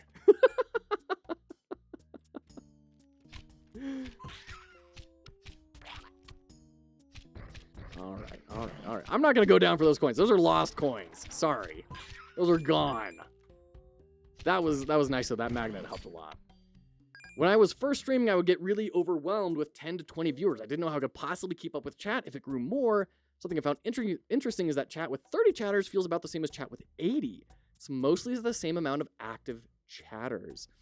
Yeah, that makes sense, Captain. I've been learning that a lot, that when you have a smaller community, there's a higher rate of engagement, right? And then as that curve of activity grows, you get the psychological group principle, right? Like where if you're in a crowd and you yell, someone call 911, no one's going to call 911. But if you point to someone and say, you call 911, that person is going to feel responsible. It's the same thing with stuff like this, right? The more people that are present, the less you feel like you need to engage. Cricket would enjoy a raid if you do it later. Yeah, maybe. Cricket's a great guy. We raid into him a good amount. 30 viewers versus 80 viewers, exactly that. Yeah, Captain, for sure. Okay. Oh, we lose all of our current... We only have one item, though. This might be worth it to half shop costs. What's this one? Full heal plus 1 HP and plus 0.5 speed. I think we go with this. I think we're going to get 1 damage, 1 attack, 0.1 speed, and 10% crit, and shop costs 50% less. Whoa, that is way more than 50% less. What are you doing? Is this a bug? That is way more than 50% down. People just say I have a nice voice and lurk now. There you go, Foolbox. You gotta ride the cozy, like, lull people to sleep train. As the viewership increases linearly, the engagement increases logarithmically, is what you're saying. That's called bystander effect. Thank you. I was really struggling to come up with what the actual, like, name was. They're so fun to have in the background while studying. This has been my experience. Yeah, 100%. Cool. Well, I feel rich. My heavens. We just got a lot of upgrades. Oh, no. Shoot, it clicked out again. No. Oh, that was one of the worst possible times that could have happened. Okay. We've recovered. We're fine. We got a health there. We got another health here. Never punished. We got another health from that guy. Never, ever punished. Everything is fine. All right. So what's fun is while we're going through this, I'm trying to think, how would I build this in Godot? Because this was built in Godot. Like the magnet thing. I'm kind of curious, how would I... Because that's going to be helpful in Overload to build something like that. Because attracting the different symbols together Could be a fun either power-up or interference effect based on how it's run. So I'm trying to think, how do I turn on or off a magnetism? Oh, shoot, a magnetism effect like that. Wait, we can pray at these things? I didn't know that. What is this? Are we in a challenge dungeon? What is this? Another thing I struggle with when streaming is doing it consistently. Well, I mean, Blades, you have a family. You've got like a farm. You are going to work. You are going to school. Like, your schedule is a little packed. You're about to have a newborn. That's going to be a big wrench thrown in. So I don't think anyone would blame you for that. I guarantee to you about 1,000 times easier than figuring out if a point is inside a polygon. That was a fun one. Yeah, that was a we'll just not do that. You don't work on the farm anymore since you moved. Okay, all right. Replaces your weapons with popcorn. See, okay, we're in this peaceful cave, blue petals falling down, skeleton out of the ground holding a relic. What is this relic of a bygone age? An unpopped bag of microwave popcorn. Yes, give it to me, please. Let's go to the movies. What is this gonna do? Oh my goodness! Wait, hold on, are those hurt boxes? Whoa, that's gonna be cool. Alright, keep an eye out for these things in the future. I like balls, let's make you squishy. Okay, that works. Wow, that seems really good. Okay, I like this item a lot. Wow. Are you gonna get killed? They are hurt. They're active projectile. Wow, that's super cool. That is really cool. That's a fun upgrade. It's silly and powerful. That's a great combo. Oh, jeez. Okay, that was a really good shot, I'm not gonna lie. Oh. Okay. We'll just load some corn into... This is like Trolls 2. Oh my gosh. If none of you have watched Trolls 2, save yourself the despair. Don't watch Trolls 2. But for those of you who have watched Trolls 2, you know exactly what I'm talking about. Oh my gosh. Is that popcorn? Yes, it is, Nemphis. You missed it when we prayed to an ancient shrine and went to a mystical cave with blue petals falling down and an otherworldly blue skeleton rising from the depths holding an ancient relic of unpopped microwave popcorn. So, welcome in. Holy God, it is really strong too.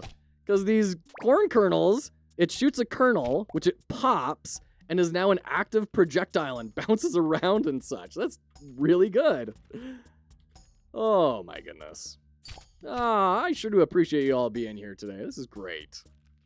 It is wonderful having you all here. Thank you for making some time to be a part of this.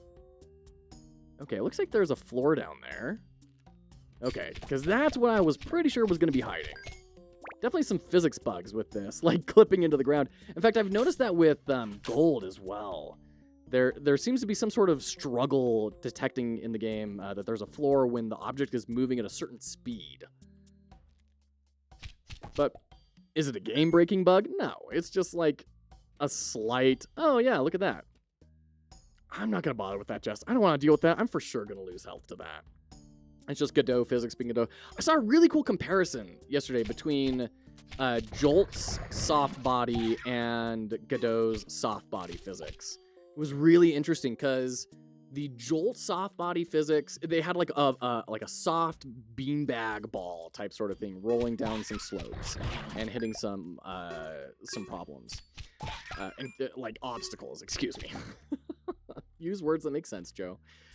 And the Jolt 3D one behaved pretty good, except it kind of looked a lot more rigid than the Godot soft body. The Godot soft body looked fantastic, but it kept clipping through the floor.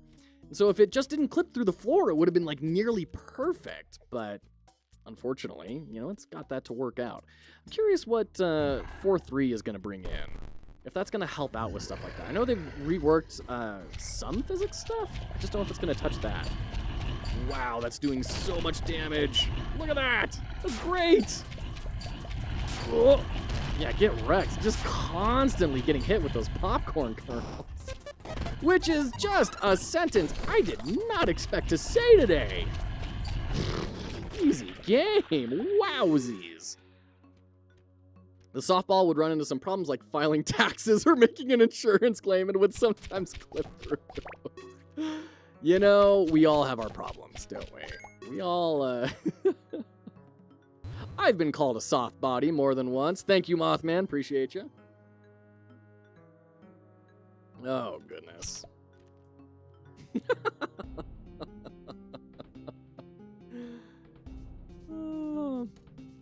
Oh, what's this eyeball again? Oh, yeah. Grants perfect control. Hazards are brightly colored. Greater control. I don't know what that means. Like greater air control? I kind of felt like I had 100% air control before. We didn't really have any sliding. I don't know what control it's referring to. It's the prologue to a game I'd play.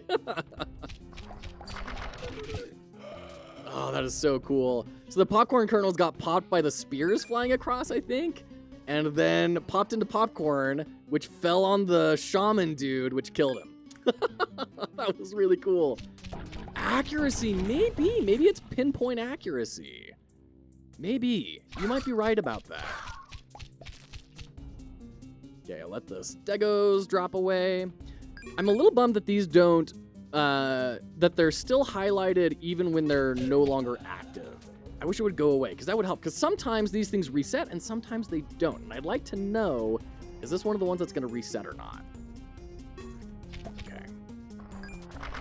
Oh, dropped way too early on that. That was silly. That was all on me. Guess Block Shop is on hold now. Time to make that. Okay, come on back. Oh, there we go. Okay. There's Birdie. Someday we'll figure out what that's all about. And it's such a long and loud sound effect.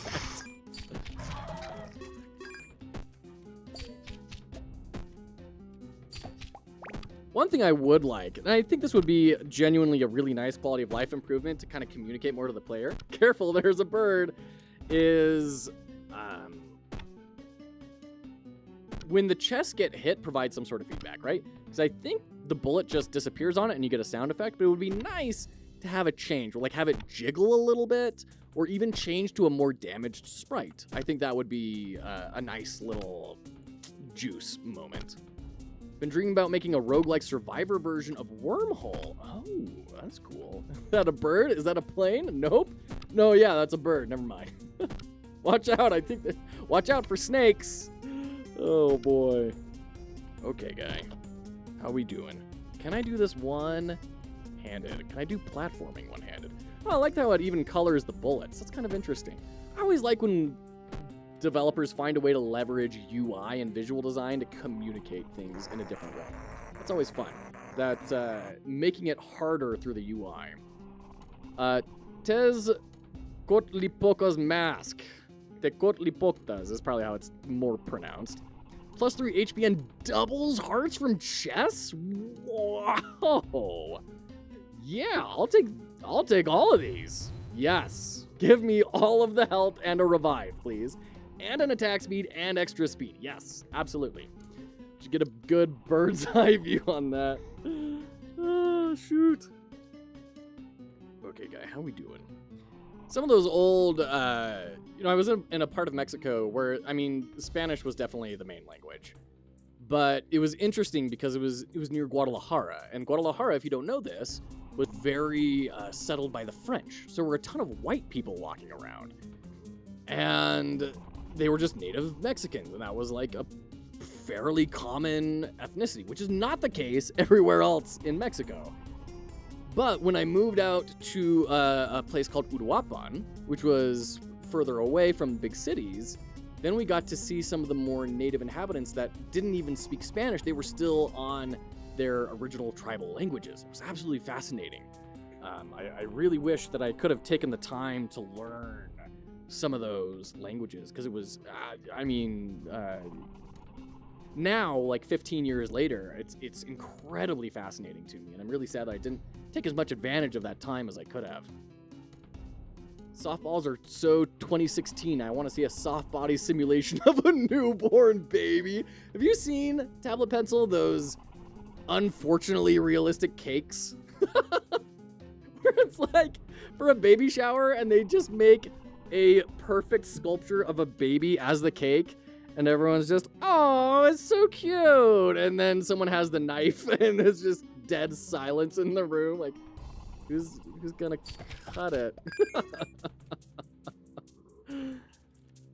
All right, I'm feeling pretty strong. Getting that half off on the shop that early is really good. We got the popcorn going. I'm feeling pretty good. Baby reveal, cut the baby. Oh, shoot. All right. Yeah, I'm feeling pretty capable here. Being Lithuanian abroad is fun because there are so few of us that when you accidentally hear one, it's like, what are you doing here? Go back into the forest. The inside is blue or pink. Oh, that's so awful. Oh, hey, it's the missing number dinosaur. Hey, he's coming after me this time. No. No. Bad dinosaur.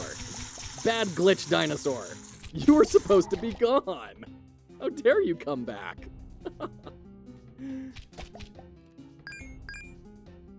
Just make it purple.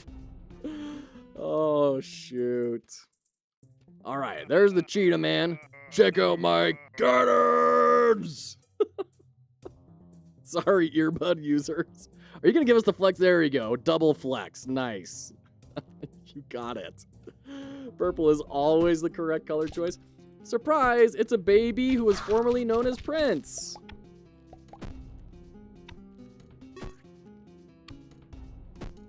Popcorn equals easy win. Hey, Sundown! Good to see ya. How you doing? How are you, friend?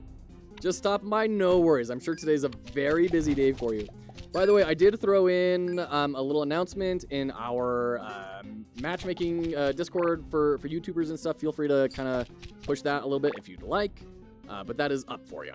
So the stream's going very well, thanks. It's been a blast. I have successfully made it into the third area and successfully died every time, I would like to say, at record speeds. So, you know, I think I have my claim to fame already.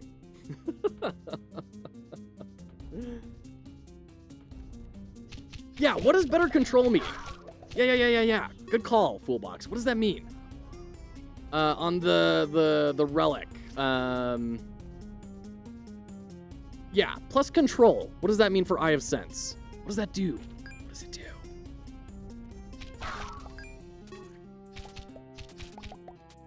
Because, like, it feels the same movement-wise. Not better control. Yeah, perfect control. Perfect control. Alright. Let's get to this boss. I think we're gonna do this pretty well. I'm feeling pretty strong here. Okay, we got the... Yeah, we can shoot at the top boss, and it's gonna rain popcorn on the bottom boss. Holy cow. That's really strong. Yeah, I'm just gonna hang out up top. I'm just gonna pull a Mega Man here, and... yeah. Yeah, that was about 8,000 times easier than the sword was. Wow, GG. Better control removes all friction. You can full switch momentum and air. It's slight also. Yeah, I did notice the highlight hazards, and I like that. I like that a lot. But, man, the movement felt exactly the same. Okay, I'll have to keep a closer eye on that. When we die, because we're for sure going to die, how does that feel when we don't have it? I need to have a before and after. Gladly take extra damage. Sword is pain. It really is. Is it supposed to be like a challenge? Because it feels way harder. We got the plump strawberry. Ooh, we unlocked, what, strawberry jam? Look at all this health we have. Jeez. Popcorn thing really made me smile. Yeah, that was a fun time. going into this ethereal cave of mystic imports. Okay, so it's been a minute since we've actually talked design. Let's talk design. That is the basis of great comedy. It is something that is that shouldn't be, right? So you contrast. And that ethereal cave of mystic import, giving something as mundane as a bowl of a unpopped bag of popcorn, is very should not be, but is. You have to be careful with it though, because that can also elicit anger. But it is a really, really good way to predict comedy. We have ads starting soon. I'm so glad there are a few items like that that are just fun. Oh, this is way more than fun. This is like crazy powerful. Yeah, popcorn is green. There's an interesting shader on the level, for sure. Woo!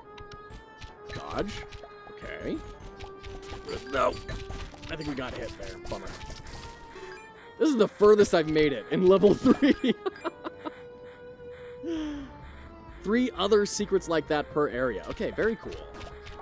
Oh, there's the bird again. Hey, we found the bird twice in one run. I also, we've been talking about how much I really enjoy finding, explosive barrels. Getting new, like, item unlocks from, keep closing out of the window. Getting item unlocks from stuff like blowing up the mushrooms on the ground and stuff. Like, it feels very rewarding, and it encourages me to really interact deeply with the world, which is very cool. I like that a lot. Good design. Well done. Okay, go. Oh, we're in ads! Shoot.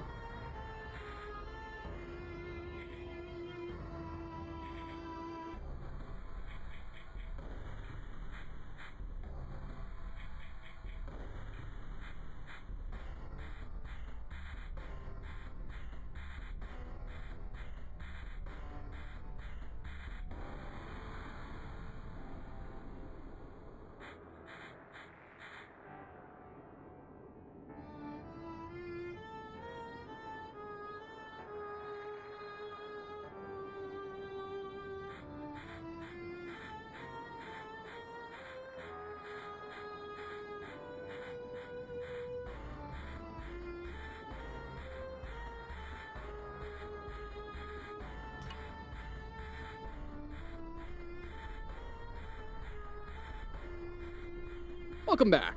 Let's keep diving through this. I think we got a good chance at winning this run. Not that I even know how many more areas there are, what the difficulty curve is. Yeah, Sundown, I'm so sorry about Steam. It sounds like it's been such a pain. What a disaster. Tecatlipoca's mask. He's the adversary to Quetzalcoatl. You are gonna need help. 50% off everything. Thank you. Plus damage, minus speed, plus 1 HP, increases player size? That sounds awful. I have to have it. 0.5 damage for that big of an increase in size is terrible. Holy cow.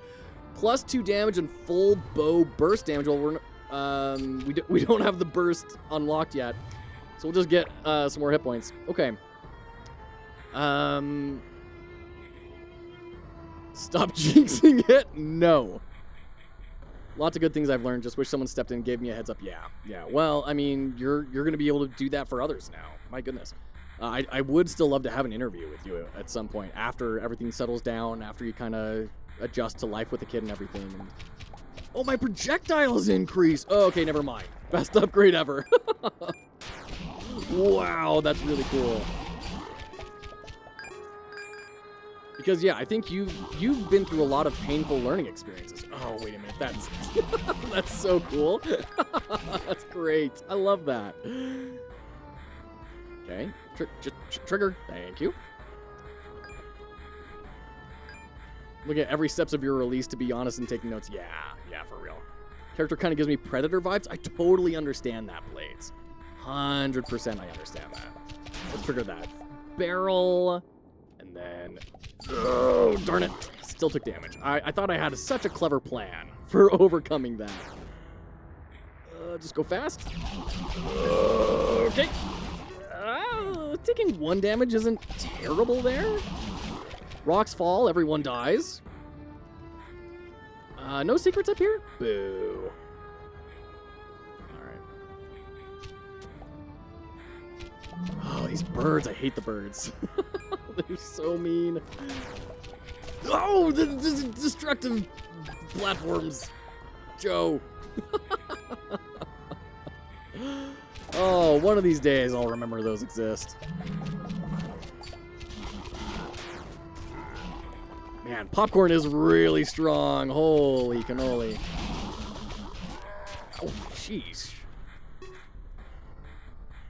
Okay.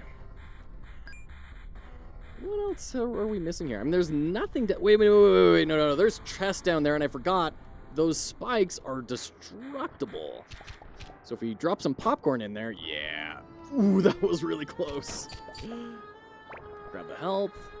There we go. Easy game. Sundown, why'd you make such an easy game? Come on, give me some sort of challenge. Oh, dear. Okay, in and then over and then back. Good, nice. That was clean. That was very clean. That was totally worth it. We've got 100. We need 150, I think. Oh, I've seen this guy in your streams. I've been wondering about Mr. Whale Man. Yar, the name's Riptide. I'd eat you, but it looks like you already been picked clean. I love Pirate Whale Dinosaur. That's a minor, too. Oh, my gosh. I love everything about this guy. That's amazing. Oh, dear. What? Golems? Okay. That's not a dinosaur.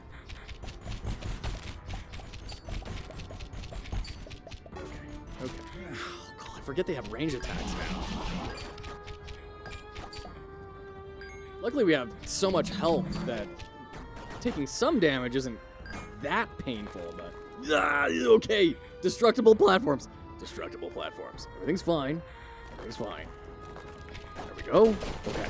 Back on track. Whoa. Okay, I guess that's the golem's attack. Big note to be aware of that. One interesting thing is, even though the popcorn is really cool, when it gets really big like that, it obscures a lot of those character models, especially those tiny little dinosaurs. They're on that back layer. And so it's a little hard to keep that visibility. I don't know how often that happens in late game builds. I would wager maybe not a ton of times, but it is definitely happening right now. Okay, we'll just go ahead and detonate all this. Get rid of the Game of Thrones thing. Good. Can I bounce it? Nah, not really. Oh, those are spikes. Okay. Alright, that's fair. Those look different. I will probably not make that mistake again.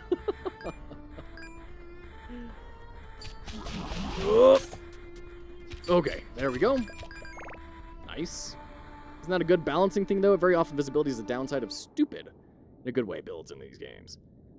Very often visibility is a downside of stupid builds in these games. Do you mean, like, it's good to restrict visibility because it kind of counterbalances the player from being OP? Is that kind of what you're saying? Oh, man, this is a bad place to be. Yeah, that was rough. I lost, what, 4 hearts there? Ooh.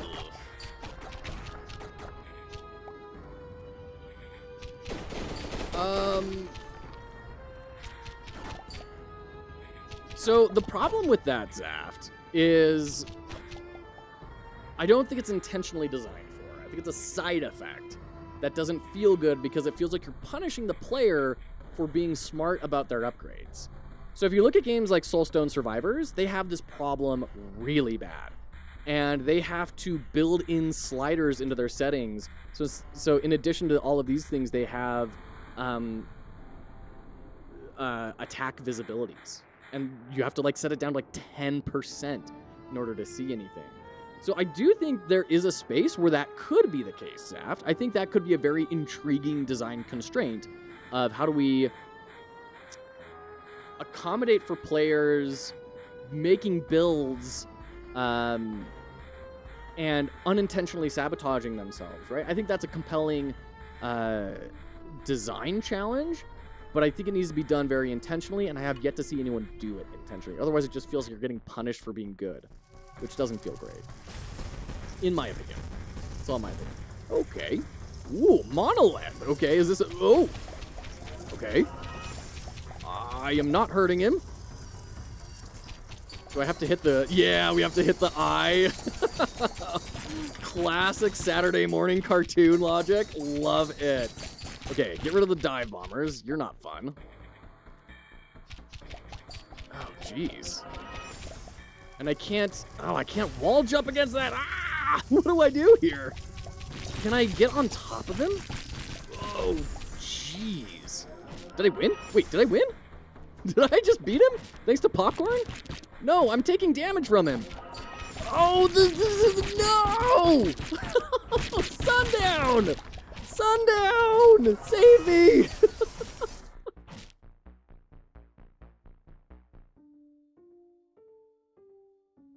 Well, that felt bad.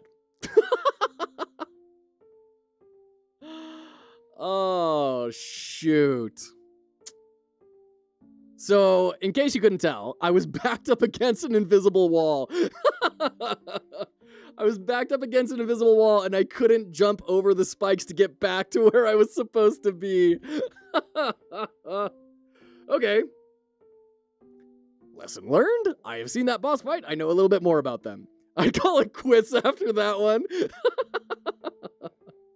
Oh, shoot. Binding of Isaac does it. It's kind of like a knowledge check. Interesting. You need to know what to take some items when you build crazy builds. What items not to take. Okay, interesting. Yeah, I haven't done pretty much any Binding of Isaac. So that's interesting.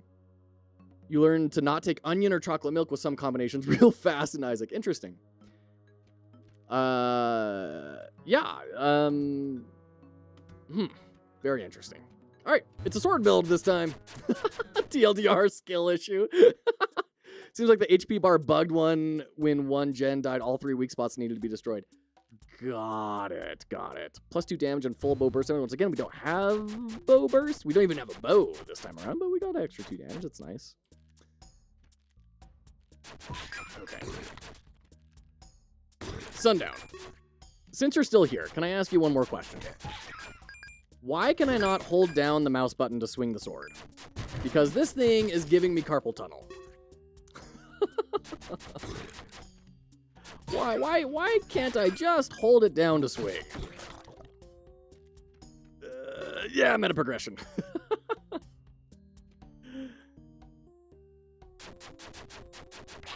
All right, Foolbox, what did you clip? What did you do?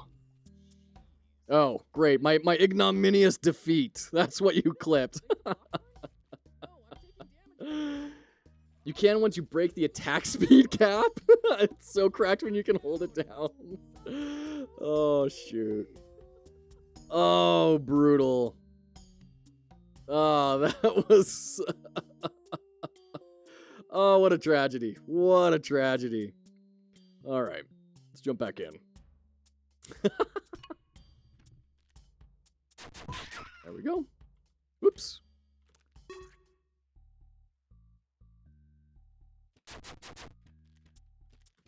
Yeah, because, like, legit, I'm probably going to not be able to play the sword very much after today, because it is for sure triggering some tendons that are not enjoying being triggered.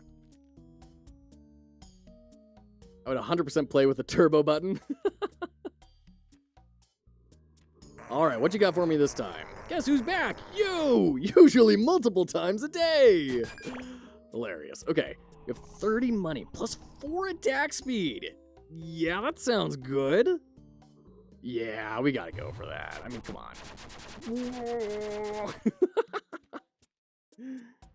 Simply run cheat engine. Oh, okay. Ah! This is me using my triple click button on my mouse, and it does not like it sometimes. Like I've mentioned before, it will randomly Oh, shoot. It'll throw itself across the screen sometimes. Okay, some money. Yeah, I can swing a lot faster than you can, sir. Okay. Ow! Come on, I totally pogoed off of him. Yeah, don't you dare throw that. No, thank you. Ah, give me a health pickup. Come on. Gilly, you got some health for me? Are you here yet? No, we're still growing the tree. Okay. All right, take care, Blades. Thanks so much for hanging out. It was so good to catch up with you. Hope things are going well. And best of luck with delivery. My goodness. Yeah, man. Just best of luck. We're rooting for you. Sheesh. Okay?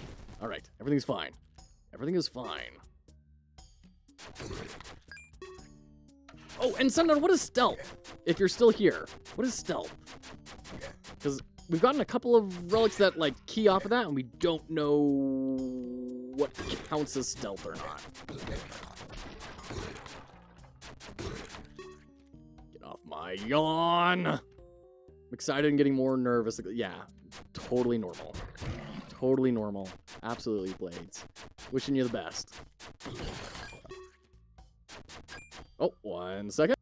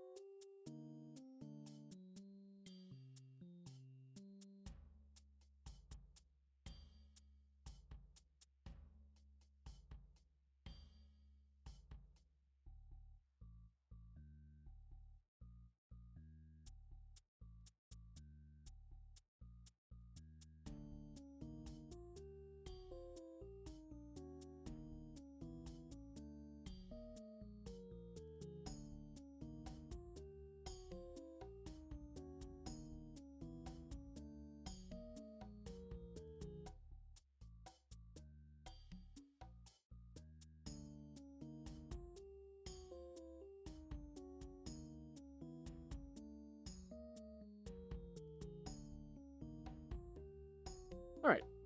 Thanks for your patience there. Wife just had some questions that we needed to get answered. Okay. All right. Cool. I appreciate tremendously that the game does not explain that. What, doesn't explain stealth? Okay.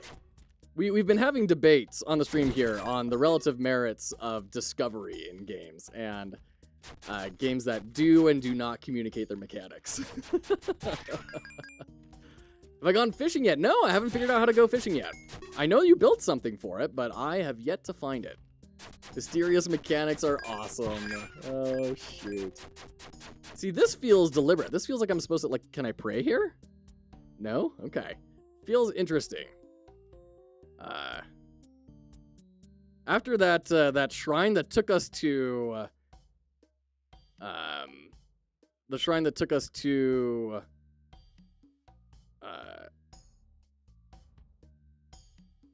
the popcorn place. Now I'm kind of on the lookout for all sorts of cool little secret things we can pray at. Wait a minute, was I shining over there? Did you see that? Am I going crazy? Must be going crazy. Gotta see the shark dude twice. Okay, that was the first time I met him. And then they start coming up. Okay. It's RNG and nothing spawned. Usually there are chests. Okay, cool. Hard to balance RNG, not gonna lie. Well, yeah, man. Input versus output randomness. You're doing all sorts of input randomness. That's the whole point of roguelikes. It's like managing the input and output. All right, Mr. Faceplate, let's go. Shit, I don't even know what I'm doing.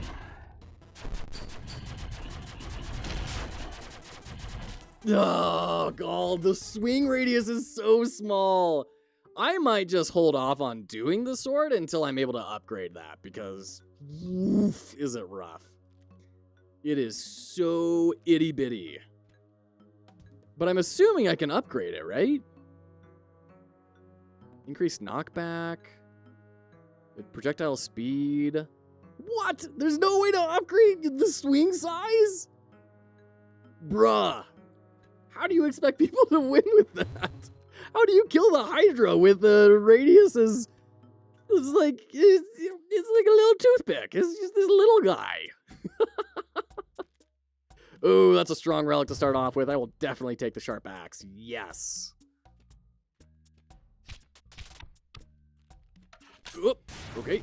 Everything's fine. Everything's fine. The second circle special attack. Okay. All right. The heavy attack. Okay. Well, I haven't even bothered looking at this because I'm gunning for increased meta progression speed.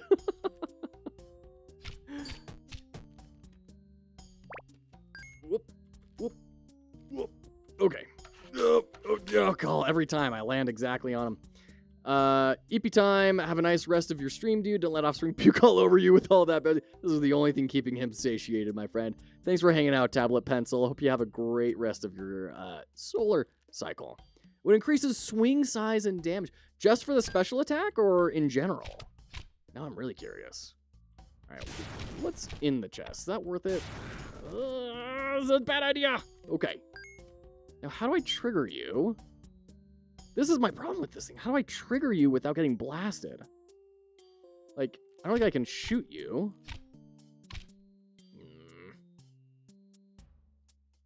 Yeah. I don't know that there's a way through that.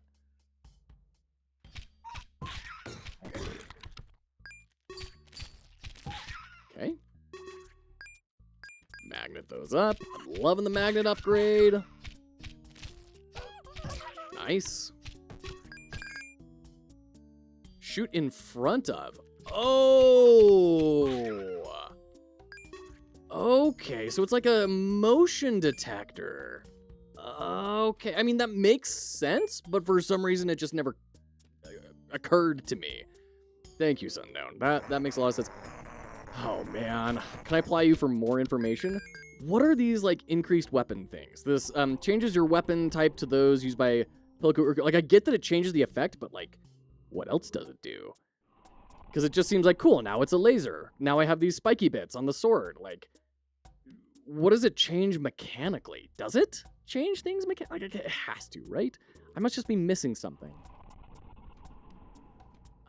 Do we want to heal? How much money do we have? 38. We can't get that and one of the foods.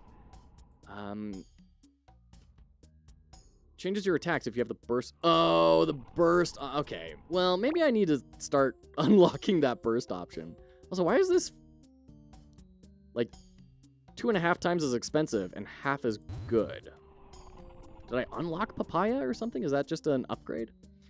Changes your right click. Okay, got it. Thank you. Thank you, Sundown. I need to go buy those because I can tell the game really wants me to have access to those. Okay. I can hit. When you're doing RNG right, it replaces balancing, but that requires you to actually run the numbers. Nah, I'm good without math. Thanks. Oh, shoot. No. Wait, there's another treasure chest over there. There we go. There's the health. See, never punished. It's all fine. There we go. Okay. Doing great. Everything's fine.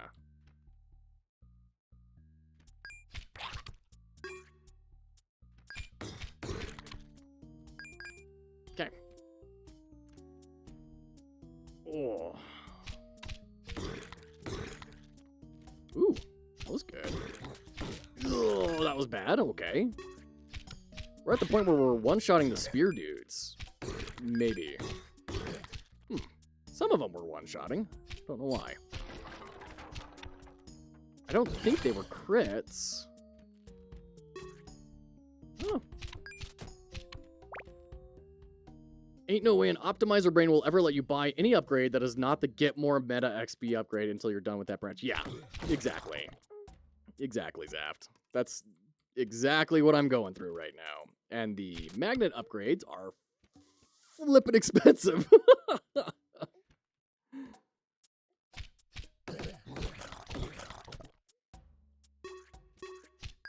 Okay, is there a treasure chest over here? I don't think so.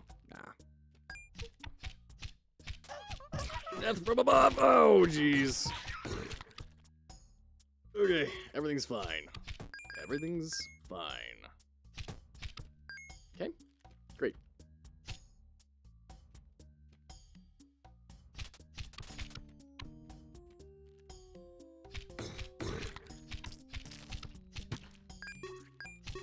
I realize there's no reason to kill the worms if they're not directly in your way. Oof. So we're just gonna, you know, do what we gotta do to get right here. And then we don't have to worry about the worms. Getting a lot of money. This is good. 111 coins? That's awesome. I hope I don't choke on the boss. There we go. Nice. All right, here's the boss. Speaking of, here we go. We got 5 health. That's a lot of health. I'm feeling pretty good. Not like I'm going to lick this giant rock good, but pretty good nonetheless. Yeah, there we go.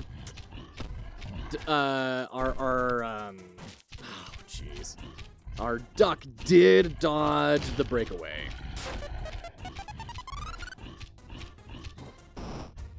Oh, man, right in the face. That was brutal. Still going? Yeah, Alex, we're still going. We've got a little bit longer left before we're...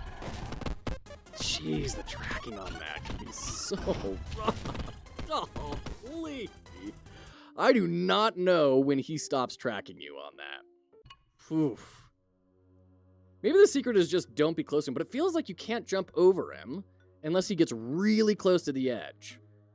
I don't know, maybe there's some upgrades that I'm missing or something. Do we go for an upgraded? No, we gotta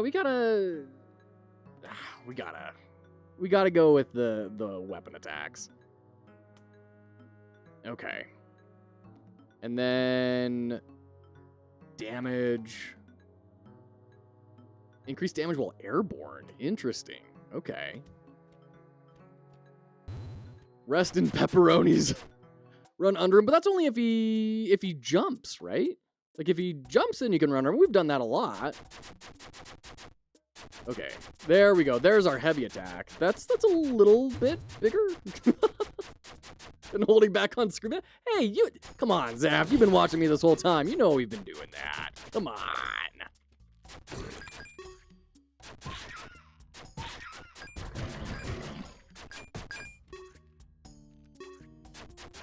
We have ads starting in just a few minutes. Board up your coffers. Bezos arrives. He requires more heat shielding on his rocket. There we go. This does feel better. I will say that for sure. Bait out some attacks to stall. Also do things. Oh no, of course, man. That's been the plan the whole time. It's been the plan to stream this all day as soon as it released. So happy to do it, and I'm having a great time. I really genuinely am. And I think it's being really interesting to observe, hey, this was built in Godot. We can talk about how this was built. We can talk about analysis and everything, and, you know, respect that this was all made by one guy. You know, it's been a really cool thing for the stream, so thank you. Plan on doing all your streams that long now, or is it one time only? Probably don't expect this too much. Yeah. Probably don't expect it too much, is what I can say. Sometimes I find random piles of stuff out there that I swear I've sold to you before. Oh, that's so depressing. All right, we got 31 money, plus 1 damage, and blood gem. Drop rate increased? Yo, you're getting me with the increased meta progression? Gotta. I'd like to do more streams like this, Alex. It's just a matter of time investment. And it's a matter of how do I provide for the family? Because the streams are pulling in some revenue, which is great, but it's not enough to live off of, like, even close. So to that end, we've kind of started putting a little bit more focus on YouTube. We've got a couple of scripted videos that I'm working on right now, a couple that are in editing, with the hope to try and grow that audience faster. Because if we do not grow the audience, then the streams are probably going to have to stop forever, and nobody wants that. So that's the struggle that we're working with, is how do we make this profitable, and not like Ludwig profitable, just like enough so that we can pay the bills. Mothman, thank you for that 100 bits. I appreciate you. You have been a stalwart supporter of the channel. Thank you. Appreciate you. Okay, I mean, we don't have the bow this time, but can we heavy attack in front of it? Yeah, we can heavy. Okay, that feels good. Now that I understand that, that felt great to trick it out that way. That was awesome. Gilly, are you here? No. Oh, poor Gilly. Feel terrible for her. Okay, there we go. There we go. And yeah, by the way, me sharing that was not me trying to say, like, hey, y'all need to start donating stuff. It was more just, this is the strategy we're trying to do in order to make this a maintainable thing where we can actually help the people that we're hoping to help. So that's all it was meant to be. We'll jump into the shrine and we'll do ads. Don't go anywhere. We'll be right on back.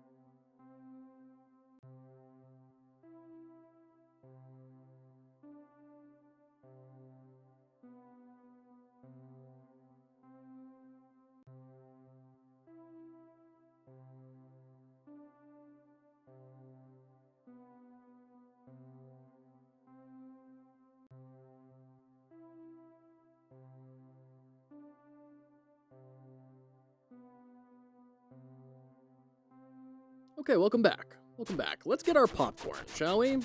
Is this popcorn? Is it going to be popcorn again? It is going to be popcorn again. I was wondering if it was just like an ultra rare randomizer. No, it's just popcorn every time. That's fantastic. Let's go to the movies.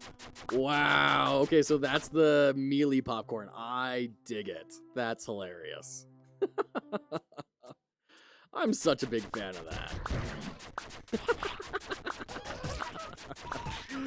Fly, my minions! Bring entertainment to the masses! Oh my goodness. Alright, let's grab this. Woo! Oh, just barely. Good, okay. Woo! That's so satisfying, and I love the sprite on it too. It just feels so raw and jaggedy, and I love it. Okay, and then just sprint. New item unlocked, cool. I guess for like, that's one thing I would like to know. Why am I unlocking that new item, right? New item unlocked, cool. Is it because I stepped on so many traps?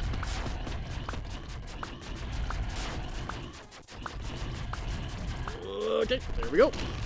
There, I ran under him. Are you happy? Yeah, this is feeling pretty strong. I guess if you're in melee range, that rock throw is probably just gonna go right over your head then, huh?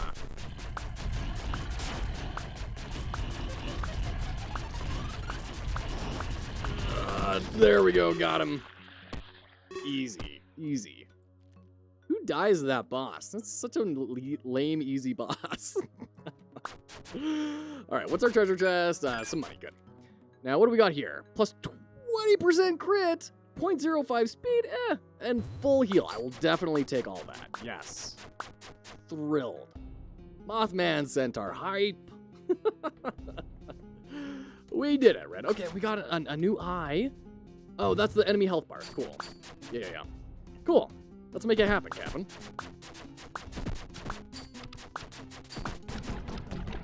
Oh, man. See, that's actually... Oh, I almost ran into it. Oh, Tom Millman just gave me a shout-out. Excuse you, Tom. How dare you think you can get away with a shout-out for me and not get a shout-out in return, monster. Yeah, I'm really curious to see how much damage this popcorn is actually doing to things. Okay, I mean, that's not bad. That's not terrible. I mean, it's definitely damage, right? And it gives me a certain amount of range ability. Oh, shoot. Glad there's no fall damage. Although, did this replace my heavy attack? I don't think I get my heavy attack anymore. Oh, that's a bummer. Ring around the rosies, pocket full of ghosties, specters, they all disappear. All right. We have to do that every time. That's the only way to get rid of them. There's actually a mic activation in the game, like Alien Survivors. You have to sing a depressing nursery rhyme in order to get rid of them. True story. All right, get out of here. And Toro. Oh, jeez. Oh, God. This is so brutal for the sword. Wowsies. Hey, new item unlocked. Speaking of. I don't know why I got that new item, but I'll take it. Okay. There's a bloodstone up there. Ah, I can't get it. Lame. Let's keep going. Okay. Hey, look. Watch out for snakes.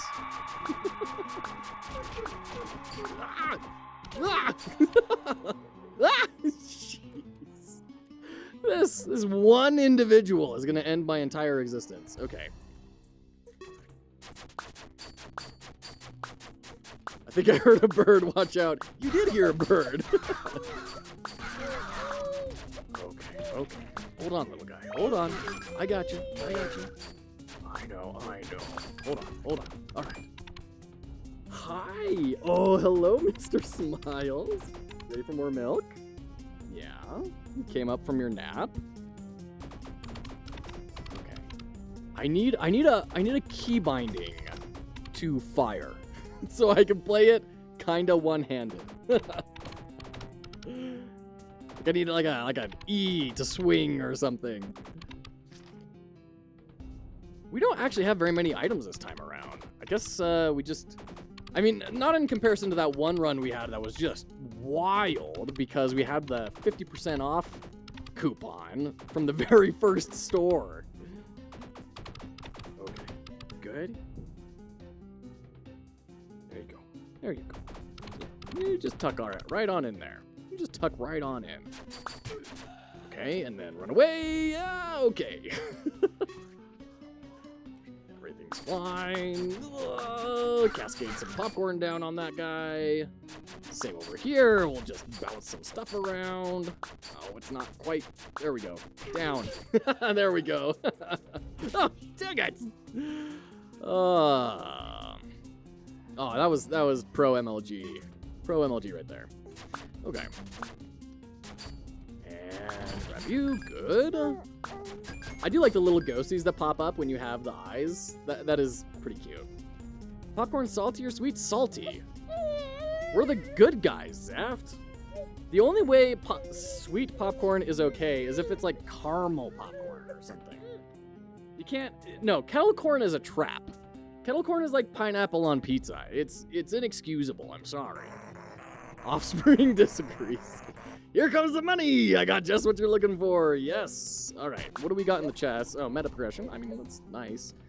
Damage enemies on screen every 2 minutes. That's cool. I think I want... What is that? 50... 60? 60 monies? I can buy both of those. 2 HP plus damage and attack speed. That sounds like the best call here. More popcorn generation. Chocolate popcorn? Yeah, okay. As long as it's, like, obviously supposed to be sweet, I'm totally cool with it, right? Oops. Oof. As long as it's supposed to be sweet.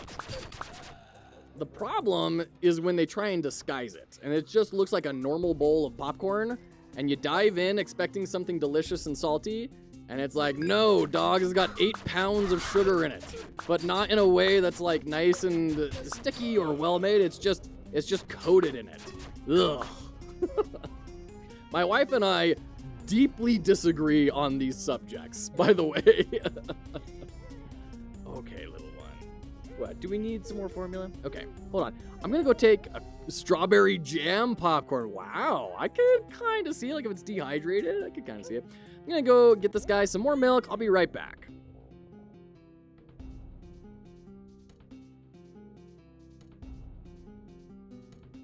Gotta pause the timer. Come on, gotta keep the integrity of the speedrun going.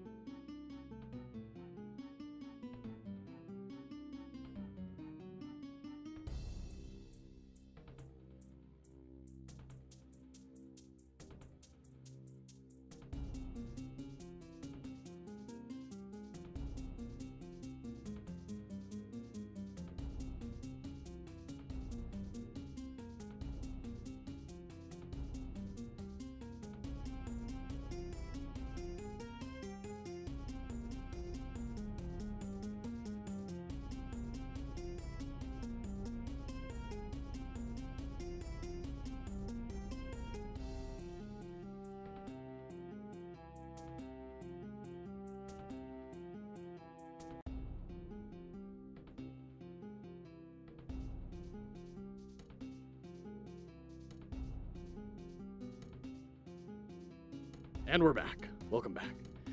Ordered Japanese barbecue in the food court once and it tasted like they'd accidentally spilled ice cream syrup all over it. Fairly extreme on the sauce. Wow. All right, can we knock out this Stegosaur? Yeah, we can reach him. We'll just hang out here together. Everything's fine. Yeah, this is gonna be just fine. In 10 years.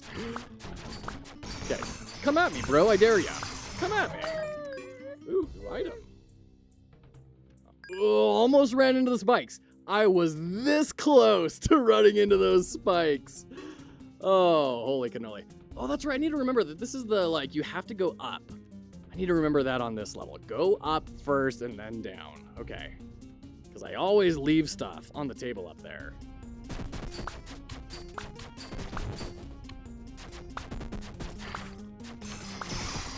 Correct. Those raptors have yet to really be a threat. Come on. I just want my blood gem. And there we go. Okay.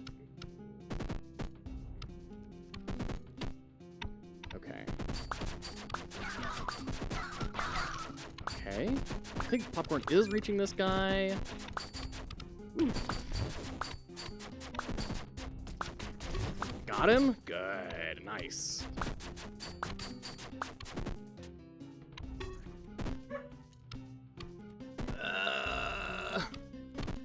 Yeah, I'm not gonna make that. I don't think there's gonna be anything up there, and if there is, I think it's gonna stay up there. There we go. Oh, I love having a pseudo ranged option on this sword. It is so nice. All right, what you got for us, Leopard Man? So you're trying to make it to the temple. I've been there loads of times. Good for you, man. Good for you. Are you going to help with anything, or are you just going to be a bro? All right. Oh, my.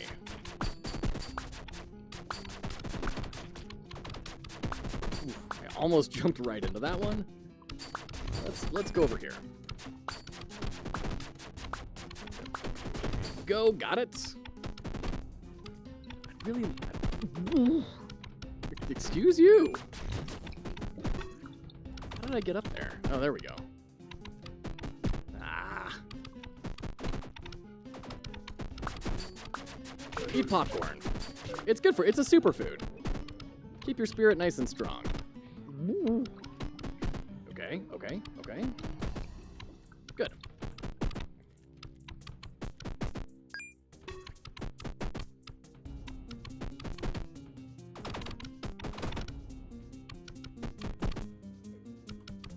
Okay.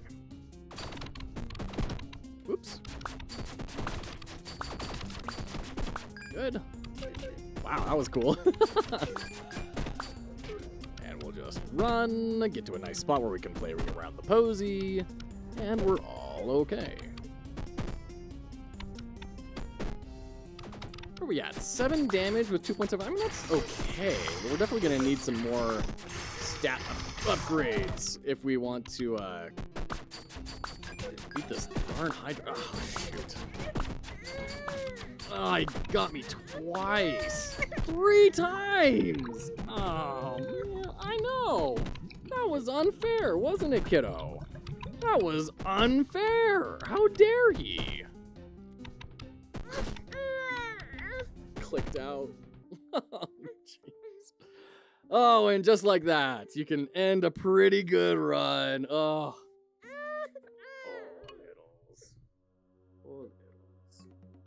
Yeah, I think you're just tired. He's been not sleeping a whole lot, unless he's in this carrier. Which, you know, when you miss a stream like we did yesterday, means he doesn't get to sleep very much. And I think he's kind of still feeling some runoff from that. We got 70 gems, though. That's feeling pretty good. What can we buy for 70? We can get better heavy attacks. I kind of want to go in on the sword. I want to go in on the sword and see what we can accomplish with this. Because I'm always a sucker for melee over range, and I'm always a sucker for doing the hard thing. Which, you know, I guess is a dumb thing. But I just like it. I just like being different. I just like dyeing my hair blue and feeling special.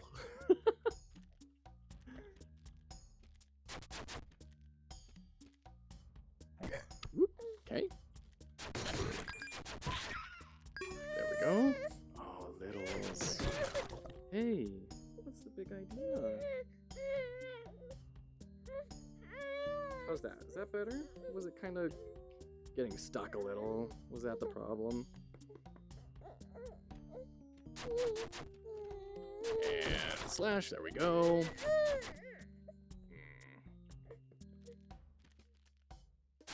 There we go. Oh, we got the throw off for real? Man, brutal. I know, life is hard, huh, kid? I wish I could tell you it was gonna get easier. I deeply wish I could say this is the hardest time of your life. A strange metallic object in the ruins. Seems useless. It's yours for a price. I would love to buy this, man. I just don't have the money for it. Everything is wet. Oh, God, I remember that relic from the demo. The thing is terrible. So we're going to get the lemon. We're going to get a heal. Oh, it didn't give me the lemon. Okay, there we go. There's my +1 HP and a tiny little bit of speed. The amount of times that those blood gems spawn in a place which is just impossible to get to. Ow, I thought I could make it. Oh, and then I pogoed off of the treasure chest into the spear. Shoot. Oh, man. Sometimes you feel like a golden god in this game, and then other times you just feel like Larry, Curly, and Moe reincarnated into the same body. All right. You're gonna give me health, right? Save me from my own idiocy. Hey, we got a health. Listen, look how fine everything is. We've got 3 health. That's 2 more than we need. The tree's starting to grow again. Nice.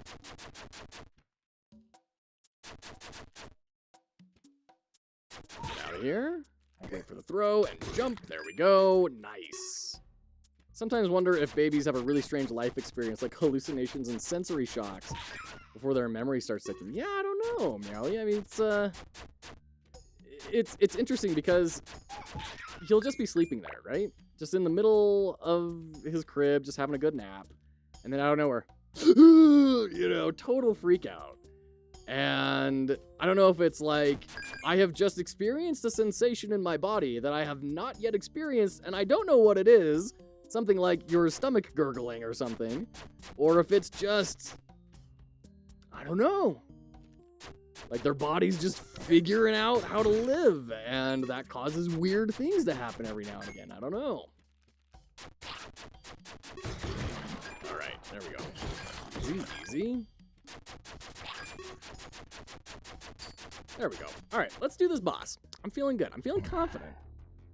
We don't have a ton of damage, but we do have a lot of health. So if we can just practice staying alive for a really long time, then we'll win.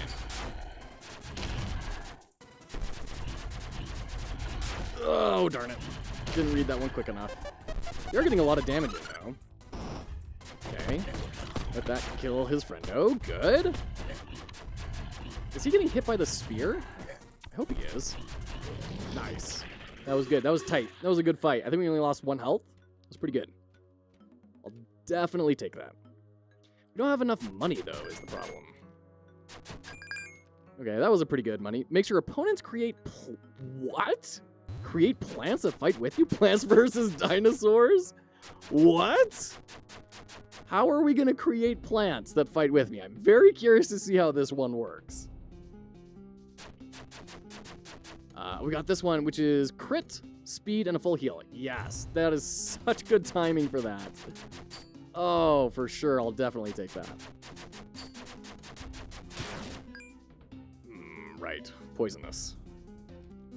Okay. I would sure like those plants that I was promised. I'm falling! Jeez! No, there's so much stuff happening. Yeah, I know. I hear you. I'm getting to you in a second. Jeez. Well, hold on. I should probably like clear out the level. No. Let's just leave. Oh, that was a terrible room. Hey, we got Frosty. Okay. Are we going to turn into a snowman? I feel so bad killing so many snowmen. I mean, they just look like they're having the time of their lives, and I'm just slashing them with a plant sword. I'm like Finn from Adventure Time. Okay. Come on, come on. There's no way you're not falling down. Yeah. Okay. There we go. Bait you out, and come on. Oh, you're right. Yeah, I'm not feeling much of a difference with air control. I'm not gonna lie.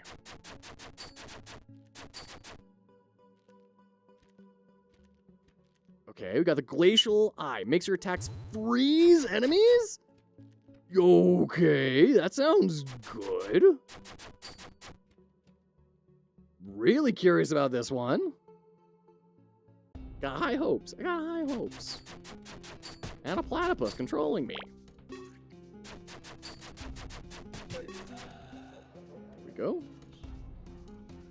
Dodge, duck, dip, dive, and dodge. There we go. Whoop.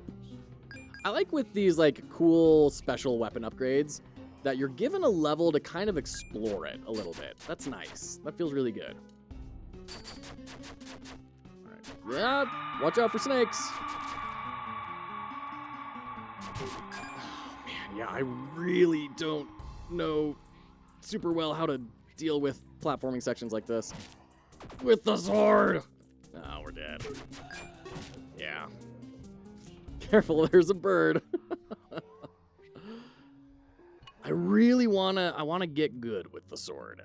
I don't know Like, those sections in particular feel like you just eat damage. It feels like there's not a lot of ways around it.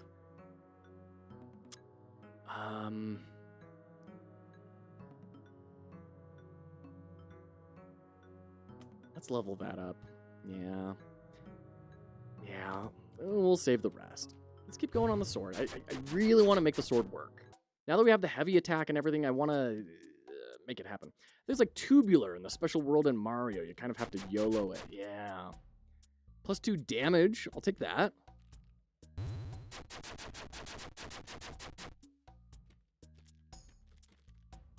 That's not a bad start. That means we're probably going to just one-shot most bad guys right now. That's good.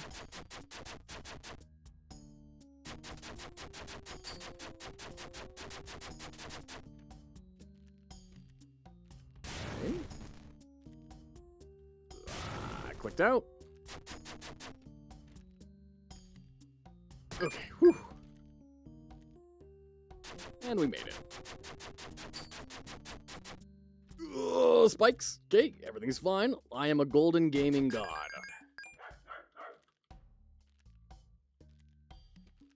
Reflexes like a raptor. And just jump over all these. Nice. I win. Is there a chest over there? Ooh, okay, all right. I'll only ask once. 21 money, not a lot. So that red metal object proved to be useful at all. You didn't give it to me. I didn't have enough money. Oh, we get the level up mushroom. That's kind of nice. Yeah, I guess we'll take that. Whoop. Bigger attack size sounds like a really good call for the sword. That's something it desperately needs. There we go. And slash good. Okay. Lovely. Right on.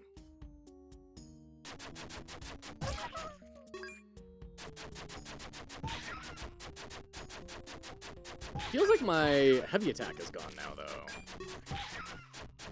Like maybe my heavy attack isn't getting the scale increase applied to it, but everything else is, so it feels like everything is a heavy attack.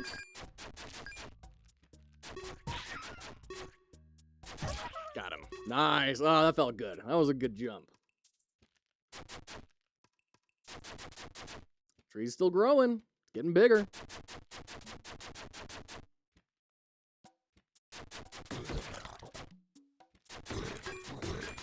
Oh, just speed. Gotta beat the throw cycle on those things or you just get obliterated. Oh, man. All right, we're at 51. That's not a terrible amount of money. We'll probably have a good amount by the end of the level after the boss is dead and we pick up the treasure in the next room. Ooh, okay. I do need to like mentally calibrate that I'm gonna be too big to duck under the boss's projectiles in all likelihood. All right. So many treasure chests down there. Let's go for it.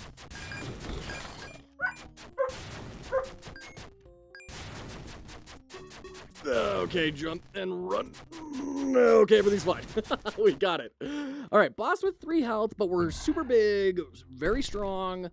I think we can swing this. I don't know that we want to try running underneath him, but maybe. Oh yeah, we're fine. Got him. That was close. For some reason, I have to focus so hard when I'm using my triple click because I need to be able to alt tab back in as soon as I can. So I wasn't paying attention to his attacks as much as I should have. But it's fine. We made it. We even got a heal. Look at that. Hazards are brightly colored. Okay, I'll take it. That's a nice one. All right, we do have ads starting in just a minute.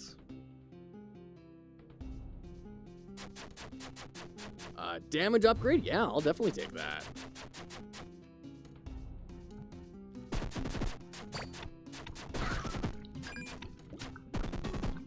Ooh. Okay. Oh, right in the acid. I wish I could, like, oh, I can break the projectiles if I attack them.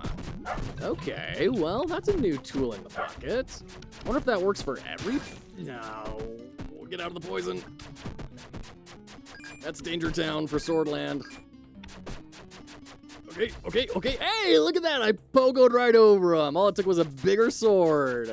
Watch out for snakes. Oh, the spirit. Shoot. Oh, one of these days. One of these days I'll be good at this game.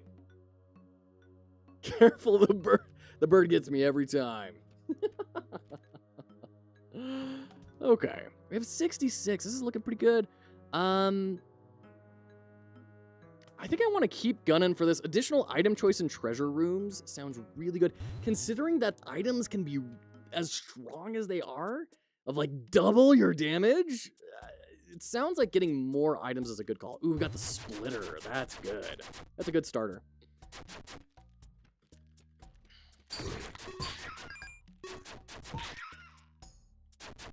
Oop.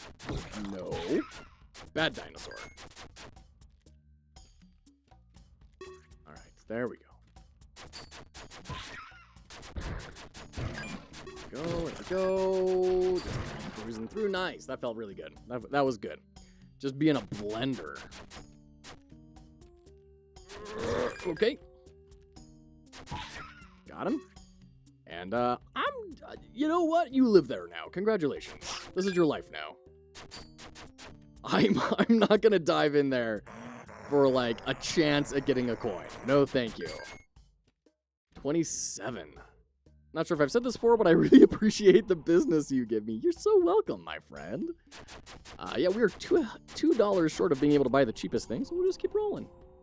If I just... Oh, cannot be very silly. Okay. There we go. Jump. Jump. Oh, golly. Brutal. Yeah, those javelin throwers are definitely the scariest enemy for me in this first sim. Because of that. Oh, jeez. That was bad. That was bad. Let's go again. And we've been in ads, and I didn't even notice. Shoot. We'll keep going, I guess. 23, is that enough for anything? Not really.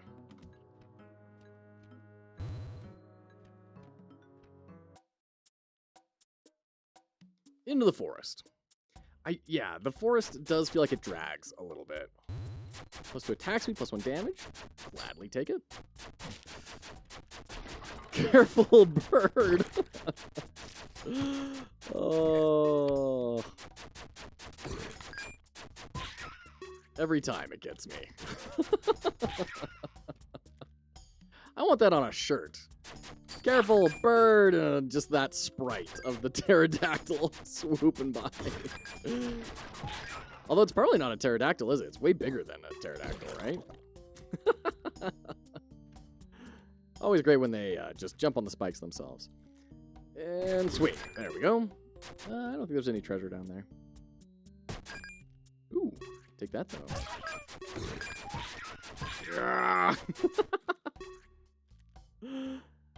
All right, into the shop. 28 money. That's not bad. We're going to get any money from him. 36. Oh, we're one short. Oh, lame. Okay. Well, we definitely go with the mango. +2 HP, +1 max HP, +1 attack speed, +1, +0.1 speed. This was just +1 HP, so yeah, it was for sure the better call. Okay, great. Everything's fine. I need to be trying to get a little bit more of the airborne damage bonus too, because it's not a negligible damage bonus. We're at like +1 1/4 damage, and when your total damage is 5 without it, that's pretty good. 1 1/4 is a lot.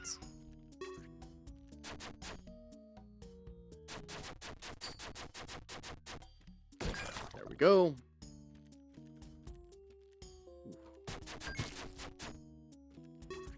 We have 42, and I think we're That might be enough for another damage above upgrade. Might be. No, don't click out. Shoot. All right. Sorry, just checking my text real quick. Okay. Let's keep going.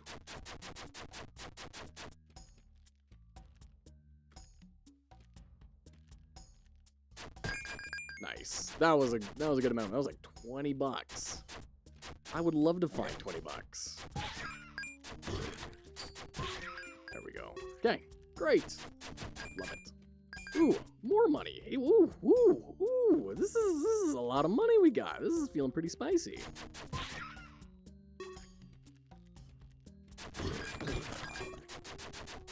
Anything up here? Nah.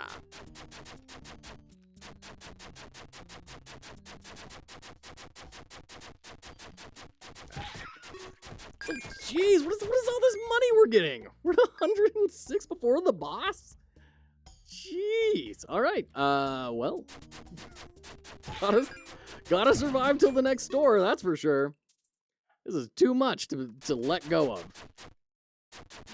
Hey, look at that, it's growing.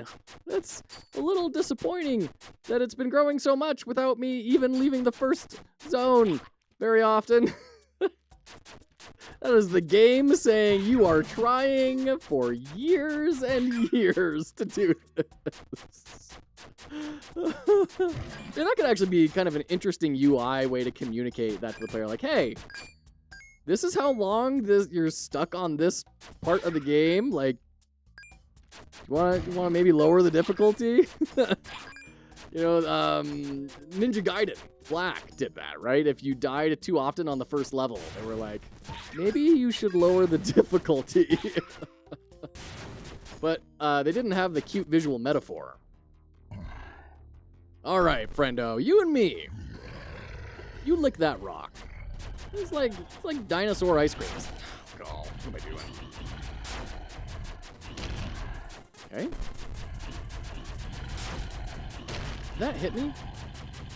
I've been wondering if just a straight up jump would navigate that attack. I don't think so. There we go. All right. We got a lot of money. Okay, a little slight heal, plus 1 HP. Yeah, sure. I mean, there's definitely better relics to have got, but I'll take it. A little bit of health just to put me through to the next shop. Plus 1.5 damage with a broken sword. Yeah, I like damage. I'm not gonna go for that bloodstone. It's not worth it. Oh man, I love it when you get into that new damage threshold where previously incredibly difficult things, because they took 2 hits to kill, now only take 1 hit to kill. That is a very, very satisfying moment. Okay, this is fine. We're safe. Ow, and some health. Lovely. What do I do about you? Yep, got him. Watch out for snakes. Okay. Got him.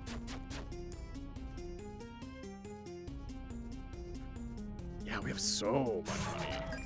We're one-shotting raptors? Sheesh. Wow. I would love that double your damage relic right now. Whatever need you have, I'm sure I got something to help out. Plus 1 HP, but I don't recognize that one. Plus 1 damage, plus 1 jump height. That sounds good. I mean, we're just going to get everything, right? Bone heart. Okay, increased jump height, yay, and extra damage. So we're getting up to 9.5 damage in the air. That's crazy. And look how much health we have. Okay. I have massive jump height now. I can avoid you all day long. Get out of dodge. No dodging. None. None from you, you feeble little peasant ghost. The pathetic poltergeist. There we go. That's a good one. There was a bird. Yes, there was a bird.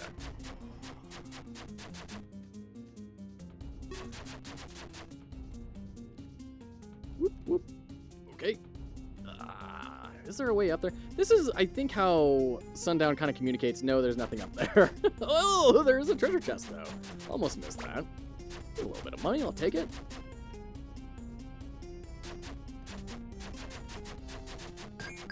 Great, take that.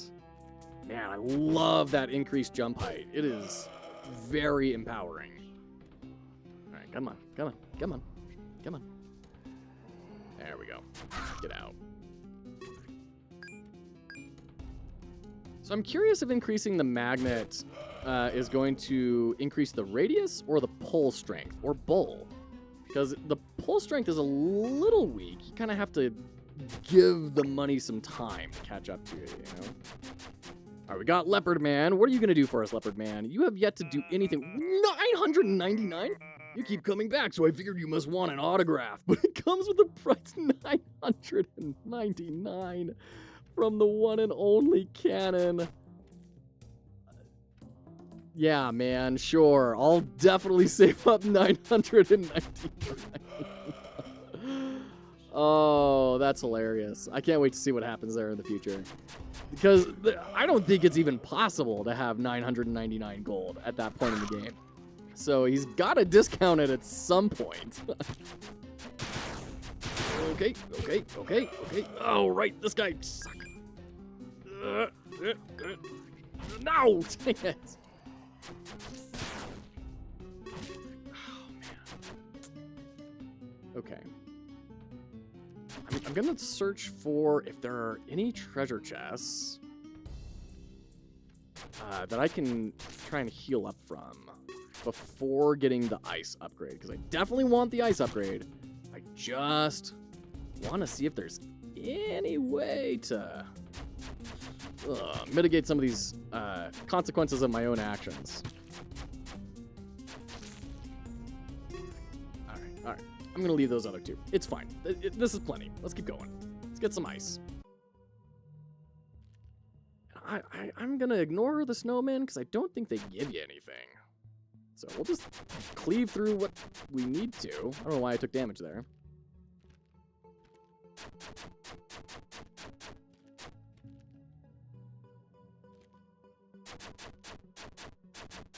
Got it. Awesome. Attacks now freeze enemies. Looking forward to it. We got a lot of damage. 8 damage plus a freeze and a 4.75 attack speed is pretty intense. All right.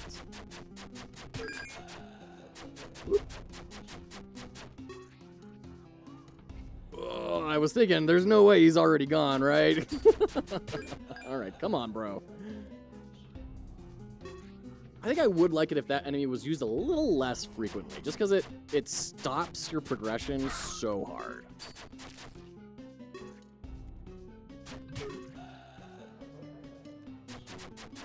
Get away! I don't like you! Be gone! Alright, let's try and be... Ah! You're shooting from that far away? Right. Ooh, that was cool. There was the ice. You see that? That was nice. Freezing that raptor up. Nice and good. Okay, don't step on the spikes, Joe. We have another statue to pray at? Can we get like a double frost upgrade? Was that... Okay, the boss is up next. Let's definitely see what this extra shrine has to say. Are you gonna give me double ice?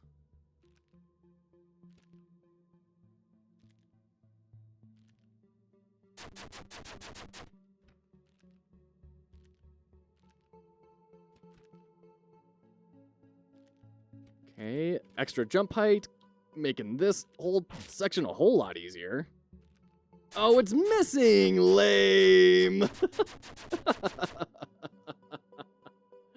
I mean, it's fair. It's fair, like, that you're not going to give me a double thing, but, like, maybe don't spawn the shrine if it's not going to have a reward.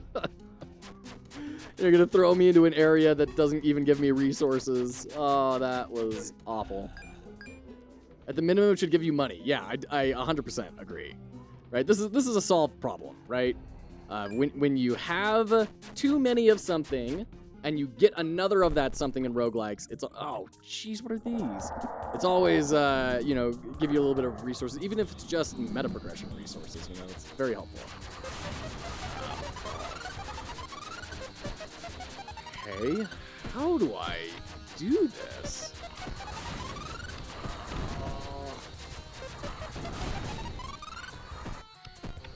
Yeah, I don't know how you win this fight with the sword.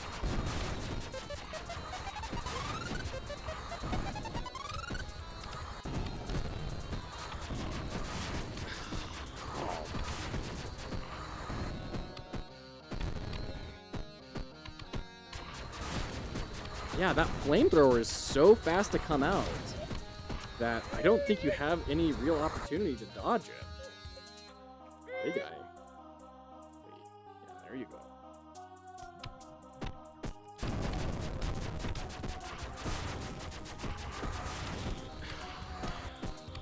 I mean, we got close. We got more than halfway down. If we had a revive there, could have done it. But brutal. Yeah, I wonder what the strategy is for that with the sword.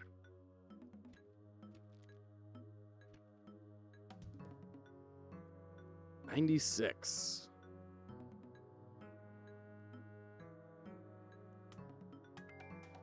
$250 additional item choices and treasure rooms. Oof.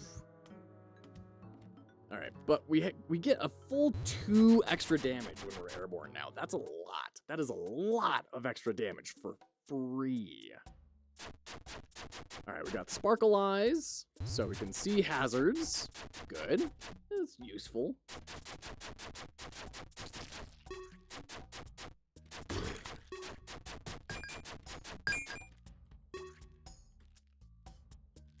Jump up, jump up.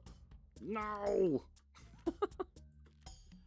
That's one thing about these moving platforms. It's always hard to pull them off and, jeez, pull them off really well because you lose so much time, right? You just have to wait for the cycle, and that's always a little frustrating. I don't know. Maybe that's a personal preference. Maybe people who really love platformers in the way that, like, they really love instant death mechanics, you know, are also, like, totally cool with timed platforms. I don't know. I'd be curious. When I was young, I used to think I really love every kind of game. And as I've gotten older, I've realized that's not quite so true. As we've learned to, like, create more genres of games and my tastes become a little more selective, I've learned, yeah, no, even that stuff before I didn't necessarily quite enjoy so much as just participated in, you know, because it was the only stuff that we had. Increase gold drop rate and golden enemies now spawn. That sounds cool. Like all type of games because you only knew about like 4 types of game. Yeah, we've definitely grown a lot as an industry since 1996. Yeah, back then there were first-person shooters and RTS games and strategy games and CRPGs. And, like, those were kind of your options. Racing games, a little bit. Like, you had some, like, racing sim games. Used to play a lot of FPS. I just can't anymore, but kids love it. Sure, yeah. Can understand that.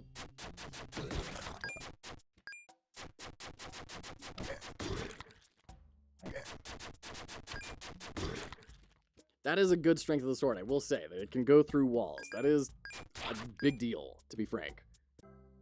All right, Gilly, are you gonna show up again? This tree is like, there we go. It grew back. The world healed itself. That's right, Gilly. There's like life and hope in this world.